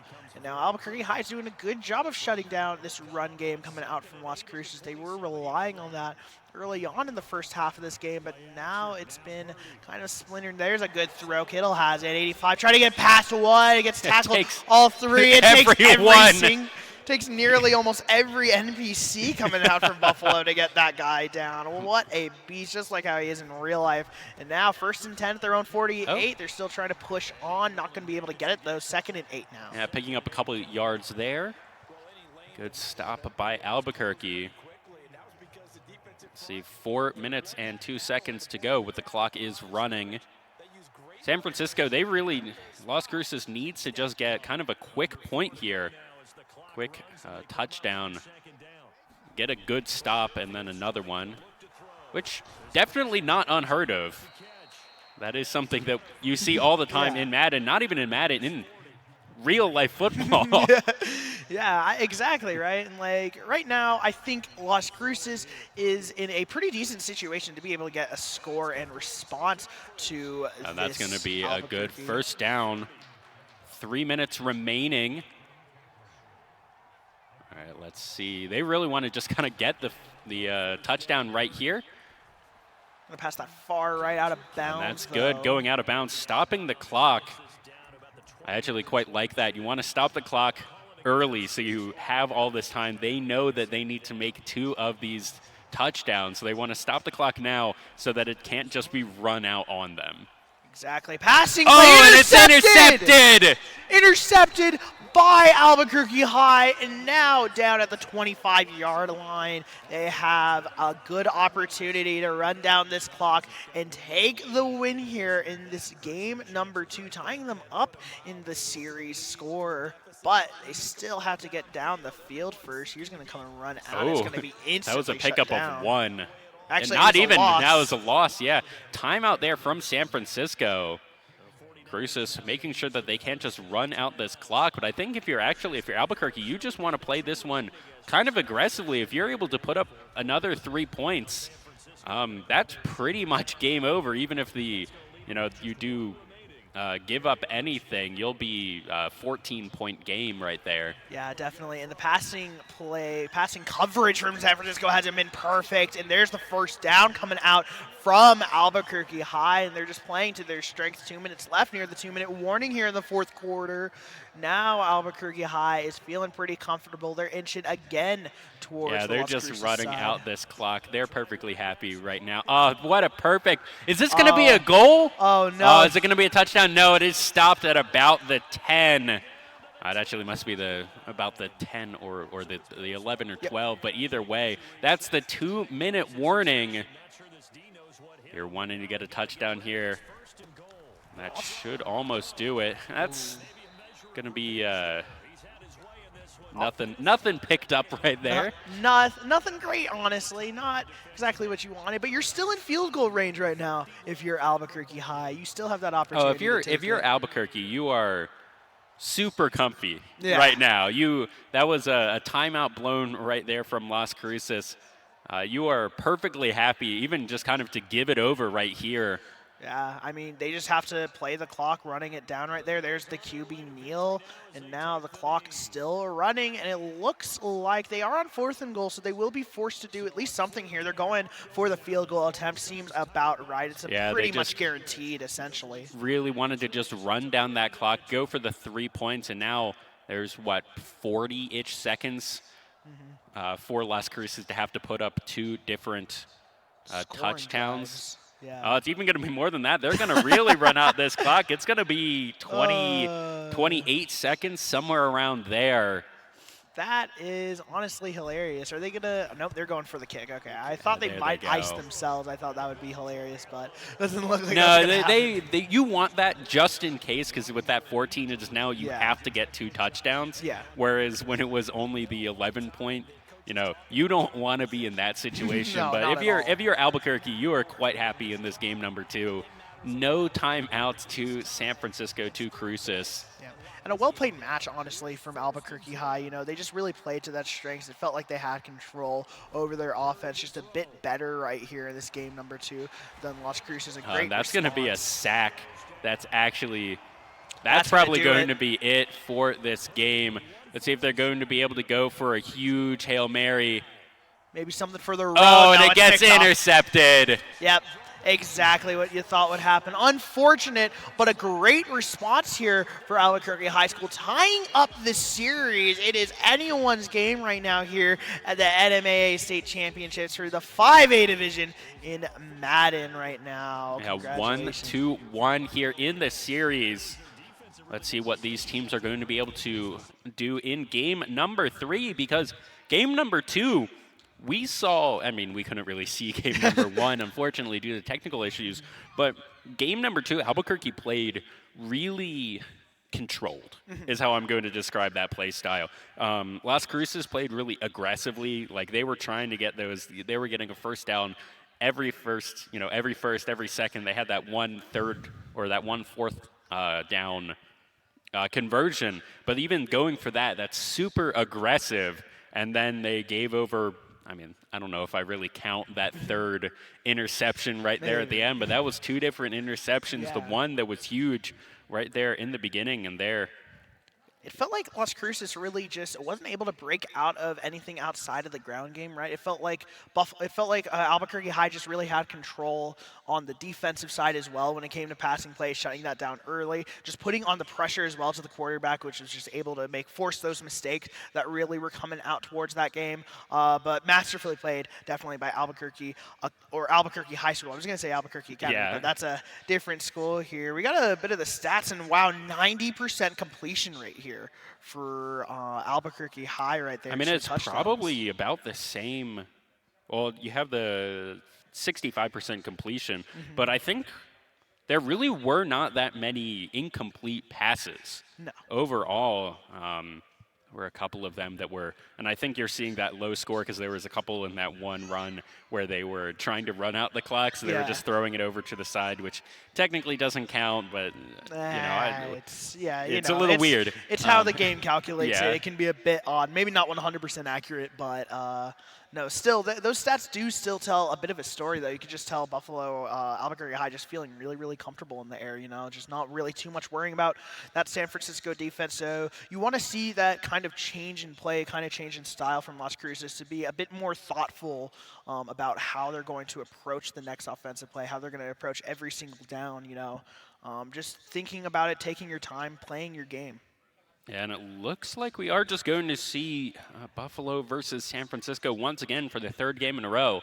I know last year we did see a couple of teams switch it up, but I also know that some of these players, they play one team, and that's all they do. Very similar to Smash, you usually have one character, and that's all you do. As we are getting into game number 3 here, Las Cruces High School versus Albuquerque High School, 1-1 in the championship finals here at the 2024 NMAA State Esports Championship Final. As we are getting this first kickoff, Las Cruces is going to be kicking it off, and Albuquerque is receiving. It is a rivalry as old as time, folks. Las Cruces versus Albuquerque. Who will take the gold? Who will go down in New Mexico esports history here? This is the matchup that will definitely define that in particular. And now, looking at getting the roster set up for both of these teams, you do want to be very methodical on who you're choosing, on who you want to play in certain positions, because this is the matchup to win. You don't have any other lives if you lose this next game. Yeah, let's see what they're going to be able to do. These are all just numbers on the screen to me. I don't really know what any of them mean. So that's the position, that's his rating. Those are the only numbers that matter.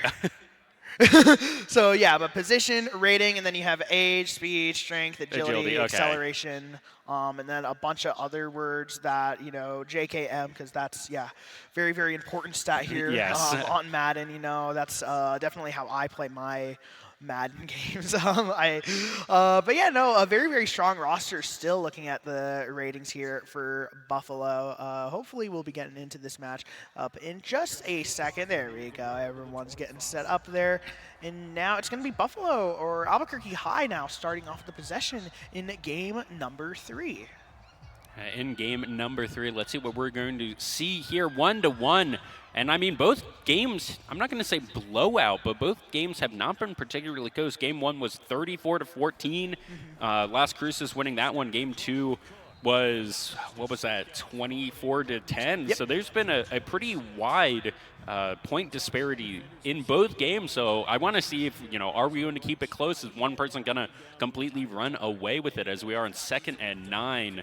Not much picked up on that first round, but now Albuquerque just kind of playing the same style that worked out for them in game number 2. Play that ground game, get a couple of yards here, a couple of yards there, get a good breakout play. Let's see. Oh, and that's going to be an interception right on that first run. Unfortunate, but Las Cruces with the immediate response on defense. It looked like you just passed it straight to him. You saw what they were going for. There was a man up the middle who had a bit of space right there, but just. Oh, I didn't see the catch animation. It looked like he only had it in one hand. I thought that's how the game wanted it. That's going to be a pretty good stop right there. 2nd and 10. Getting stuff down. You can see these plays are getting a bit antsy. These plays are being called pretty quickly. Everyone's going as soon as they can. And what a shutdown coming out from Miller here on the Albuquerque side. On Buffalo's 24-yard line, Las Cruces now pushing towards the end zone. Pretty good pickup right there. 3rd and 5. Let's see if this one's going to be able to be stopped. Albuquerque really wants to stop this one, just kind of pretend that interception didn't happen.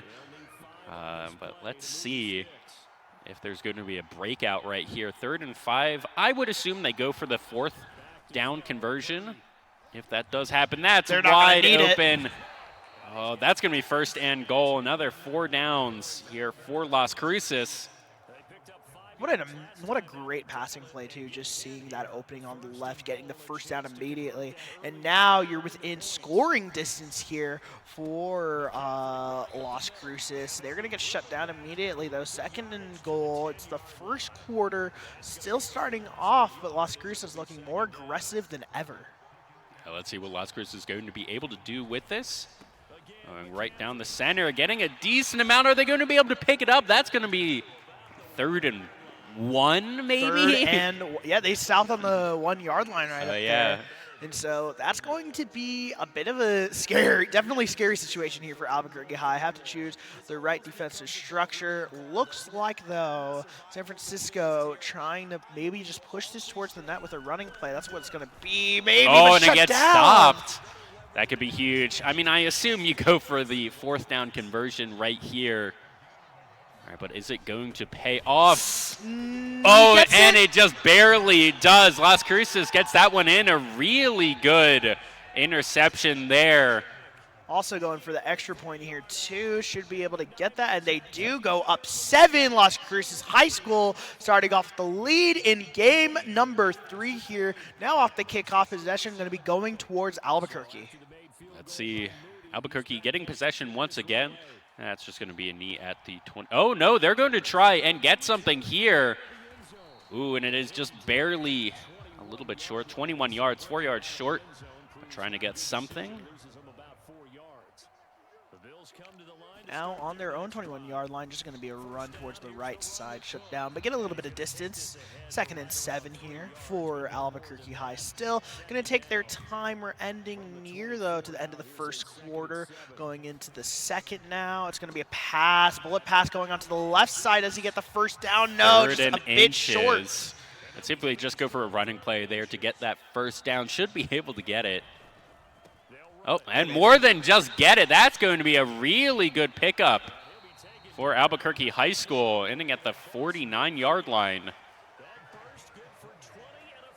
And now, as the end of the 1st quarter approaches, it is going to be Albuquerque with the possession here in game number 3 now, going to try and push this down the field further. Still stuck on the 49-yard line. Has a bit of an opportunity right here, but not going to be easy. Going for that run, going to be on the right again. Oh, how did he get through that? Oh, and he's still going? Wow, I can't believe he was still up. I was sure he got touched by that's going to be right a 1st and 10. Almost a crazy play coming out, but they do get the 1st down. And another good one. This passing play has just been, or not passing play, this handoff play to number 4 just has been working here for Albuquerque High School. Let's see if they just want to keep running it.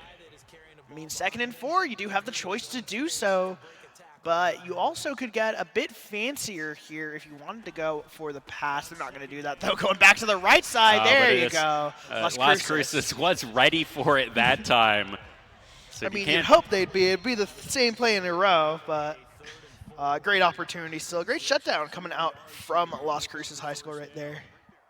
Let's see what Albuquerque wants to do. Going to be a little bit of a throw. That's first down. That's going to be really good at about the 10-yard, 11-yard line. 1st and 10. Wanting to keep this one a tied game, 7-7, hopefully. So we will be going into the second half very soon. 3 minutes remain here in the first half. See that handoff to number 4, picking up a couple of yards right there. Now 2nd and 8. Albuquerque in a great position. They just need to get the first down, and then they'll have 4 more tries to actually score the end zone. So realistically, 8 attempts to get in there. Oh, no, that's not going to be it. I thought that was going to be wide open right there on the 3rd-yard line. But it's 3rd and 2, which is really weird. Very odd position, Yeah. especially because you're so close to the end zone. There's the 2-minute warning. 2-minute warning. Half. Now, do you expect to see a passing play coming out here from Albuquerque? You know, maybe I don't know. a bit You risky? only need 3 yards to get the touchdown. Yeah. And I feel like when you're doing that, you usually just see a running play. But let's see, passing has been working out a little bit better. And that's number 4 just getting stuffed once again. 4th and 2. I think the really interesting thing is, do they go for the conversion or do they go for the field goal? And they're going for the conversion here. That's risky, but it might just work out. I mean, See if they're going to be able to do it. Bullet pass, that's going to be enough. That's a touchdown for Albuquerque High School. Good fourth down conversion, going for the kickoff or for the field goal here and keeping it a tied game. Minute and 34 left in this half, 7-7. In game number 3 of this series. and now off the kickoff, probably just going to take the kneel, and they do get that to the 25-yard line. Probably not realistic to run that up all the way from the other side of the field. In some of the older Madden games, you would routinely you would just catch it and just run it all the way. Yeah, it looks like we've come pretty far, though, in terms of the strategy that's developed for Madden. It looks a lot more like the plays you would see in actual football, although, still a bit unique. It's obviously still a sports simulation, so there is going to be a bit of variation in what you can be able to do. That's a good throw, but isn't enough to get the first down. 3rd and 3 here for Las Cruces High School. Yeah, Albuquerque really wants to get the stop here, and they will be able to. That's going to be 4th and 2. Looks like that's a timeout for Albuquerque High School. Maybe just trying to keep the time on the clock. Let's see what San Francisco wants to do, and they are just going to go for this conversion. It's worked out every time so far in the series. Oh, and it's going to be stopped! That is huge for Albuquerque High School. What a shutdown. Man said no way. It just went straight for him. And now they're on the 30-yard line. 50. Oh, and an interception! That's insane, actually, from the Las Cruces side. You thought it was over, but it wasn't. Now the interception setting them back up on offense. It feels like Albuquerque has no chance with this ball. Yeah, let's see if they're going to be able to get the stop here as well. Purdy all the time in the world, but now getting chased down, throwing it out. And it's going to be 2nd and 10. Here, 42 seconds do remain. 2 timeouts for Albuquerque, 3 for Las Cruces. Now some opportunities coming out to play here for Las Cruces after that interception. Got to be feeling on top of the world after that. And now with all the momentum, they're going to try to look for this first down. Passing option. It's going to have to be thrown away. There's a flag on the field, though. Don't know who that is on. Intentional grounding. I was wondering when that one was going to come out as... in my opinion, there was quite a bit of that, especially in game number 2. But now it's going to be 3rd and 25. Albuquerque maybe looking to get another stop here, forcing that 4th down once again. Hopefully will not be giving up the interception, but they're just going to punt this one. And I think that's probably the safest. You're not going to convert on the 4th and 20 most likely. Yeah, I mean, 4th and 20, you're not going to be blazing down the field anytime soon to get there. But now, and now I think if you're Las Cruces, you look and you're like, they have 23 seconds and 1 timeout. Yeah. How much can they really do? Well, let's just punt it. Look, we can never say that as casters, because I don't know if you watch like the first Madden game we had, but someone put it was Raton who pushed down the field 50 yards in less than 25 seconds, and it was insane to watch. Are we going to see that again here? Maybe not. This looks like a bit of a harder position than we saw with Raton, but this is still a good opportunity. Gets it in, out of bounds. That's a huge pickup there. 12 seconds remain. Maybe within field goal range here. We need one more play. They do have a timeout. So let's see what they're going to be able to do. A lot of time in the world. No one really open. Oh, and he's just going to run for it. Getting second in inches, but did run out of bounds and picked up about 9 yards. 6 seconds left. You might want to consider going for the field goal here. On the 32. Yep, just going for the field goal. Let's see if they're going to be able to make it. This one isn't too bad, 32 yards. That should be good, and it is. Albuquerque High taking the lead with that field goal kickoff. Mostly a formality. With 1 second left, you're probably not doing much with this realistically, but you never know. Let's see what Las Cruces can do with this. No, they're dealing. Okay, that makes more sense. Yeah, I mean, you could only hope, right? You could be wishful. Is there going to be another play? There is, yeah. There is one more. They have 1 second. Okay. 1 second on the clock. It'd be awesome if we see a Hail Mary. No, it's just going to be a run play shutting that down. Makes about sense. You don't really have too much to work with. But now we are going to halftime. Las Cruces High School currently trailing behind Albuquerque by just 3 points now, looking to respond. Off the kickoff, though, that's going to go straight back to Las Cruces High School, and now going to take the knee once more. Yeah, going to the 25-yard line. Half this football game still does remain here, 7-10. Definitely still anyone's game. Easily, I think Las Cruces can tie this one up, or a touchdown will bring them in the lead, forcing Albuquerque to get their own touchdown. So let's see what they are going to be able to do here. 2nd and 8. Albuquerque also, we weren't seeing that many stops in game 2, but I mean, we saw 2 stops in a row, forcing that 4th down. The one was unfortunately the interception one, but the other one right after the interception, I think they got like a couple yards off of the interception, then it was immediately stopped. So let's see if Albuquerque has been able to kind of download this offense, as we're already seeing 3 and 6. Passing play. That might not be it. That's going to be 4th and 1. Going for this conversion. It was stopped last time. Las Cruces looking for it. And they're going to be able to pick it up. Going to be able to pick it off the run from McCafferty right there. And now they have the first down for Las Cruces High School. 3:28 left on the clock, or 3:15 left on the clock in this third quarter. Definitely enough time to get a scoring opportunity or two, but it's going to be shut down immediately by Albuquerque. 2nd and 10 here. Albuquerque putting up a really good defense that we weren't really seeing in game number 2. That was a much more offense-focused game, but this Bills defensive line just doing a really good job. Oh, that was almost a sack right there, but still 3rd and 14.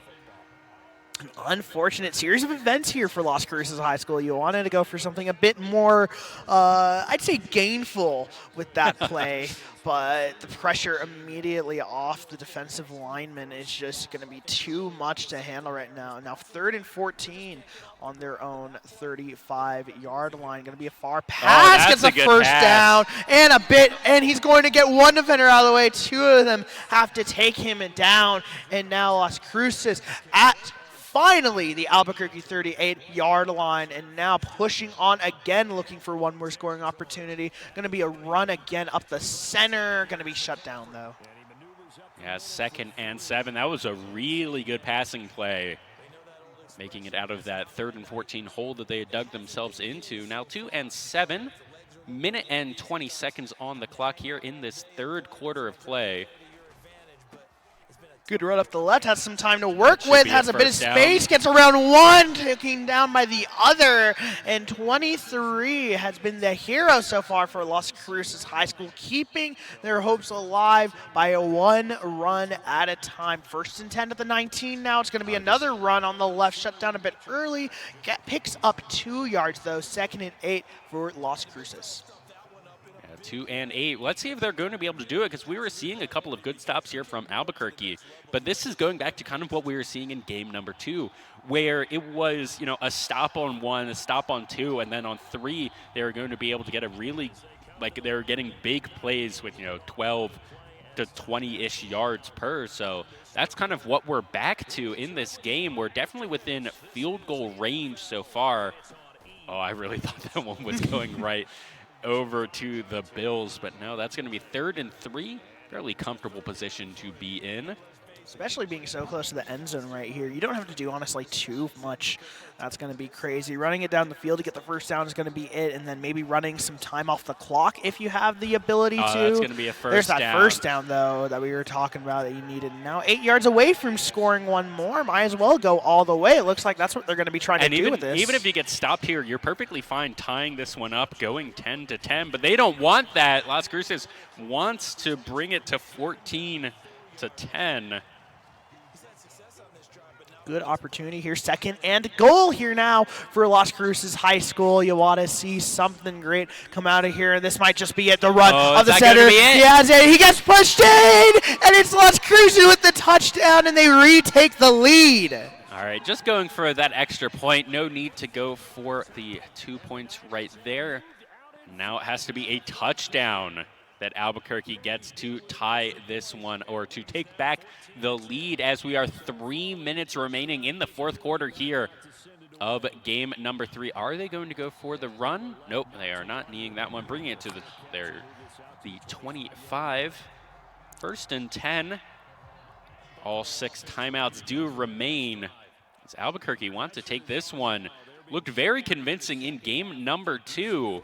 But this game number 3 has been very close so far. 3 minutes on the clock to work with, and that's a good pass bullet coming out from Josh Allen right there. But that's going to be shut down immediately. 2nd and 7 here for Albuquerque High. They need to get something here, pushing them down into that 50-yard line. Here's a passing play, though, coming out from the side. It's going to be too far right. Has to throw it away there. Not enough pressure. No one open right net there. And now 3rd and 7. A bit of an awkward situation being so far from the goal line, but nothing that they are strangers to just yet.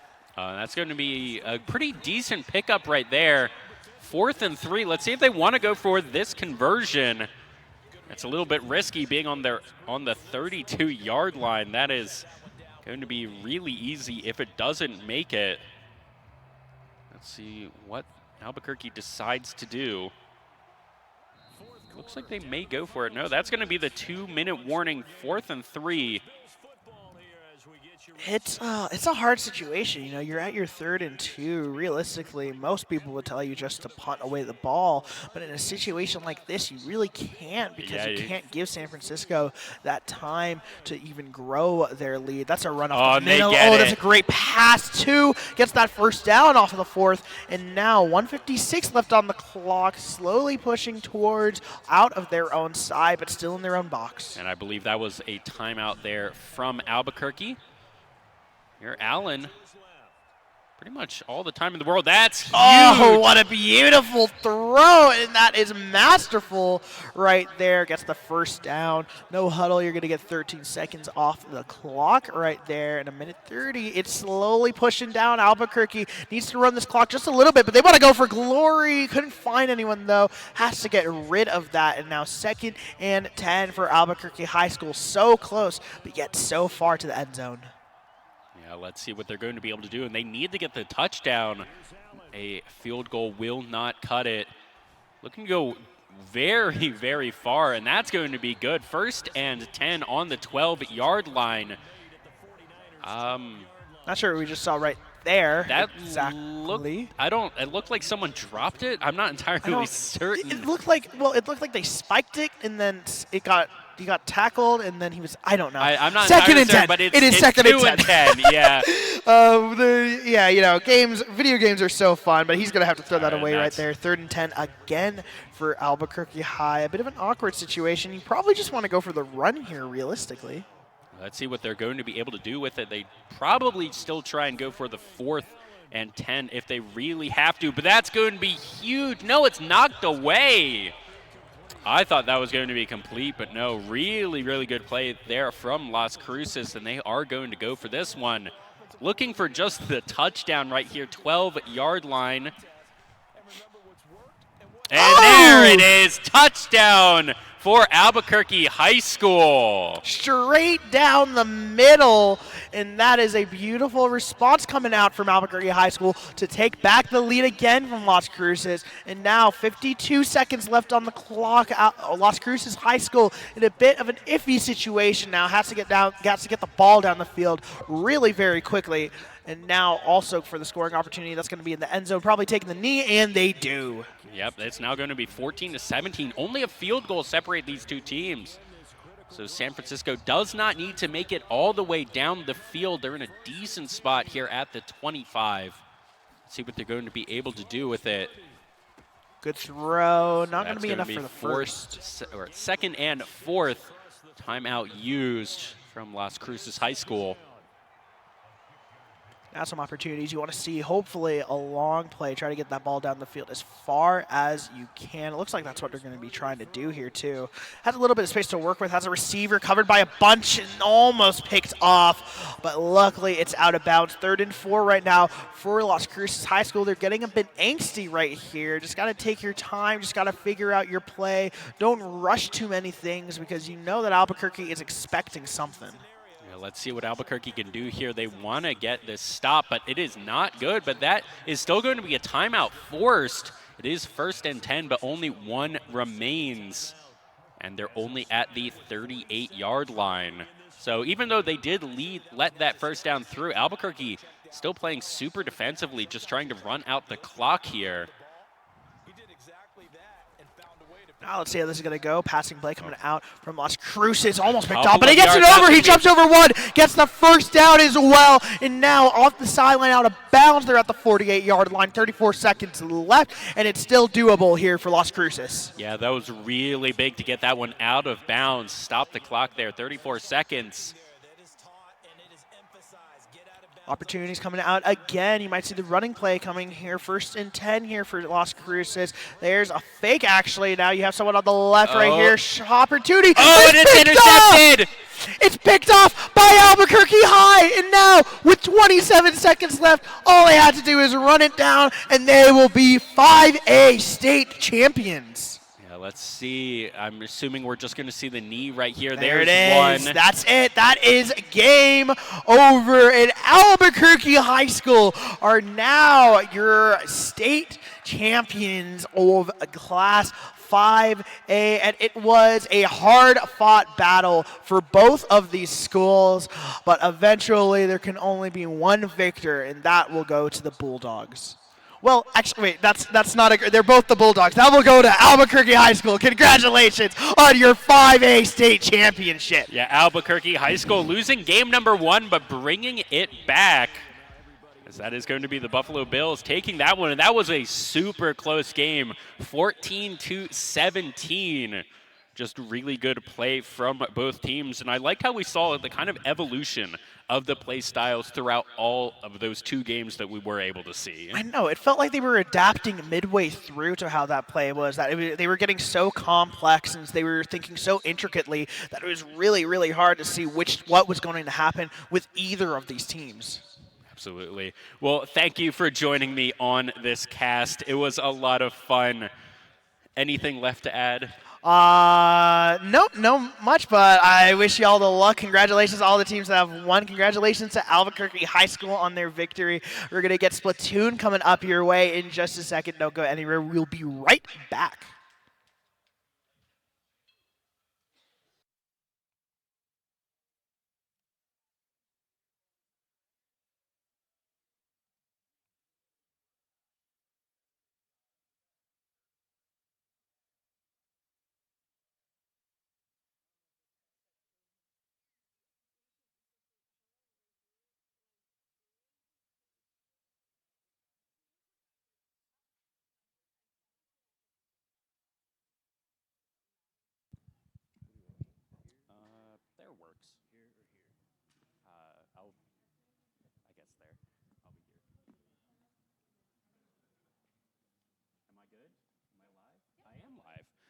Hello, everybody, and welcome back to the 2024 NMAA High School Esports Finals. And here we are for the 5A championship championship award ceremony for Madden 24. In fourth place, we have Gadsden High School.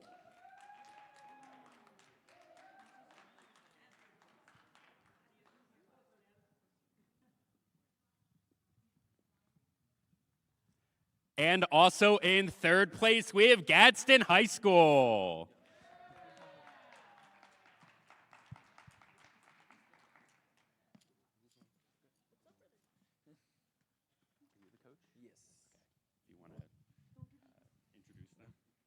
All right, so I have in fourth place Sincere, our junior, and then in third place Hector. He's our freshman. So, thanks. Congratulations. Give it up for our third and fourth place finishers.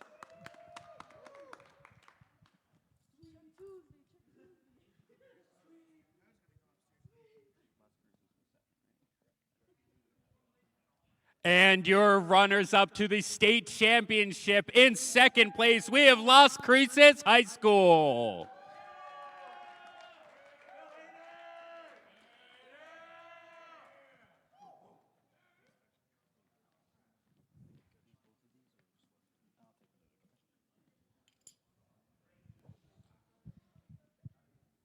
And I'd like to congratulate Aiden Talavera on his first season of esports. Good job, buddy. Thank you. Congratulations.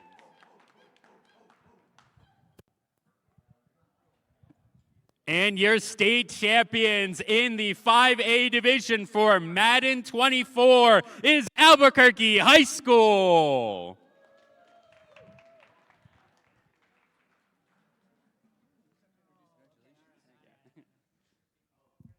And special congratulations to freshman Ermias for first place.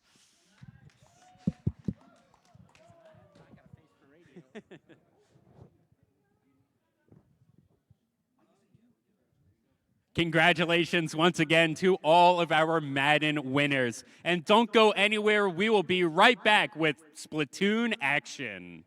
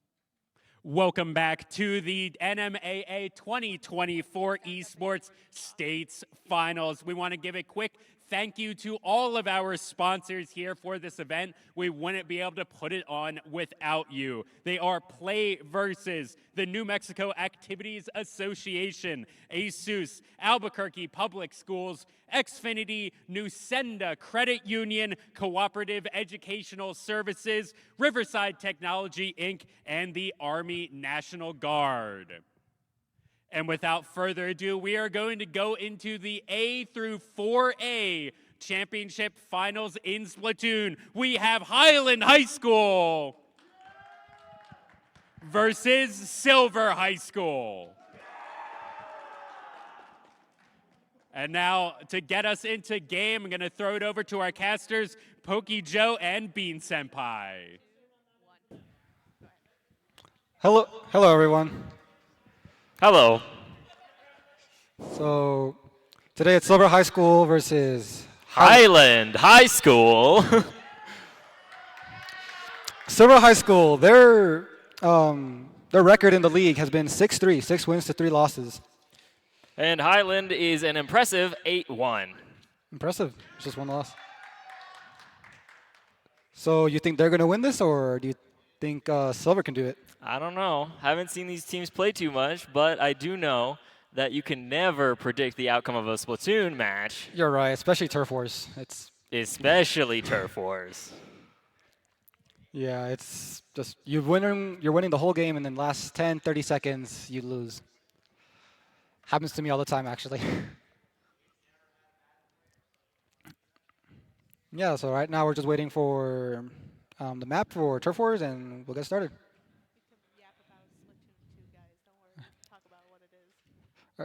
For those who don't know what Splatoon is, it's a fun little squid game. Yeah, Squid Game. Squid Game. Best way to play it, say it.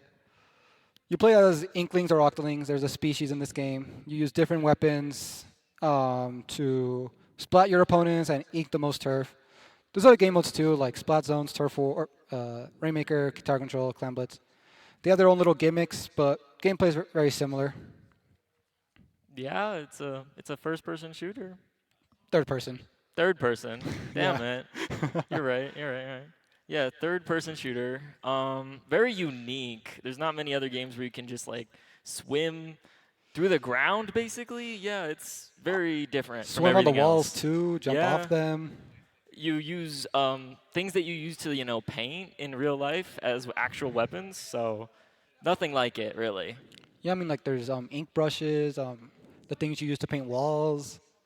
Rollers. Yeah, the rollers. Then there's weird ones like crossbows, sword-like weapons. True. Machine gun type things. Exactly.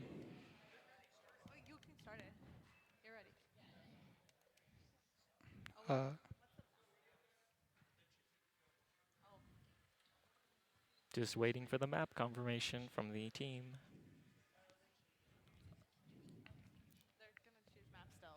All right, they're still going to be picking maps. Still picking maps. What do you think they're going to pick? Because it's Turf Wars. I don't know.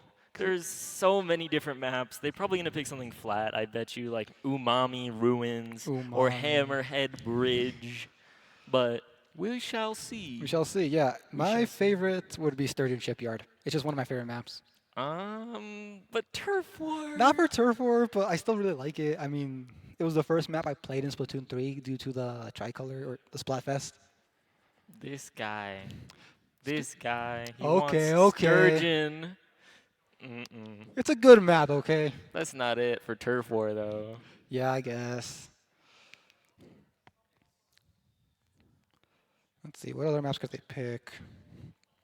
Ink Block could be decent. True, you have some of that cover. There's a lot of cover. There's 2 pillars in the sides. Ink Block? Oh, okay. Barnacle and Dime. Let's Barnacle go. and Dime is the map. Where is it? There it is. Bro, trying to find Barnacle and Dime. I don't play Barnacle and Dime. Why would I? All right.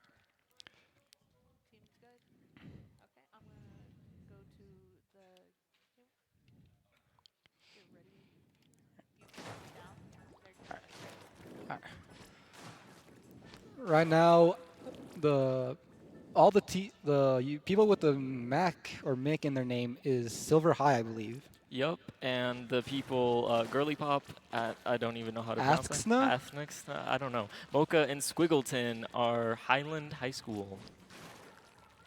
I want to spectate Squiggleton. That's a funny name. True. That is a very goofy name. We shall see what they run, what kind of comps they're going to come up with. I mean, this is Turf War. What are you expecting, Fernando? I'm expecting, honestly, one team. I expect it to be very even till the very end. At the very end, wipe out, and then just takes the whole thing. All right. Well, here we go. Turf War, Barnacle and Dime, Highland High School versus Silver High. Let's get started.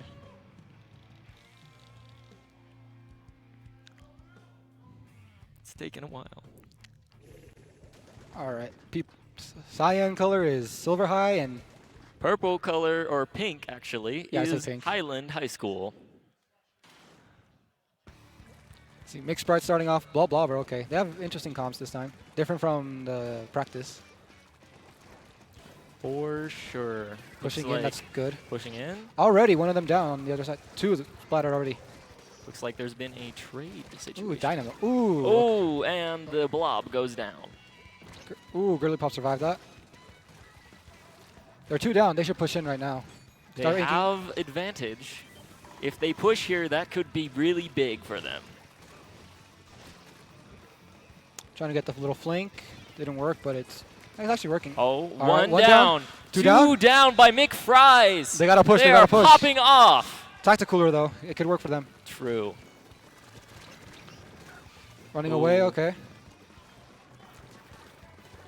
Mix Bright in the corner with the blob lobber. Squiggleton. But they're Turning all around. coolered up on the side of Highland. Oh, but the try comes out and one goes down. They are 2 grouped up together. They got to separate. 1v1? No. Blob Lobber's doing really well. Ooh, Blaster. Blaster got him. Blaster gets the blob lobber. Ooh, he got double. The Blaster does he got the kill. Pick. Roller right there on him. Oh, but they get dogged on by that Trizuka. Oh, ooh, and 3 kills already, almost a wipeout. No wipeout, though. No wipeout. These teams are doing very well. There's like a back and forth here. It's really unfortunate that their cooler couldn't push. They're really stuck right now. What they need is just be patient and get the kills. After that, they can push. 2 down on the side of Highland. It is not looking very good for them. They are locked out. And they get the bomb kill from Big Mac. Trying to hide behind the wall didn't work for them. They gotta just pick at them slowly so they can push because they're in danger right now. At this rate, they're gonna lose. Pretty much. There's a lockout situation happening Another right kill, now. okay. Oh, but one goes down on the side of Silver. Squiggleton not seeming to have the best position right now. No. A bit better now. They're starting to push now. Which looks like they have a push, and there's 2 down on the side of Silver. 2 down. This is their time to push if they want to get it. And they flank. Oh, and Did not get the kill. 3 down for. Let's see. They had a chance right there. They fumbled the bag. They can still do it, though. Yeah. 20 seconds, you can still win a turf war. Silver has a pretty convincing lockout right now. It doesn't look like Highland can make the push. Yeah, they're 3 15 down, seconds. 14 seconds. It looks like they're going to take this game. Yeah. Girly Pop trying to do something. Got a kill, but it's not going to be enough. It's not going to be enough. Splats aren't going to be enough this late in the game. Oh, and their defense just wouldn't let up. And that would be Silver High School taking game 1 turf war. They did really well. They did do really well. Could this be the team that Highland lost to during regular season? Maybe. We don't know who they lost to. We don't, because no one has any streams of them. Or anyone.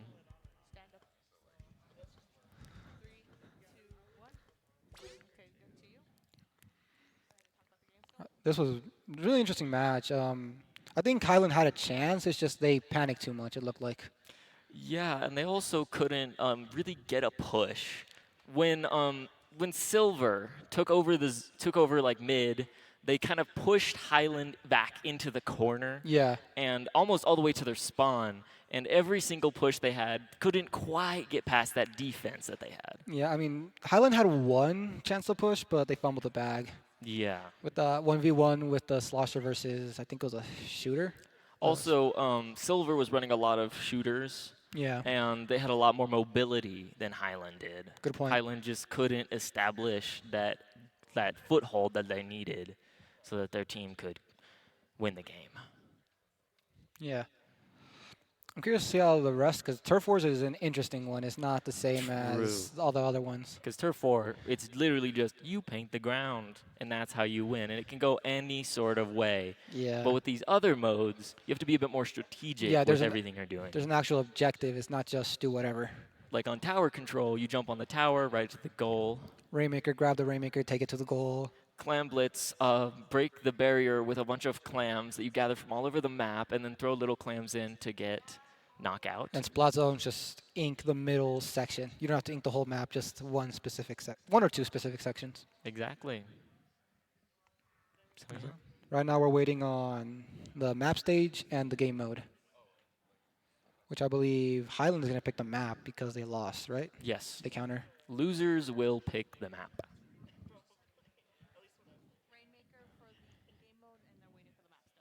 The Rainmaker will be game. The game mode will be Rainmaker.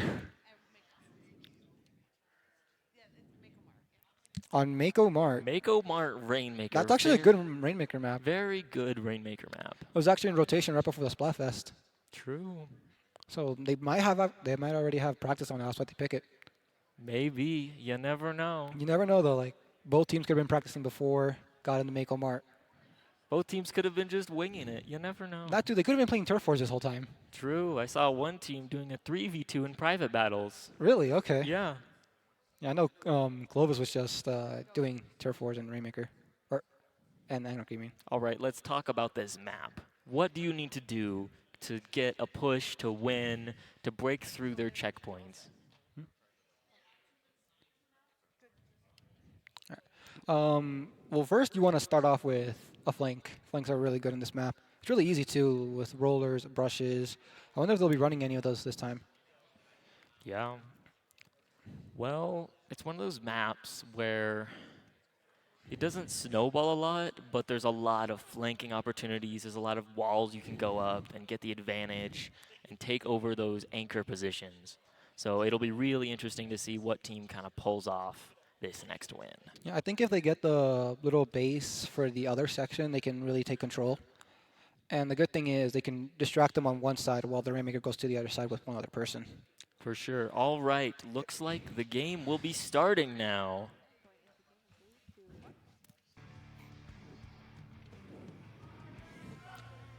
All right. Highland versus Silver. Rainmaker, Mako Mart. Silver's already up one. Let's see how they do. Silver in blue. Pulling out the same comp as last time. And okay. ooh. A roller this time. Okay. Explosher on the side of Highland. Very interesting choice. Highland's got the roller, Kraken roller. Good beacon from them. Oh, trying to and flank. They're flanking, and it doesn't work. 2 down should've already. They should have gone for the blaster 3 when they were flanking. Down. Just 3 the down anchor already. left. Oh, and they get that checkpoint. Looks like Silver will be holding on to this spot right now. I know, they're all sticking together. A little bit too much. They are. Oh, looks like they're trying to do a counter push. The roller push. got down. They should down, not have grabbed that. 3 down. Oh, wipeout on the side of Silver. This is their time to push right now. Looks like Highland is going to push really hard. Going to try to get all the way to their checkpoint if they can. They got to be patient, though. They can't just rush in. Exactly. The killer thing on this map. Good splashdown. That was really good for the team. Any map mode in Rainmaker is rushing. You cannot just roller rush got in. them. And they come out with the tri-strike. Another splat. This is their time. Oh, with the Kraken. In. They're almost to the goal. No, Kraken, what are you doing? The Kraken should have pushed with them. Would have been really good. Behind you, Kraken. They are too far forward, but they get a 1 splat. They're 3 down on the side of Highland and 2 down. Ooh. Yeah, that was almost a wipeout. Almost. Killer well, okay. They have to regroup now, and now we go back over to Silver. Silver's making another push. They get 1 pick. but there's still a strong defense Yeah. there. Oh, they get 2 picks. They get 3. 3. This is their time to There's push. only 1 left. They should push right now. As long as they have the Oh, turf. they're back. Uh, They still have a chance though. they're hesitating a little bit too much on these pushes. Ooh, good from the roller, getting 2 kills. And the roller gets a Wipeouts. wipeout. Oh my gosh, Girly Pop is popping off. Probably their best player. Good beacon. They gotta be patient with their push. They can't just push. Oh. Ooh, they're taking the rail, which is actually working for them. Oh, double 2 kill though. by Girly Pop. Oh Ooh, my gosh. How is he missing? 3 by down. Girly Pop. Go, no, all they Rainmaker, need to do go. is Pop Kraken. They have it. They Is that have it? it. Is that they it? just got it. The KO. Let's go. Highland making a surprise comeback for game 2. What do you think?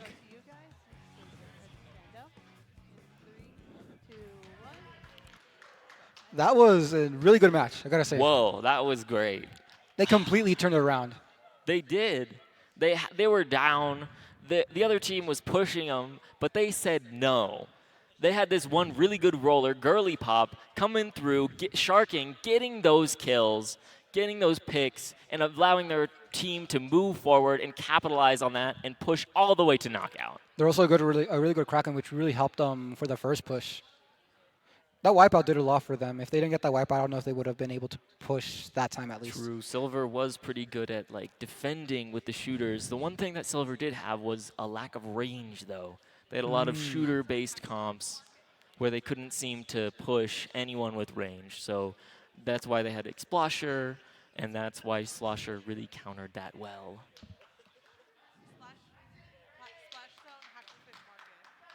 We're doing splat zones on the Hagglefish Market. Whoa, Hagglefish splat zones. You can shark in a couple places, but it's a really open map. If they have some kind of anchor, there's a really good place to go. Yeah, this is a really common map actually for splat zones in general. Yeah. I really like it. I play the roller, standard roller, so I like just placing the bubble right in the middle. Yeah. Or just a little bit ahead, and it actually works really well. Yeah, I'm a blobber main, so I like to just, get on the top portion and just lob those blobs and make it work. I just like splatting them, just getting up in front of them, hiding. Really fun map there, and if you can get a lockout, you can get a strong lockout. What would really help the teams is having a E-leader or a pencil. Because you can't really move them unless you get close enough. Yeah, and in that little tent area, that's a really good spot for them. For sure. Like any backlining weapon or anchor. Yeah, I wonder if any team is going to run, and if they do, how they're going to get past that, because that can really stop a team. For sure, because if they don't have range, what are you going to do? Yeah, You especially in can't do Hagglefish. anything. Especially with Hagglefish, it is so open, and there's so many places where you're just walking, and then all of a sudden, boom, you're down. Yeah, I'm hoping to see a few flanks, like see how good they are at flanking, For sure, for sure. Just waiting on the teams to get ready. Waiting on Big Mac. Waiting on Big Mac, not sponsored, by the way. Okay, and Battle here we go. time. Battle time. Wait. Oh, shit. 3, 2, 1. Fuck. Shoot. All right, let's see. Let's see how they're doing. Silver fumbled the bag last round, so let's see how they do this time. Yeah, let's see. Silver is yellow or green, lime, lemon? Lime. Let's go with lime. All right, and then Highland and purple, okay. Kraken is back. Kraken has been doing really well. Let's see. They do have X-Splasher and what weapon is that? Splatling? No. It is an edit. Edit, okay.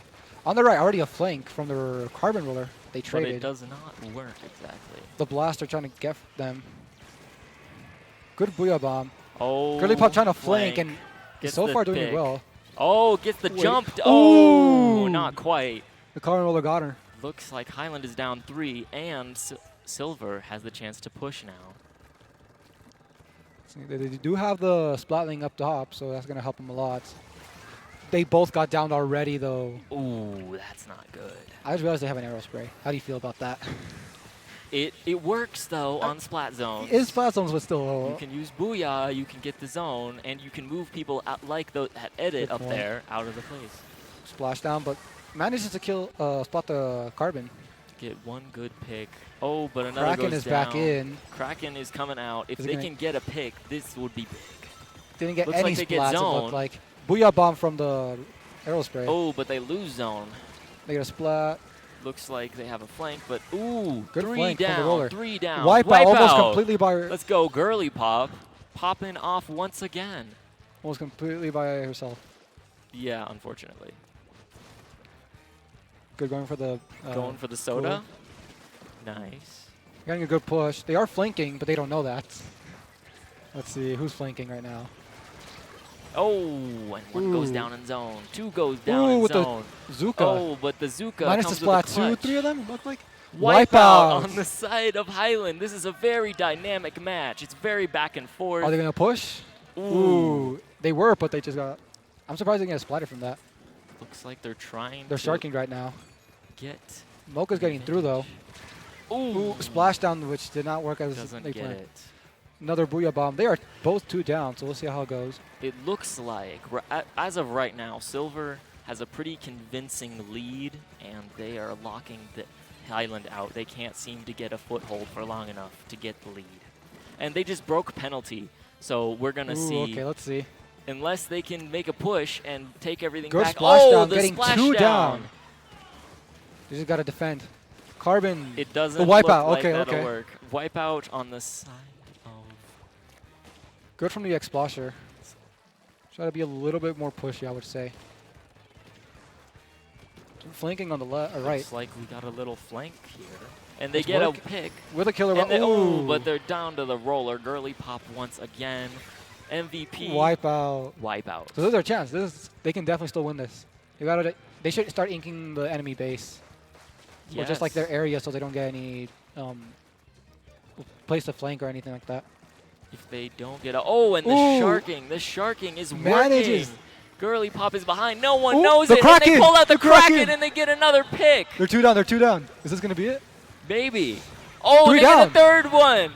Girly Pop absolutely one has a going zone right now. crazy. 4 picks in a row. Just splattered them all by herself. Oh, you got to back up, though. You cannot challenge a clash.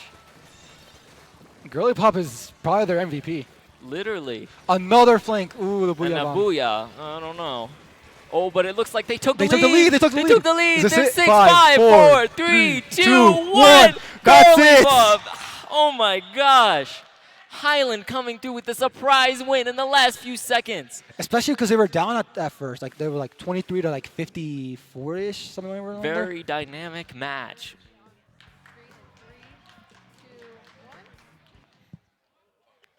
Yeah, like that shocked me. Like how fast it switched. For sure. I mean, the entire time we thought Silver, they're surely going to cap the zone. They're going to keep the zone. And Highland's not going to be able to do anything about it. But then Highland comes back with that sharking Kraken roller with Girly Pop. And Girly Pop really pops off, getting 1, 2, 3, 4 splats on the other team. It's crazy. I just wish I got to see a wipeout from Girly Pop. That would have been really cool. That would have been amazing.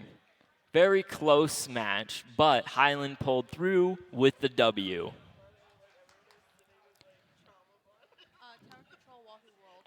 Like Wahoo World and Tower Control. Not my favorite at all. That is an interesting map. See, there's like, for anyone who hasn't played Splatoon, in Wahoo World, there's this little carousel part, and if you go under, there's like cover, but it's really weird, and like moving to mid is hard because there's a retractable ramp. It's a very interesting stage that not everyone loves, but you have to do it, I guess. I like the map. It's just not for Tower Control. I hate it for Tower Control. It's very hard to keep your tower and just push it all the way to the goal because there's so many high places, and the tower usually goes really, really low, and so you can usually just get easy picks. Interesting that Silver picked this because of Highland's Explosion and Splatling. For sure. Especially with the Explosion, with the curve and just the area of effect it does. And with Splashdown, they'll be able to easily cap anyone who's just sitting on tower. Yeah. Unless Silver switches their weapon comp. True. If they can switch their weapon comp, they have a decent chance of winning on this map. Which they haven't yet, have they? No. Yeah. Wait, so except for the turf war. Oh yeah, turf war. Turf war, because. But that's turf war. It is turf war, but they still did really good. Yeah. Yeah, not a fan of turf war. So what is it? Highland 2-1, right? Yes.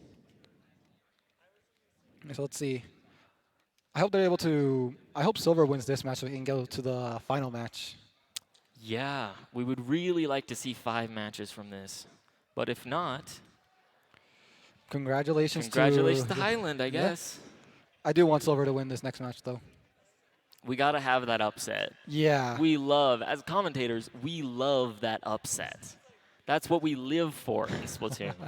When the team seems like they're doing poorly, they're going to lose, and then they pull off that surprise push in the last few minutes and win. I'm curious if Girly Pop is going to switch over to standard Splat Roller because of the bubble. True, they could really use that on Tower. Exactly, especially with the buff it just got from the update. For sure. Looks like battle time. 3, 2, 1. Let's see, what colors will they be this time? Alrighty. Silver is going to be yellow, and Highland will be purple. Interesting comp. Still on the Kraken roller. And no changes No on changes the side at of all. Silver. Oh, wrong one. Well, that Clash Blaster has a pretty good chance on Tower, just because of, you can be down and just get those picks on Tower. They can definitely do it. They're getting the advantage right now, but they're both just one down. It could still anyone's game. True. Getting on the tower already, that's not right. I don't think it's the best to get on the tower like right away. Looks like there's 2 down on the side of Ooh. Silver, though. They gotta, I don't know if they're going to be able to get those jumps in. They like gotta back want. out. They gotta back out. Backing out seems to be the only option. Oh, it's but they working. do get 1 pick. But they go down. They are 3 down. 3 right down now. on the side of Silver. It looks like Highland is going to take the Kraken lead on the and tower take the falls tower. all. We're gonna try to get them from behind. Yup. Thunderwiser. Oh, 3 gets down brought now before. on the side of Highland. And Silver Ooh. comes in with a sharking roller with McFlurry. McFlurry on the tower now. Flurry's Try Zuka. Auto bomb right behind them. They're doing good now. There's 3 down on There's the side the of lead for Highland, them. and they got the lead. And They- they can probably clear this checkpoint as long as they just have that person behind, and it looks like Yeah.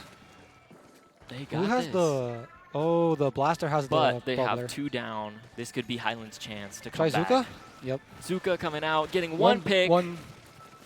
No. They're 2 down. They're but 2 they're down. 2 down, and they have They got a that slightly checkpoint push. 2. And Ooh, Girly they're Pop not locking being them able to out. get him. Looks like Silver has a good chance of taking this game. Behind them with the blaster.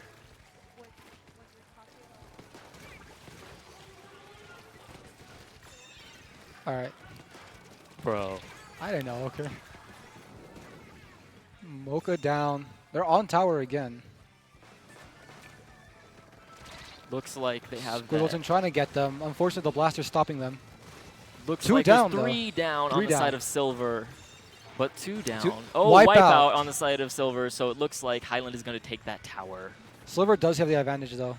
True. They managed to stop they him have earlier. most of the map controlled by their color, so it's still anyone's game. Yeah, Highland doesn't even have the first Checkpoint. Checkpoint, yeah. Bubble in the middle, which Looks like McFlurry is going to go down. already 1 splat. Ooh, 2 splat. Sprite. 3 Oh, of them are 3 down. on Silver, They're and just- it looks like they're trying to like super speed this They push have cooler now. too. And they're going to get that jump. No. Ooh, doesn't manage to spot them. There Gets we the go. gets the jump, but dies in the process. Goes down in the process. Squiggleton on tower, getting attacked by the blaster. Oh, 3 down on the side of Silver. Girly and Pop being Highland able to is going spot to 2 the of them. second checkpoint. Bubble on the tower, really smart from them. Looks like there's going to be a little kind of... Nope. Ooh. Never mind. Come on. Looks like they're trying to flank, and Ooh. it doesn't go well. Trying to There's get it 1 from up behind. top, getting Good this from the pick, blaster. Getting 2 picks, maybe taking back the tower. No. Unfortunately not. Ooh. Oh, and But- triple ink strike comes out on the side by Anthaxana. Ooh, flank from behind, really good for McFries. This is really close right now. We're The getting roller. splat after, ooh, girly pop popping off once again. Not the best jump from McFlurry. Blaster fighting. McSprite trying to keep the tower, getting the pick. Oh, Got but flanked going from down in the behind. process. Behind to Mocha. And looks like Mocha's the strike is pushing. going to come out. Mocha is... Big Mac on the tower. Mocha behind them, though. Oh. There's more people behind him, it looks like. Big They're Mac both has one down. tower. Big Mac took out 2 down from Anthaxana both of them. and is popping tri-strikes. Ooh, but they go down. Mocha with the blaster. And it looks like 3 down on the side of Silver. Highland has the advantage once again. They were really close to getting the advantage, but they Still fumbled the anyone's bag. game. Well, less than 1 minute left. Let's see how it goes. Oh, Good they pull out cooler. the Kohler. I don't know about this. Ooh, Ooh, quick but they respawn, go though. down to Big Mac. They get the quick respawn right there, though. That's a good thing. Ooh. 2v1, unfortunately loses that. 30 seconds left on the clock. It Getting the looks bubble like on the tower. Manages to spot one of them. Let's see if he Highland can is trying keep it. desperately to take back the lead, but I don't know if it's going to be enough. I don't know. But it's still 18 seconds. Ooh, Getting but attacked 3 from go behind. down. And it doesn't look like Highland can come back from this in 12 seconds. I mean, it could go over to overtime, which at this rate I don't see. Unless Girly Pop manages to spot I doubt most of it. them. Oh, and 4 Ooh, down, wipeout, that's wipeout. game, that's It looks game. like that is game. And Silver takes the game. We're going to game 5. We are going to game 5. What do you think?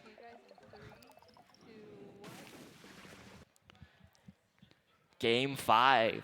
All right. It is best of 5, right? All right. Game So- 5. What do you think, Fernando? I am happy we're in game 5 so I can keep seeing good matches. True, true. You love to see it from Silver. We thought that, like, you know, Highland was going to lock out. Highland was going to destroy Silver because they had no range. But Silver surprised us. Silver pulled through with a bunch of map control and a bunch of good plays and tri-strikes. That is what secured them the win. And they had pretty good defense that kept Highland from knocking out or getting lead.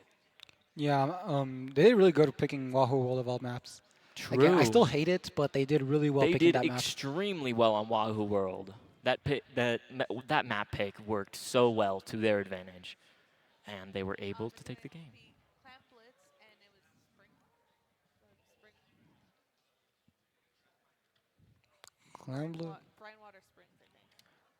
Clamblitz on Brownwater Springs, okay. Okay, it's an interesting map. Yeah, I mean, I don't hate it, but it's not my favorite.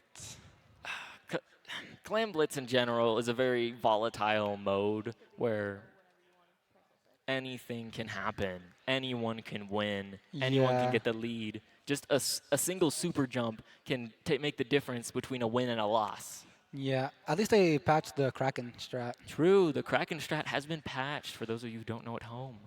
And for those who don't know at home, it's they activate the Kraken, and then people with the football, to break the barrier, they can jump to the Kraken that's at base.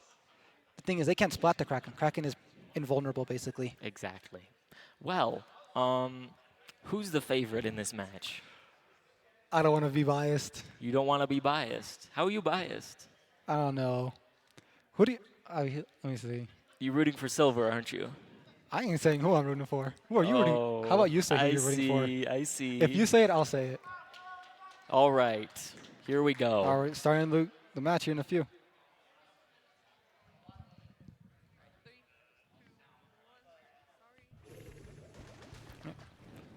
Silver in lime and purple again for Highland. Okay. Looks like they haven't changed their comps much from last match, or at all, really. I don't. Except so, for the Explosion. Yeah, no more Kraken roller. No more. Oh, no more Kraken roller. Yeah. That was very interesting. I was expecting them to Girly use Pop pulling out the Clash Blaster this time. EU blasters.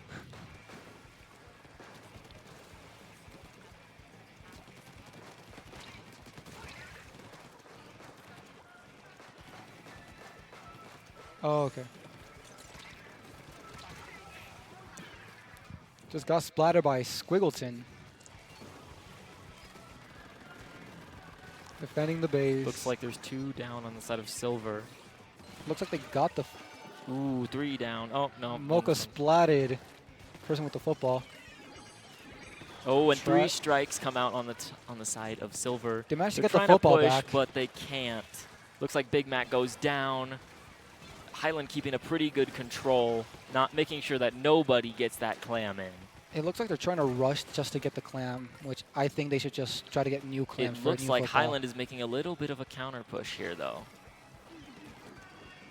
And they're getting ready. And oh, 2 down. Trade off, yeah. Triple inch strength as well. Football already. Oh, but 3 go down on the side of Highland, and Silver will be making that counter push momentarily. Oh, but Highland has that edit up there that's kind of They have the high them ground. out. I have the high ground, yes. They have Good the killer high well. ground. Pushing, how well is it going to work? It's going well, but fumbles the bag. Ooh, and 3 go down, but we have a A wipeout. a wipeout on the side of Silver. Highland looks like Trying to get the flank. okay. Okay. Getting the flank. Getting 2 of them down. Oh, but they're trading. But they have 3 3 down. down. As long as they have a ball, and they do. And they do get the ball. Mocha gets the ball in the gasket, and they get some clams. There's more clams in there, too. 65. Missed the clam right there, though. Looks like they're going to have to back up, though. Wins the fight. Ooh, there's 2 more, though. Looks like Unfortunately, loses that Silver is locking them out once again. And they take the pity clam. Immediately getting the football. Okay. Looks like 2 down, though. I don't think they'll be able to make a good Trying push. to push. It but almost goes worked, trades. but they got to work as a team when they push. They can't just push by themselves. Girly Pop Looks like trying to get Girly the Pop is jump. getting the jumps, getting Yep. 2 jumps, getting 3 Almost down on the side of Silver. Not a wipeout, though. But they have a ball, and they're trying to flank. Doesn't matter. 3 of the 3 on there. Looks like Silver will be trying Trying to make get the football. a They little- managed to get the football back. Running but back they with it. can't get any kind of foothold in this match. Ooh, Getting attacked from Big both Mac, sides. 3 down on the side of Silver, but 2 down. Getting the on football once side of- more. Whoa. Getting attacked by 2 people. This match is Doing crazy. a push. Don't fully push. 2 bombs come out, but I don't think they can get back this map control I that don't know. Highland is so aggressively keeping. Bomb almost got Girly Pop. How's the other side doing? Doing good in defense. They are locking them out, or trying. They're trying to. They're But 2 2 down, though. down, 3 down on the side of Silver, and it looks like Highland Managed to get 1 will spot, be getting though. 1 more bomb. The splash down. Oh, and they take it to 42 points. Oh, my. Is this going to be it? Is this going to be? No. No, not it. This is not going to be it. But What am I doing? This is a huge lead. There's 52 seconds left in the game. Unless Silver can get a really good push, a wipeout, it doesn't look like they're going to be coming back from this. Yeah, they need that wipeout. They need to get the wipeout. They need to be able to push. Oh, but 2, 3 2, go down 3 inside of 3 Silver. down already. And Highland looks like Getting they're going to attacked from all sides. wipeout. Highland is going to be making that push. Once more. And it looks like they're going to, no. Ooh. They're trying to pass clams for the football, but they're They not get doing 3 properly. down on the side of Silver, and they have advantage.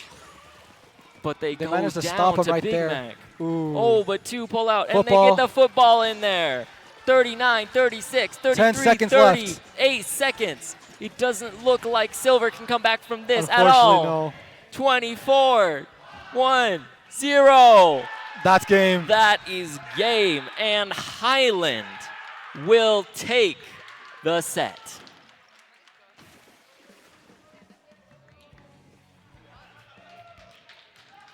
Congratulations to Highland for winning that. Congrats, seriously. They did really well, and when it came down to it, they could pull through with the W.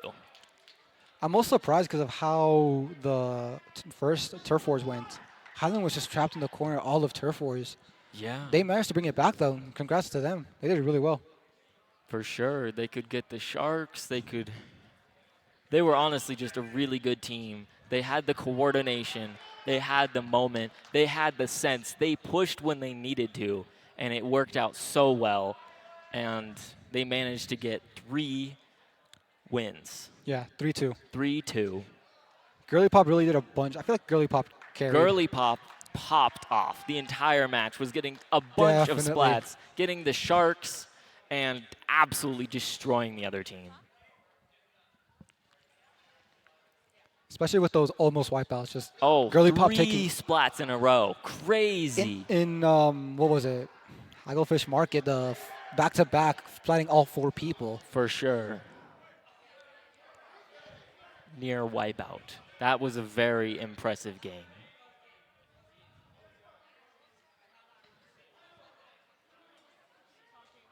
Okay, we think that this was great. This was great. This was great. Congratulations It was to a Highland really, for the. It was kind of close at the beginning, but I think that Highland kind of pulled away near the end. I think Highland learned from their mistakes from the first match. And they adjusted accordingly. They definitely changed their team comps a bit, and they managed to pull through with that massive W. Switching to that Kraken roller really helped too. For sure. That Kraken roller, again, insane gameplay from them.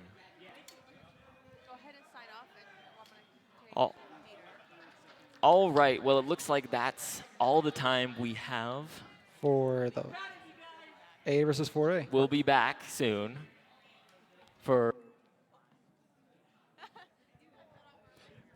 Thank you, casters, for that wonderful game as we are going to get into our awards ceremony for A through 4A championships in Splatoon for the 2024 NMAA Esports Championship. In 4th place, we have the New Mexico Academy for the Media Arts.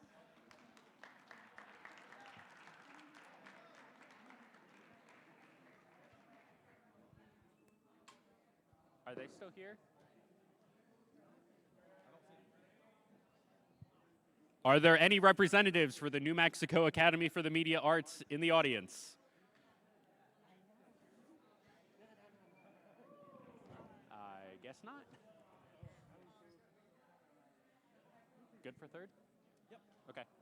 We will move on to our 3rd place winner here for the 2024 NMAA High School State Championship in Esports, A through 4A, Los Alamos High School.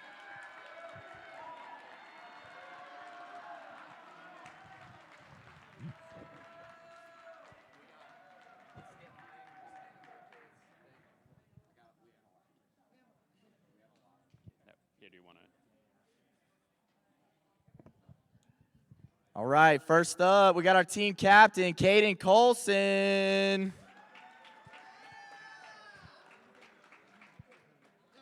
Next up, we got Miles Iverson.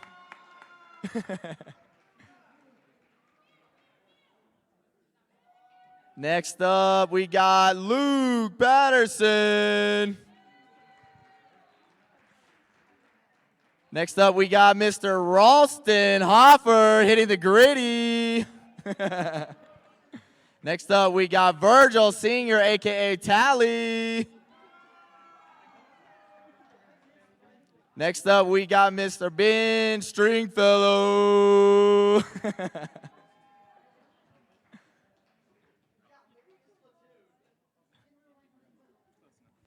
Next up, Myra Finn. Next up, Neil Sanders. We ran out of medals, but we still got one more, Mr. Zane Kretz.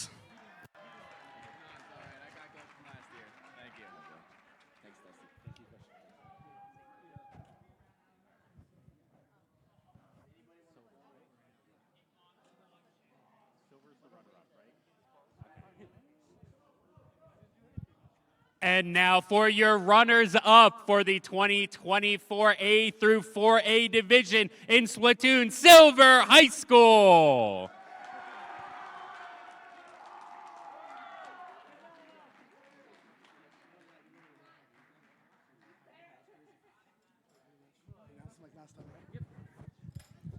Hi, we're representing Silver High today. My voice is almost gone, so we're making this quick. We have our Ryan Brattles Chadwick. There we go. Yes, he is single. I have Quinn Thompson. No comment. We have our Daniela Hogin, the Ruby, the main Splatfest. We have Nalani Coconut Shrimp Wallsmith. There we go. Thank you guys very much. Sorry. Oh yeah, I need one more. Actually. There you go. Our sub, man. Good job, buddy.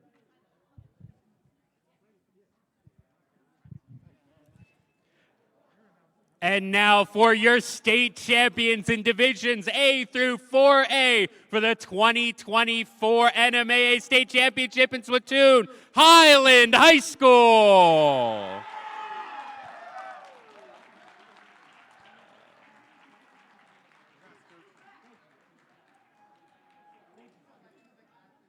Do you want to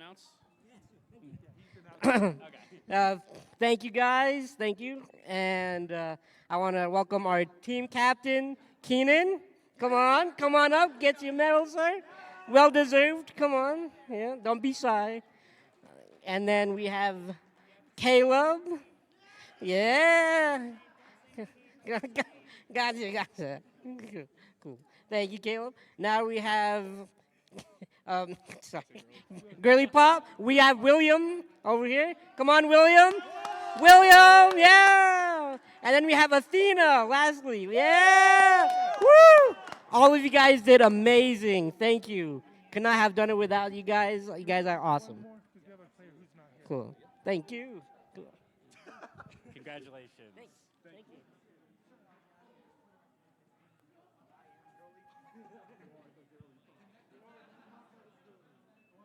Next is 5A, right? I'm going to go with yes. Congratulations once again to all of our winners. And we'll be right back with the 5A championships in Splatoon. Don't go anywhere.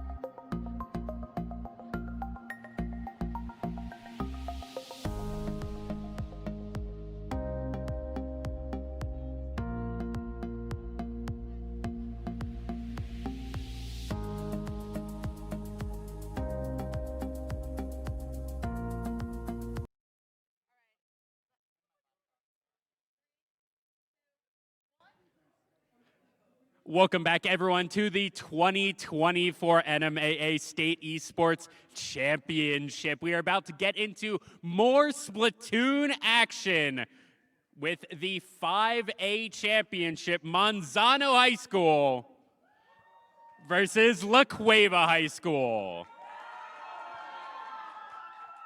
And now I'm going to hand it over to our casters to get us right into game. Welcome back to Splatoon 3 for NMAA, the finals for 5A, right? Yup.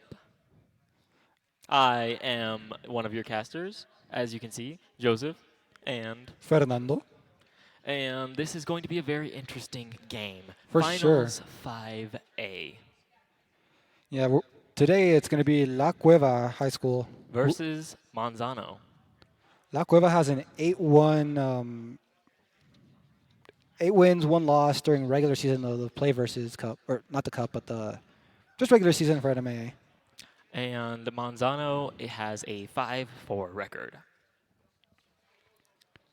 Let's see. Looks like we're going to be starting off with Turf War on Eeltail Alley. Eeltail Although Alley. they're missing a player right now. Looks like we're not all ready yet.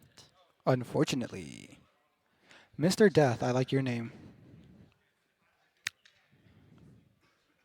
All right. Well, Eeltail Alley Turf War. What kind of things do you think we're going to see on this map, Fernando? I don't know, because like last time, they Highland was trapped in the corner. I don't think it's gonna happen this time, but you never know. You never know, especially with Turf War. It can go either way. It's any team's game. As long as you can paint, and as long as you can push and get that advantage, you can win. Yeah. Honestly, I cannot remember Eeltail for the life of me right now. It's like right there ready to click, and it's just not. I see. Well, I remember it now. Never mind. All right. We are almost ready to jump into the finals for 5A. Right now, we're just waiting on one more player from who knows which school.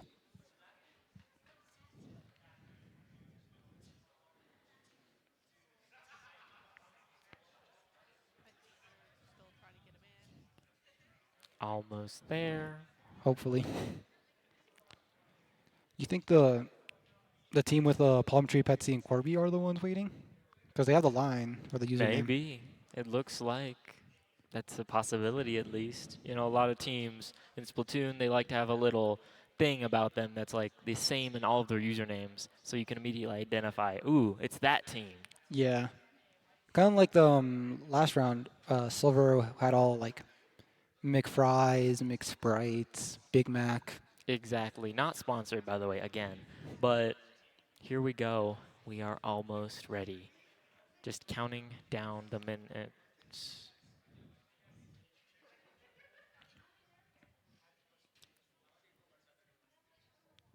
For those who don't know, I created the Splatoon team at UNM.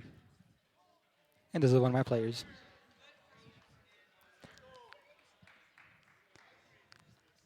Very riveting. Anyways, so Eeltail Alley. There's a lot of cover on this map. There's a couple of places where you can get that high ground, except...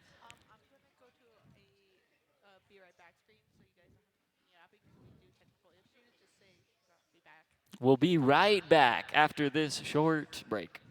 Yippee!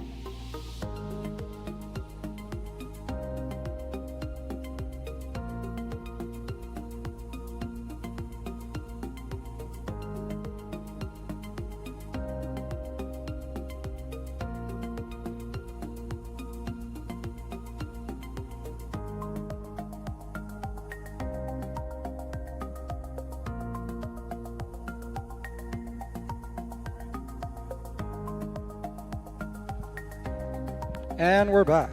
We are back indeed. Looks like the last player that was missing was Manny Man. And it looks like we are getting readied up. So, who do you think is going to have the advantage? Honestly, I think it's going to be La Cueva. You think so? They're 8-1 right now, so they have the advantage, but it doesn't mean they're going to win. True. They have the rank, they have the score record, but it'll all come down to who can put the most amount of paint on the ground in the end. Oh, for sure. Manzano could have better communication, better weapon comp. Communication is the main thing, really.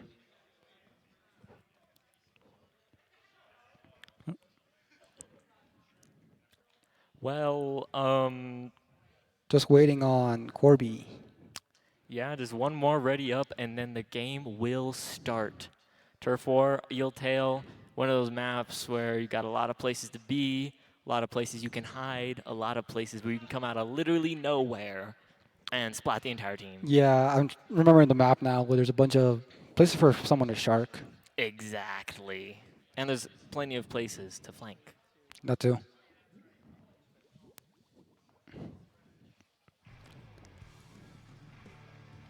Manzano on the left, La Cueva on the right.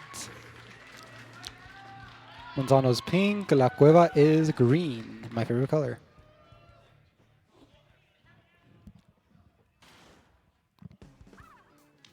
All right, and now we just wait a couple seconds for them to get to mid, and the fun will begin. Esplatana could definitely shark. I feel like that's one of the things they could do. All right, looks like Manny Man coming out with the splatter shot. Ooh, gets the pick. 2, 3 down on the side. Wipeout already. Wipeout. Manzano has the advantage right now. Just thinking the turf, as they showed, it is turf wars. Ooh, we got a little fight there between the wiper. Oh, and he backs off. Looks like they get one Zipcaster. Ooh, and the splash down gets 2 picks off of. Splatana coming in for the fight and trade off. Trizuka managed to get 2 people.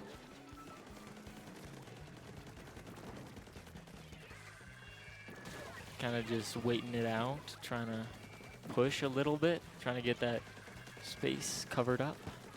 Just trying to get the most ink as they can. This Exactly. one's way closer than the Looks last like one. a Reef Slider comes out and gets the pick on Manzano, but they also go down.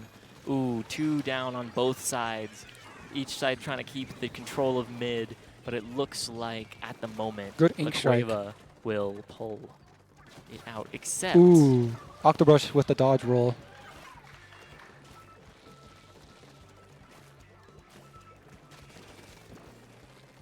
Looks like they have the advantage right now. The Cueva has taken back the map for now. And it looks like they're trying to push up a little bit. Trying to keep Manzano away. And they get the splat right there, which is pretty big, because now it's a 3v4. Ultra Stamp and a Zuka. Ooh, but one goes down on both sides now. And it's anyone's game. Getting Zuka manages to live, fighting the Octobrush now, wins the A lot fight. of chaos in mid right now. Ooh, but he gets 1 splat, but can't make it into 2. They're both 2 down. Trying to ink the middle.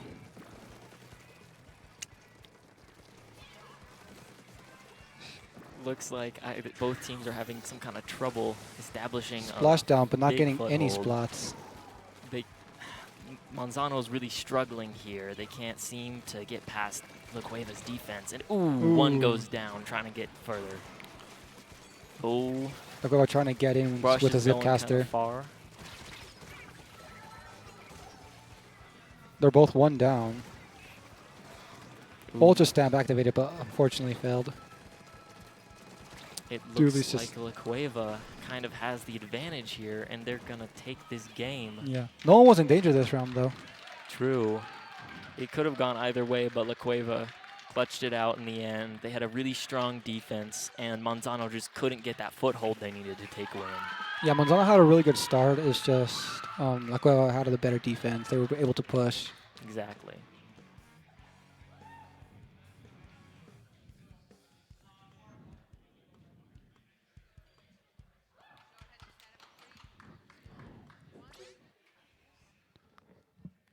Wow, what a game. For sure. This was way closer than the last one.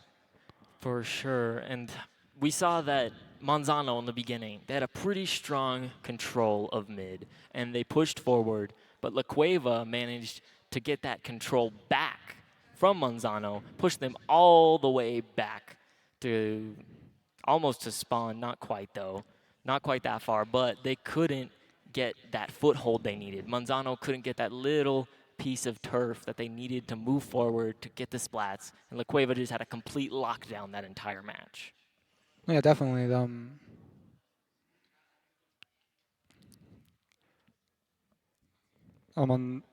Manzano, they were two grouped up together, I saw a little. True. There was a lot of grouping together. They couldn't seem to like separate each other enough. They couldn't seem to like flank, get picks. All they were doing was kind of one place, and La Cueva really took advantage of that. Yeah, especially with like the Trizuka, I managed to spot two of them, I saw. Exactly. The Octobrush too, it's a, not range, but it's area, so it gets to splat more people. For sure. Spatona was doing good trying to flank, but unfortunately wasn't able. It got a few flanks, but The biggest problem was that they just couldn't get the range they needed to take down the other team, and the paint wasn't enough, and they just couldn't get past La Cueva.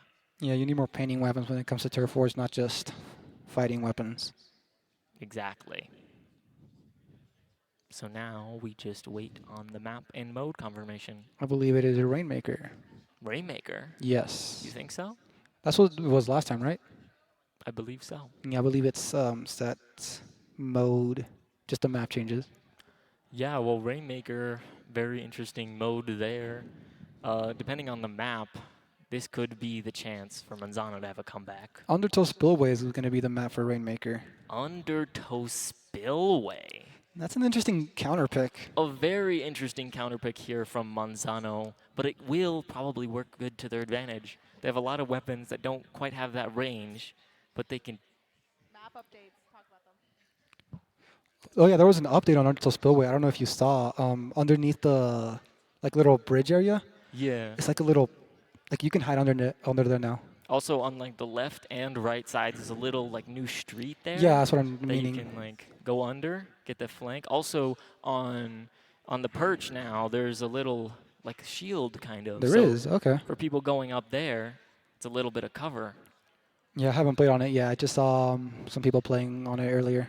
Also, there's that little cutout too. That's new. That you're right. You're right. So yeah, a couple map changes. It wasn't that big of a patch, but it was enough that it makes a little bit of a difference. And a little bit of a difference in Splatoon 3 is a big difference. Yeah, no, that was definitely like, even if it was little things, it is a huge impact. For sure. And now we go to Rainmaker. Orange is Manzano, and purple is La Cueva. Okay, interesting weapon that you're picking. 2 shots on Manzano. Carbon roller on La Cueva. Both going immediately for the middle. Looks like La Cueva Cueva has will the get the advantage. pop. Will they grab it immediately, though? No, it does not seem so. It looks like they're trying to move forward, get those picks so that they have a clear path to the goal. Ooh, but 2 down now.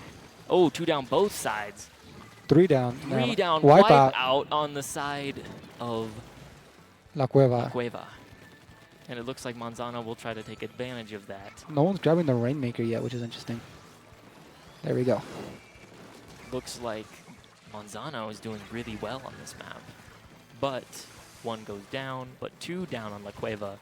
Ooh. They're shooting chums, so they're going to work for them, though. Anyone's game right now.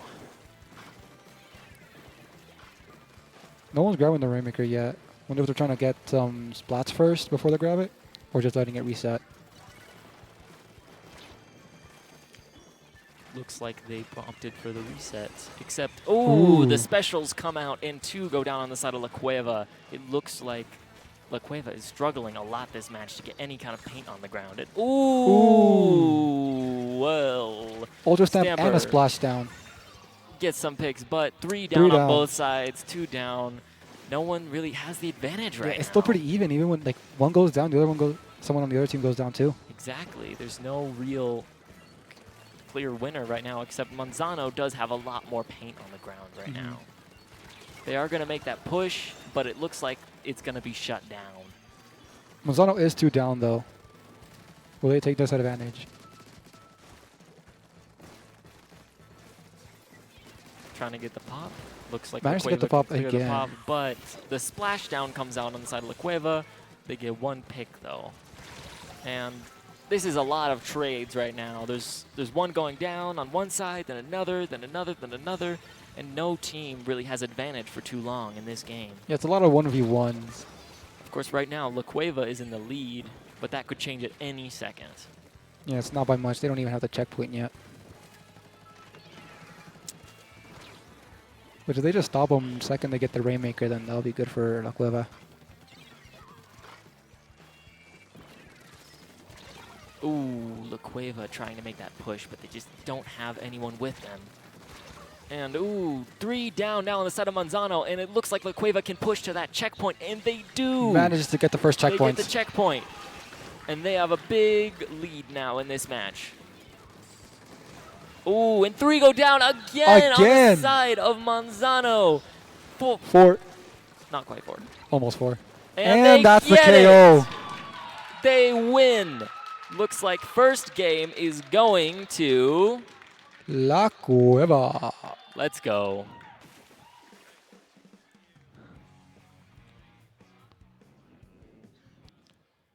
Wow, what a match. It was very back and forth throughout the entire time. It's just, Undertow Spillway is one of those maps where if you can just make a really good push, get all the other teammates, people down, and you can just push up that ramp section, it's really fast to get a knockout. Yeah, for sure. I was expecting them to actually use the left side, which they didn't. Because many people end up using the left side due to a good defense. True, but they just wanted to go all in. They were willing to bet it all on that push, and it paid off brilliantly. Definitely. It was really close until like the very end where La Cueva just was able to get the final push, splatting them all, almost getting the wipeouts. Exactly. Manzano could not defend. After all of their teammates had gone down, there was just nothing they could do. Yeah, for sure. Next up is Splat Zones. What map do you think they're going to pick? Mahi Mahi Resort. No. Obviously. Why wouldn't you pick Mahi Mahi? It's an amazing map, though. I don't like it for Splat Zones. But the water levels, though. Really? Goes up and down. So unique. It is Mahi Mahi Resorts. Let's go. We have Mahi Mahi Resorts on Splat Zones. I love this map personally. I play it a lot. It is so fun. I love the map, just not on this game mode. I like it on Rainmaker and Climbos, which is controversial, but I do not care. Well, any moment now, everyone will be readied up, and we're going to see Game 3. Who do you think is going to win? La Cueva's been winning, as I've already won the first 2, but Manzano definitely has a chance. It is Splat Zones. So keep in mind, Good Manzano, point. paint-heavy comp, they can definitely pull through with the W. They just got to get that foothold and push and get the kills. The Splats. They definitely can. For sure. They have the Slayer weapons. They definitely can. It's just they need to think more critically of it. For sure, for sure. All right, and here we go to Game 3.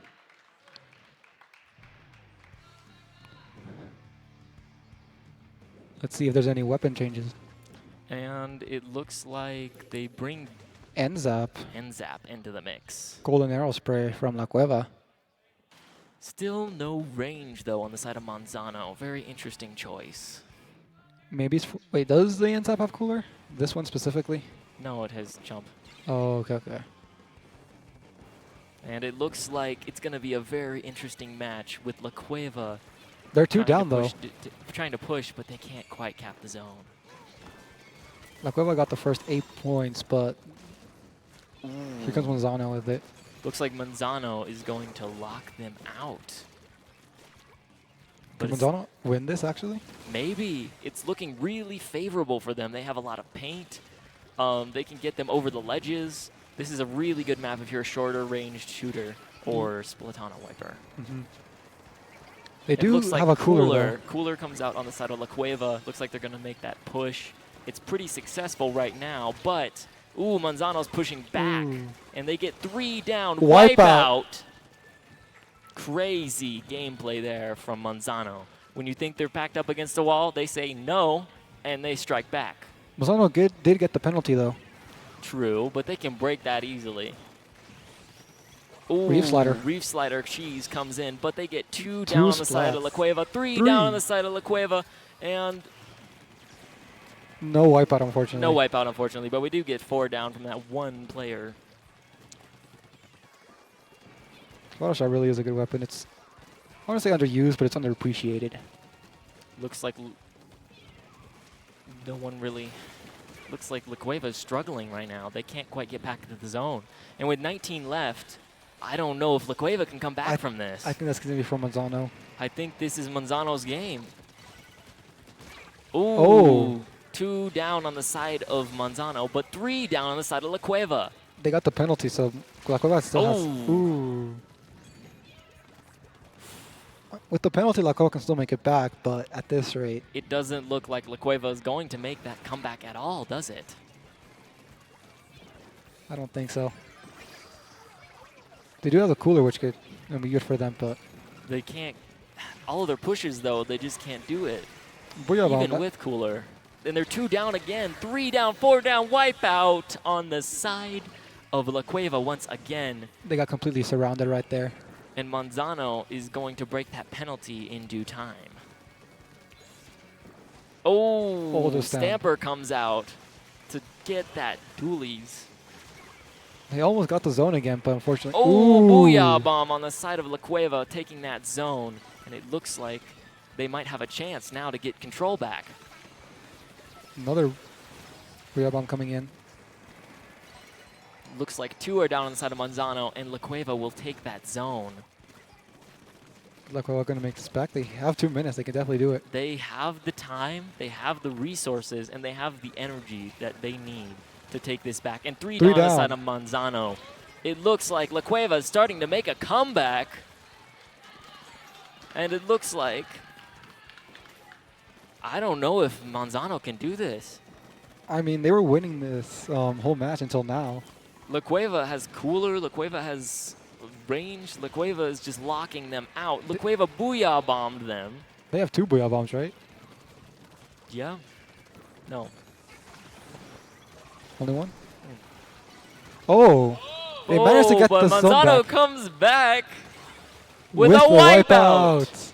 Looks like they have the chance to break penalty and end this game with a knockout. Will they be able to stop La Cueva? Oh, and the Stamper comes out on the side of Manzano. Trying to get that pick. Gets 1, 2 down. Booyah Bomb, though. Ooh. They have a minute. They can... Ooh, splash down in the zone, but can't quite cap it. Ooh. Ooh. It's anyone's game. La Down, Cueva's left, 2 and down. right. La Cueva's 2 down, though. Manzano seems to be making a comeback at ooh. La Cueva can't seem to reestablish their foothold.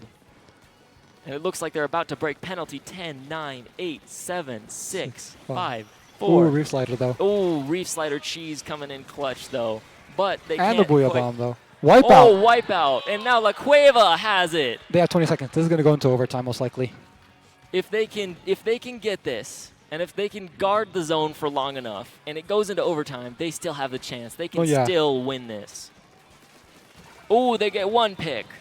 They get 2 splat. No. No. No. Oh, Ooh. but there's 2 down, It's and it overtime, looks like though. Manzano might take back this zone. Ultra Stamp, though. Oh. Ooh. Oh, but Booyah Bomb. Oh. Oh. It looks like Manzano will be taking Game 3. At least it wasn't a sweep. It would have been good for La Cueva, but more fun for us. For sure, for sure.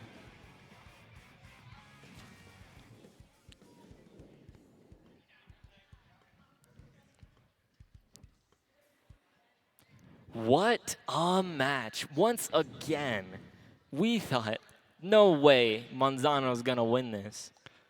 But yet they surprised us. They surprised us. They pulled through. They kept zone. They blocked La Cueva for almost the entire match. And they had so much paint on the ground. Yeah, the Ultra Stamp really worked for them.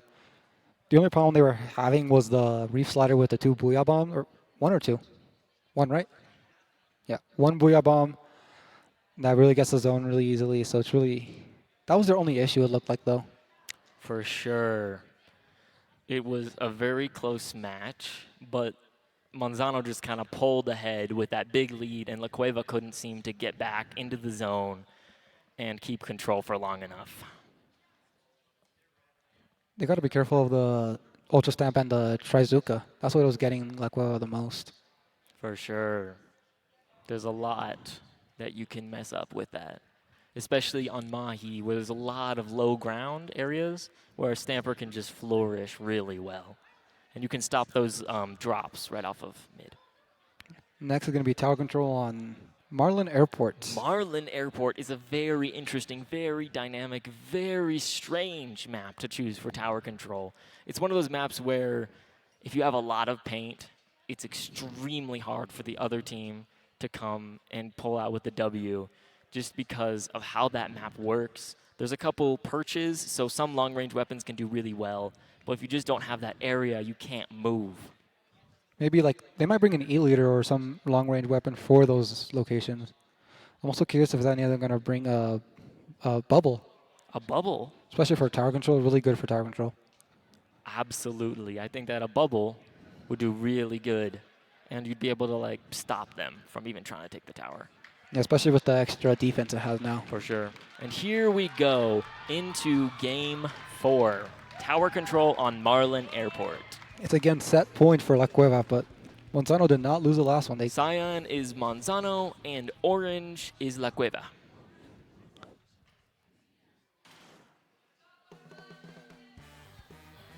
Let's see. Both teams are making their way to mid. Not too much range again. Actually, both sides don't have as much range, except for the stringer. Yeah, the Tri-Stringer. Looks like they're pulling out a different cooler weapon this time, La Cueva. Booyah Bomb already. Oh, and it looks like that one down, both of them. Blaster's going to get the pick, and it's going to get 2 picks. And now they take lead. Ooh, but Manzano says no. Getting double team in the middle. And they use a triple splashdown, which makes 3 down on the other team. Still anyone's game. For sure. Oh. Zuka coming out. Manages to dodge a triple. Or the... Manzano trying to get up and get... Ooh, again the Ultra Stamp. Trying to splat as many people as they can. Ultra Stamp coming out. And and they're going to get those jumps. And that's going to be huge. 3 down. 3 down. Only the stringer on La Cueva. And it looks like Manzano is going to get the lead.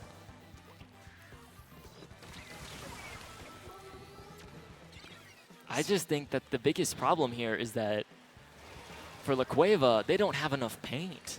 You think so?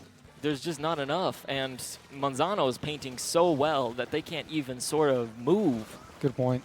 They're locked out of the map itself. Behind them. Oh, but they get 1, 2 down. Oh, but the wipeout from random guy on the slosher. Whoa. This is La Cueva's chance to turn it around. That's huge. They can definitely make a comeback. And they even have cooler ready. On the tower, too. So it's still anyone's game. Splashdown not seeming to get anybody, though. But La Cueva just can't find those picks and goes 3, 4 down into a wipeout. Oh, my. It's just not La Cueva's day today. Manzano coming out with a Booyah Bomb. Oh, but La Cueva is trying to get back tower, but they just can't do it. And La Cueva is 2 down currently, fighting a full team of Manzano, with coming out with the bombs. Try to do it completely by themselves. It's not working. There's absolutely no way that La Cueva can come back from this.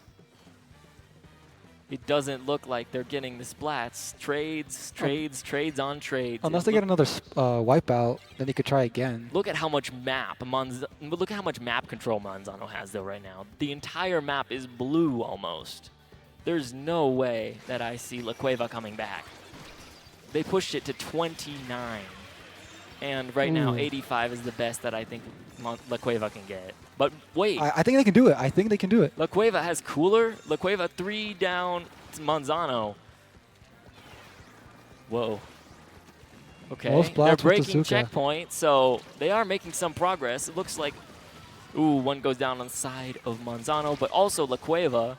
But it looks like that Tri-Slosher's trying to get some picks, and he does. They might be panicking right now.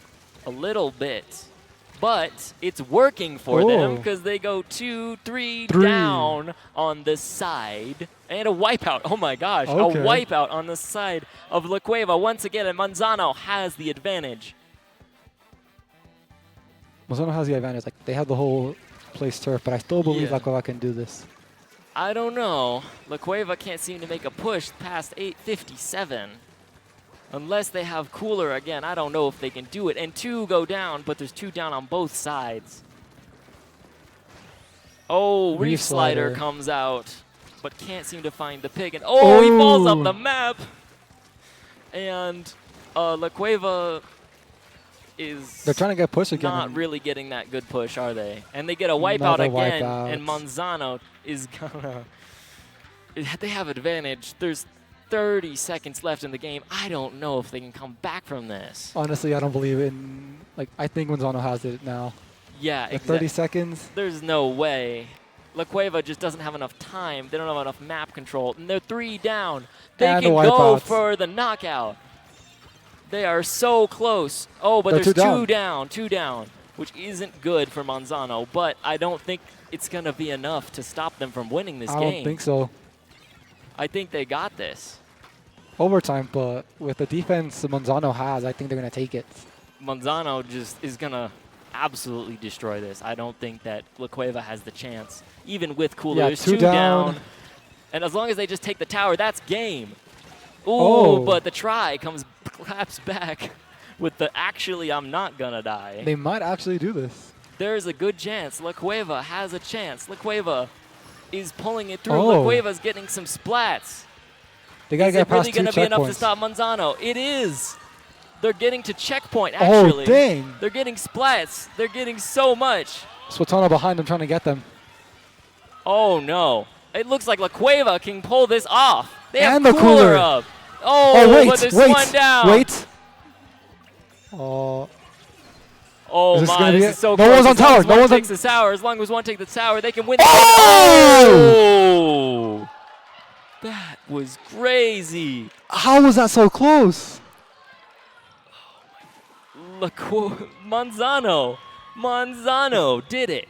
Manzano clutched in that last moment. They took back the tower.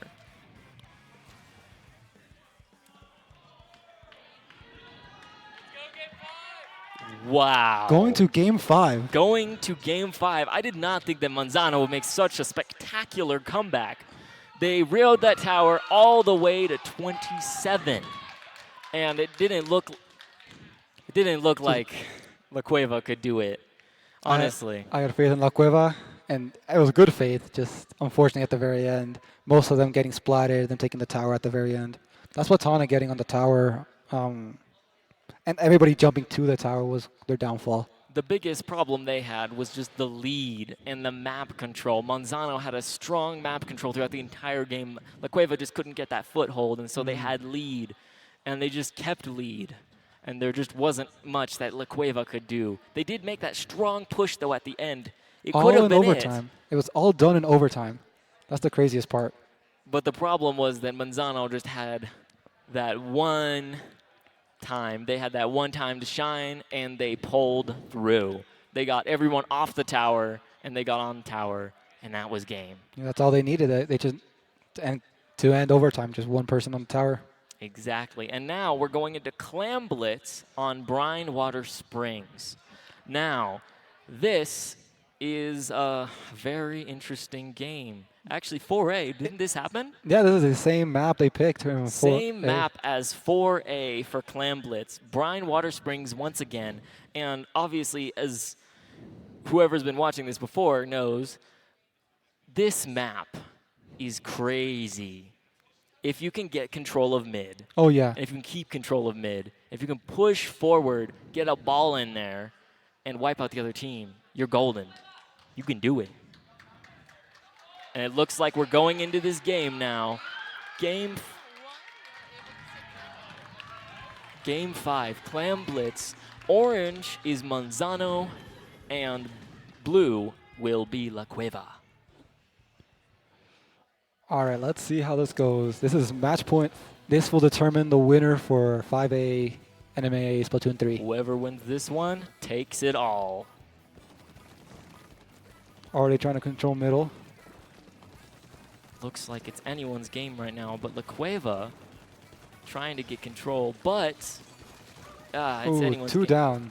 2 down. Three. 3 down on the side of La Cueva, and the Zuka comes out and gets that final little splat and gets, Almost a wipeout. Almost a wipeout. So close, and it looks like Manzano is gathering a bunch of clams, and they broke the barrier. And the splashdown.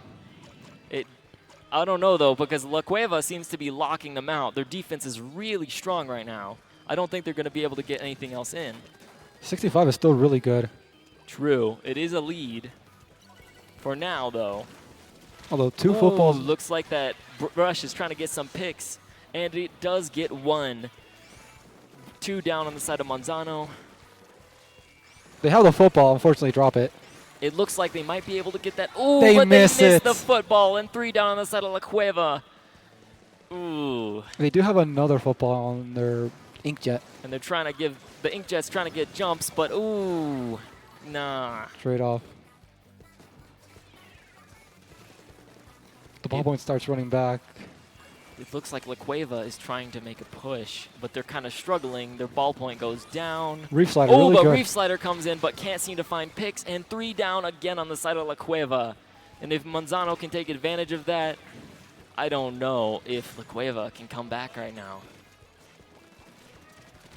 Ooh, but Manzano tries to charge in there, doesn't get the pick, and La Cueva is still holding their strong defense. But if they want to win this game, they're going to have a strong offense as well. Yeah, I expected the ballpoint to do most of the They work. got 2 down on the side of Manzano. They have a chance. Are they going to go with it? They have no football, though. That's the thing. That is true, but they're close. And now they have a football. Zipcaster in their base doing a lot of damage. Oh, but the ballpoint goes down, and They managed to break the barrier, though. true.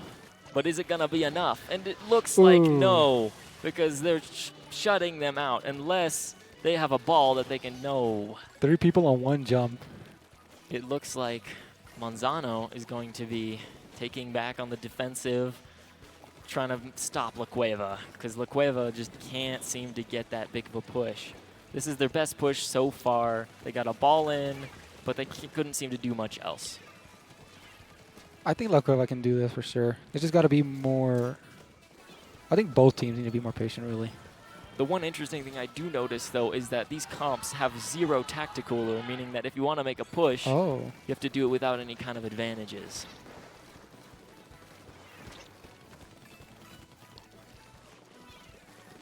No, they haven't grabbed the football, the pity football. But sometimes you don't want to grab the football. Good point. It does tell everybody where you are.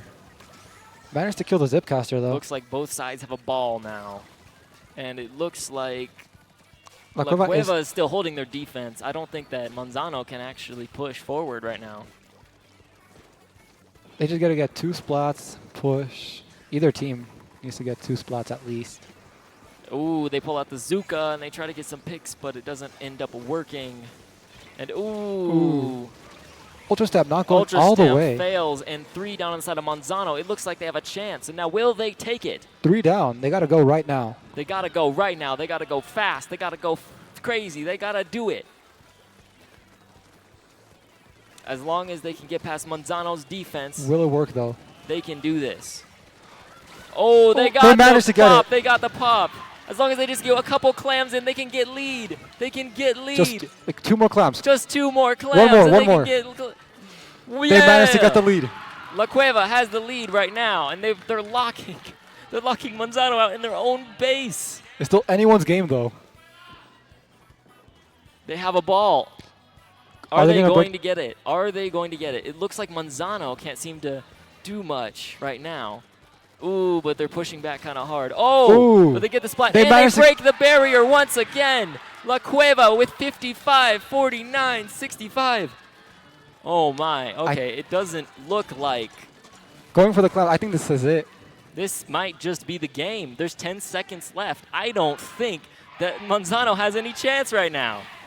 Oh, wait, overtime. Overtime. There's overtime. They have a ball, so they can make a counter push. Are they going to break that barrier? They got to be careful, though. If they don't break that barrier. Oh! They break the barrier. Oh! But there's 2 down inside of Manzano. I don't know if they can make that comeback I don't right now. think so. 3 down 3 inside down. of Manzano. I think they're just locked out of this right now, unless they can get a couple clams, and they can't. I don't think it's going to be able to. Only 56. It's not going to be enough. They're jumping out. They're going to get splatted immediately.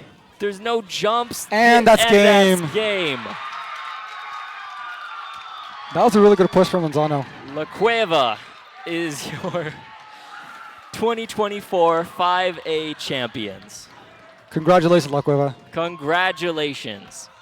Very strong display of power right there. Y'all did start off weak, but you'll definitely brought it back. Good job.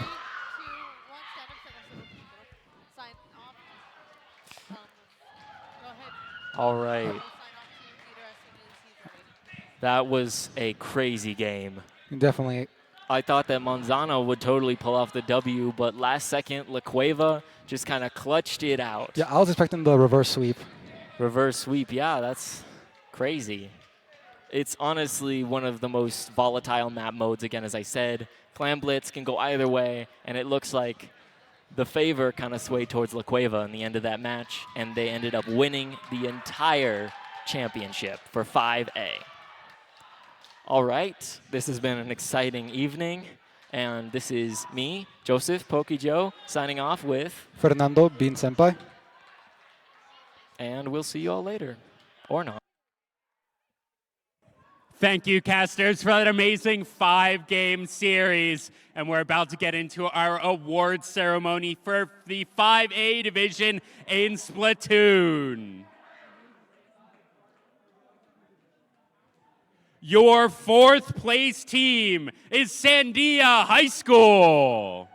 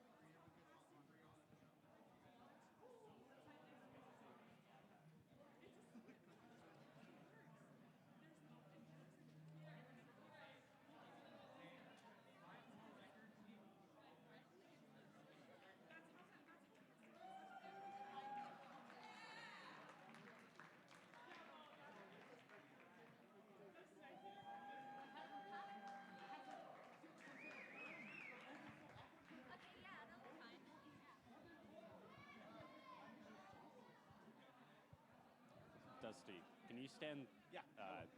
Okay. Can you announce all your players? Absolutely. Yes. When you get to your medal, though. Oh. Congratulations. Okay, Dora, am I looking anywhere? Am I looking anywhere? No, you just need to call them up. Okay. Okay, can you guys hear me? Okay. All right, starting off with our senior and our captain of our team of Splatoon, Selena Ruiz.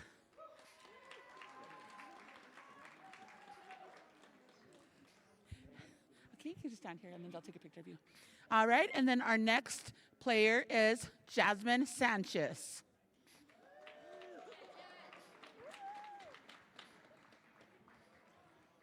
And now we have Isaac Henderson.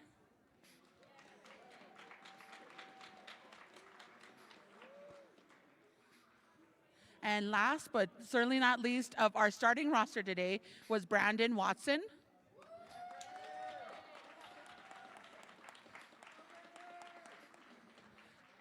And following up with Jacob Chuck.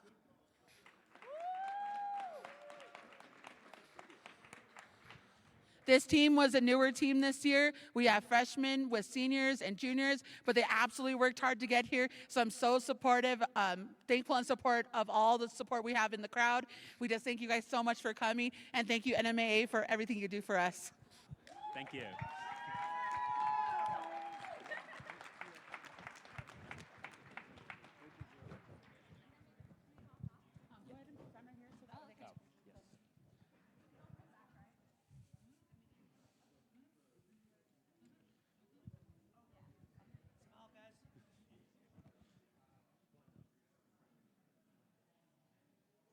Smile, Brandon.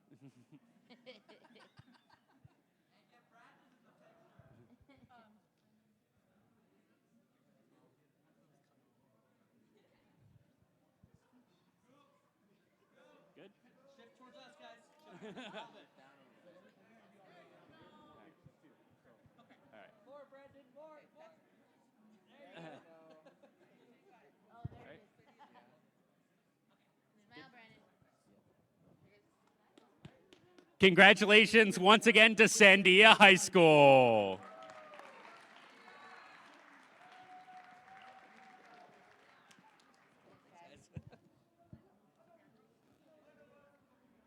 Our third place finisher in 5A for Splatoon, Clovis High School.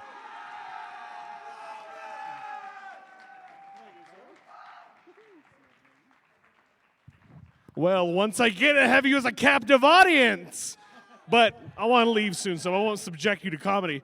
First up, my team captain, Silas.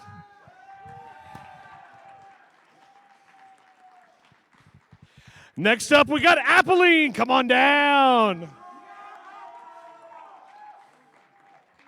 These two are my juniors, and now we got my seniors, Jaron.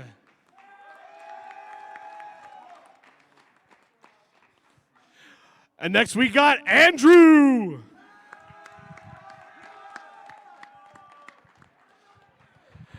And now a huge shout out to my sub, Dom.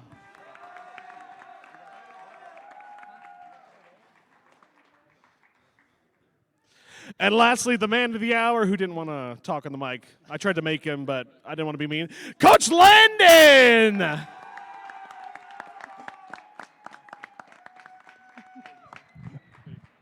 Congratulations.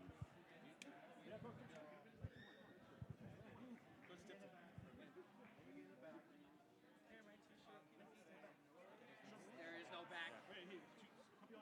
You have to like really squeeze in.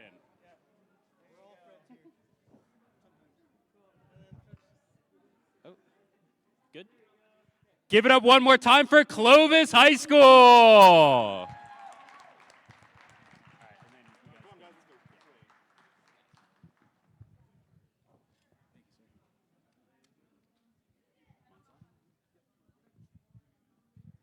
And now for second place, your runners up in the 5A division in Splatoon in the 2024 NMAA High School Finals, Manzano High School.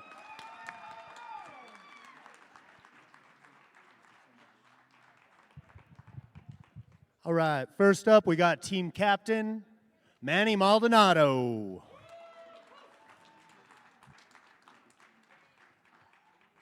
Next, our dually player, Mr. Cassius Hines.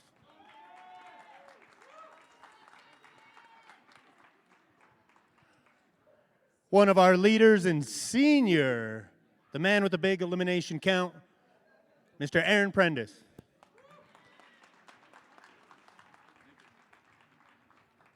New men on the team, carrying up everything that we can have him do.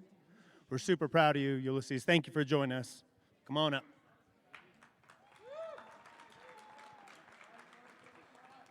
And Mr. Mark Ayalis. Thank you so much for your support this season. And our other coaches, Mr. Anthony Strickland, and Adrian Jimenez.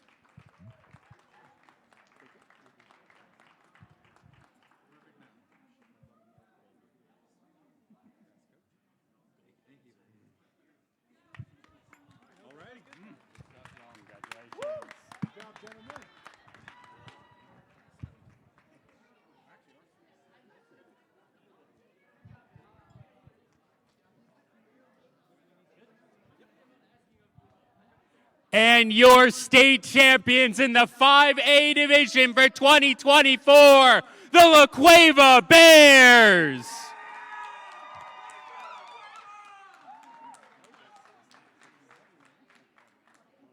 How many of these do you have now? All right, special shout out to Manzano. What a heck of a state championship game, man. Round of applause to them, man. So we have Camilla Johnson, Ray Barber,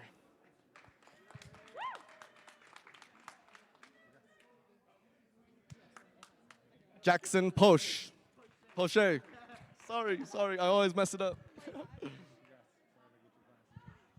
All right, we have Hubert Daly.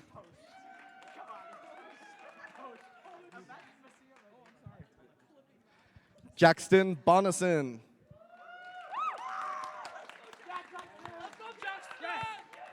Justin Rivera. And then we have our co-captains, Elena Grosiak.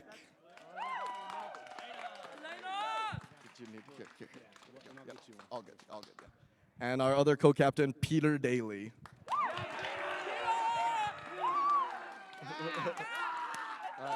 There you go. All right, get some pictures. I'll get some pictures.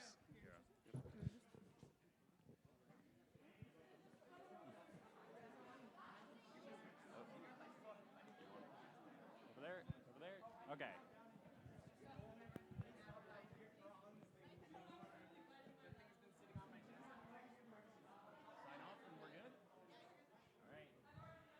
Thank you, everybody, for watching day 2 of the NMAA Esports 2024 State Finals. It's been such a blast. Thank you to all of our volunteers, UNM Esports, for running production. NMAA, Dusty, we couldn't do it without you. And thank you to all of our sponsors for putting this event on. We couldn't do it without you. And we will see you tomorrow for day 3 of the 2024 NMAA High School State Finals.